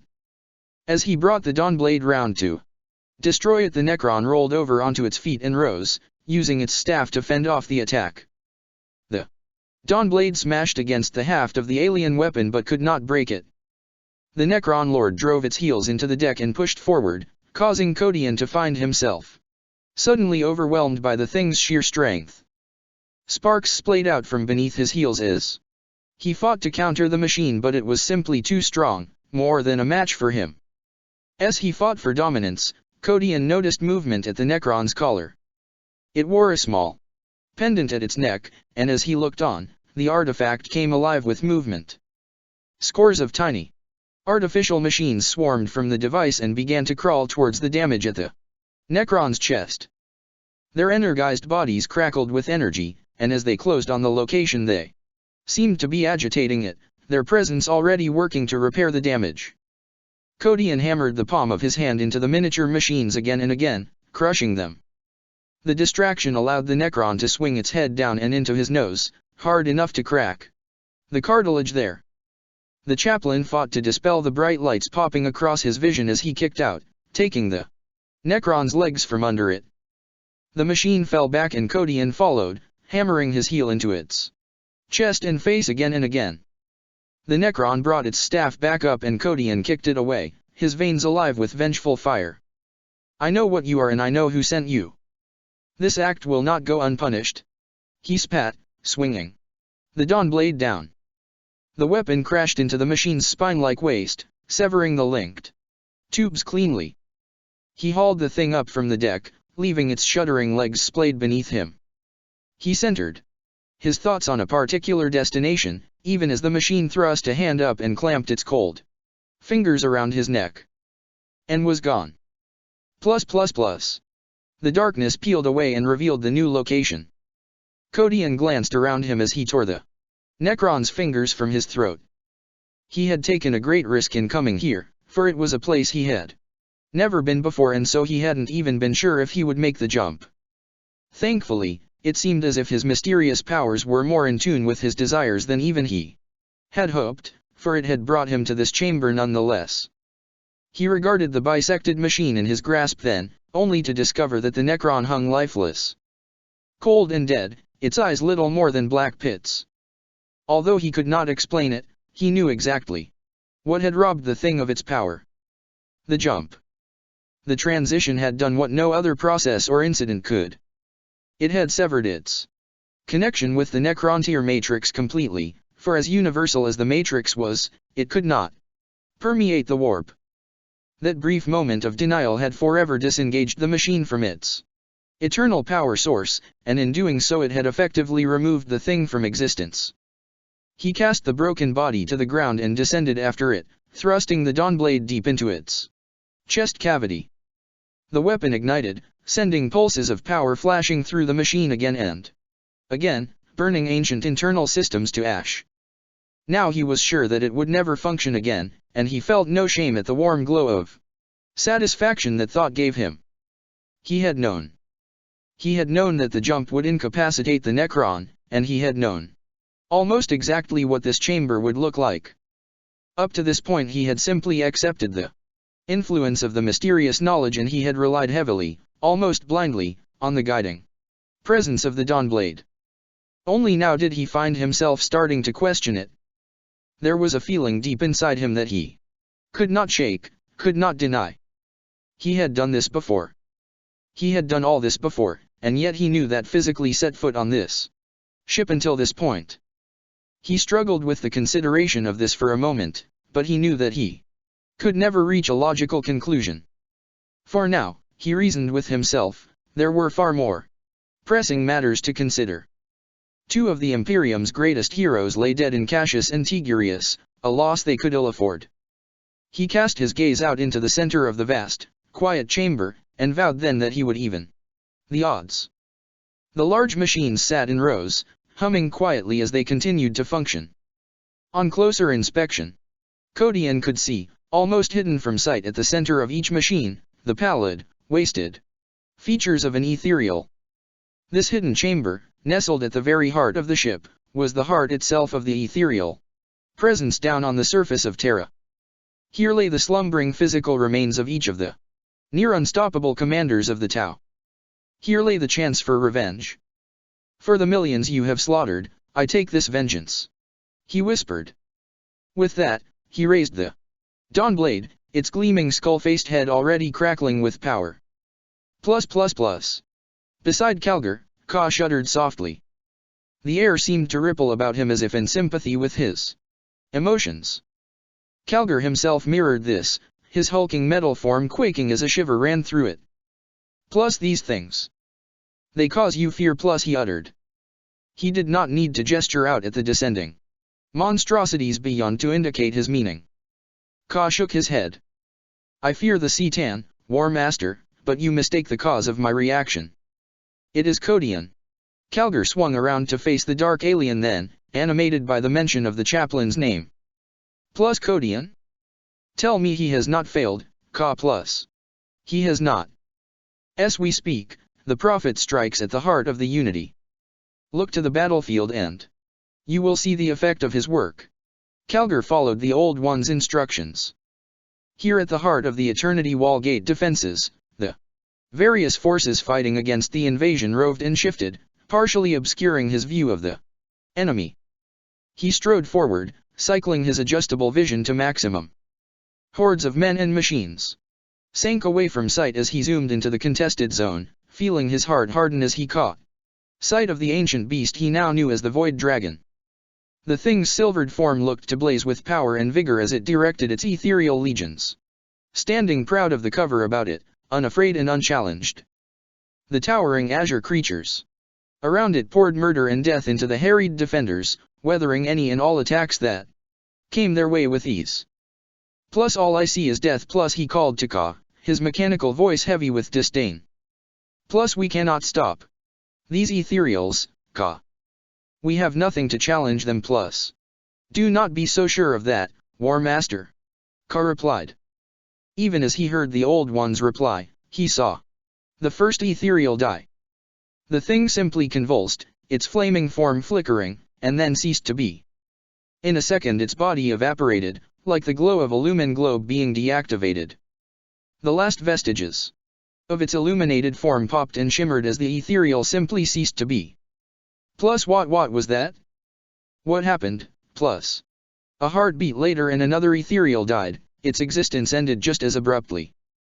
Calgar scanned the battlefield, his voice stolen by disbelief, and watched as one by one, the ethereals of the Unity continued to vanish. Codian. Just as I said, he strikes at the heart of the enemy. The tables turn, War Master. Plus. The being known as Dr. froze as the ethereal beside him simply blinked out of existence, its hard light form denied the power that sustained it. Anger welled up inside him as he turned to regard the demise of the ethereals about him, and he watched as they died, one after another, unable to prevent what was happening to them. Someone had discovered the secret of the paradox of duality. Someone had entered the ethereal chambers on board his ship and was killing the elite of his Tau forces. He turned his gaze to the skies, to where his ship hung in low orbit. His senses stretched out before him and found the craft, lancing through the conduits and power systems, stretching and growing. With the passing of each moment until he was one with the craft, a dominant cancer at its heart. Despite this, he could not sense the interloper. He had either left the ship already or was somehow otherwise masked. He found the ethereal chamber and was met with a scene of ruination and death. The paradox generators lay in pieces, smashed to rubble by whatever treacherous interloper had entered this secret place. Fire warriors and honor guard searched the chamber even now, hauling rubble aside in their anger and disbelief. He let out a roar of anger and agitated the surviving power systems of the chamber, causing a catastrophic overload that engulfed the bewildered warriors with inexorable fire. They had failed their god, and as such they no longer deserved to exist. He withdrew his senses and coiled them back inside his necrodermis, driven near insensible by the Need to exact revenge. Ahead, the lines of defenders awaited him, awaited the retribution he would bring. He spread his hands and drove himself forth, flickering through walls and ruined machinery as if they were nothing but illusion. In seconds he was into the defense trenches, passing through the walls, one after another, ignoring the lesser creatures around him. Calgar felt a cold shiver run through his mortal remains as he watched the advance of the void dragon. The thing ignored everything before it as it advanced, borne forth on ethereal winds, its arms spread out by its sides. Fire flashed into it as it passed through the walls one after another, but it ignored those around it, barely even noticing the attacks. Its blazing eyes remained fixed on him, radiating their hatred forth like a laser beam. Make ready to engage, and he began, taking a step forward. Ka was at his side then, and his long fingers pressed against Calgar's chassis, that slightest touch nonetheless arresting his advance. There is no need to fear him. Not yet. The alien whispered. Calgar braced himself as the star god blazed his way up through the defenses, an arrow of burning vengeance spearing straight towards him. No more than 20 meters away, the void dragon came to an abrupt halt. The War Master saw only the softest, brief flash of energy about the creature as it shuddered to a standstill, its silvered body bouncing back a meter as if colliding with some invisible wall. He cannot penetrate the combined power of the Cabal, Ka whispered. They are bolstered by the Eldar and the other myriad psychic races. For now at least, the palace is impenetrable. The expression of anger on the dragon's face subsided, to be replaced with one of cold indifference. It extended a hand, only for its splayed fingers to come to a halt, wreathed in a softly crackling aura of energy. Ka, it said, its shining eyes finding the old one before it. I know what you have done to my ethereals, Sluggy. Their demise matters little to me now. Terra is mine. This bastion is all that is left, one last, lingering stronghold of defiance in a galaxy I possess as my own. His gaze shifted then, and his burning eyes found Calgar. You know what is coming, Ka, but I have to wonder. Have you told these insignificant creatures the truth? My necrontyr will break this fastness wide open. Do not think that you are safe from harm, mortal. Not a single one of you will escape this place alive.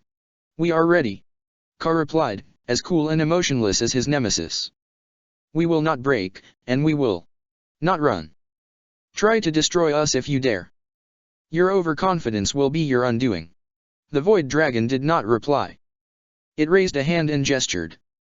Moments later, a dark cloud poured from beneath the air itself and blanketed the space about the star god. The cloud dissipated within moments, leaving behind a tall, malevolent figure. Magog. Ka's whispered voice seemed to echo across the lines of gathered men and war machines, carried on the breeze and given power by the apprehension heavy within it. If the fallen Primarch took any pleasure in this reaction, that pleasure was masked by the ever-inert features of his gleaming white death mask. The void dragon passed its gaze between Calgar and Ka, radiating arrogant contempt. You have destroyed his brother. His vengeance shall be great. The towering void champion began to pace back and forth before the invisible barrier, his eyes flitting between Calgar and Ka. In one hand he held his fearsome Warishith, its long blade pulsing with barely contained energies. He ran a hand across the air before him and his fingers blackened, trailing wisps of warp energy as they passed. Magog let out a low, bestial growl as he withdrew his fingers and curled them into a fist. A heartbeat. Later he drove the fist into the unseen barrier. Reality itself rippled out from the point of impact. Calgar shivered as he felt the shifting power of the warp tingle through his wasted form. Unseen behind him, many of the gathered defenders let out soft moans of nausea and dread. The void champion continued his efforts, attacking again and again, his fist blackening beneath the touch of the unseen barrier. Control your beast, Dr. Ka hissed. It would take as a word. The barrier would fall and I would fling him into the heart of the warp in the space of a heartbeat. The void dragon did not answer the challenge. Before him, Magog paused, his guttering Emerlad gaze locking in place upon the Old One. He remained frozen for a lingering moment and then lunged forward, pressing his hand against the invisible barrier, daring the ancient being to make good on his threat. You face a foe devoid of fear, the Void Dragon said, visibly unmoved by Ka's threat. Even as he spoke, both Ka and Kalgar saw that the dissipating darkness beyond the enemy drew back ever further, revealing lines upon lines of gleaming white bodies. Without instruction, the pariah legions of Magog advanced, their metal boots ringing on the punished surface of the ground. A sea of Warishiths fell, their blades pointing towards the defense lines. Push your way through, the Void Dragon uttered. Leave none alive. Check the description for the links to the author.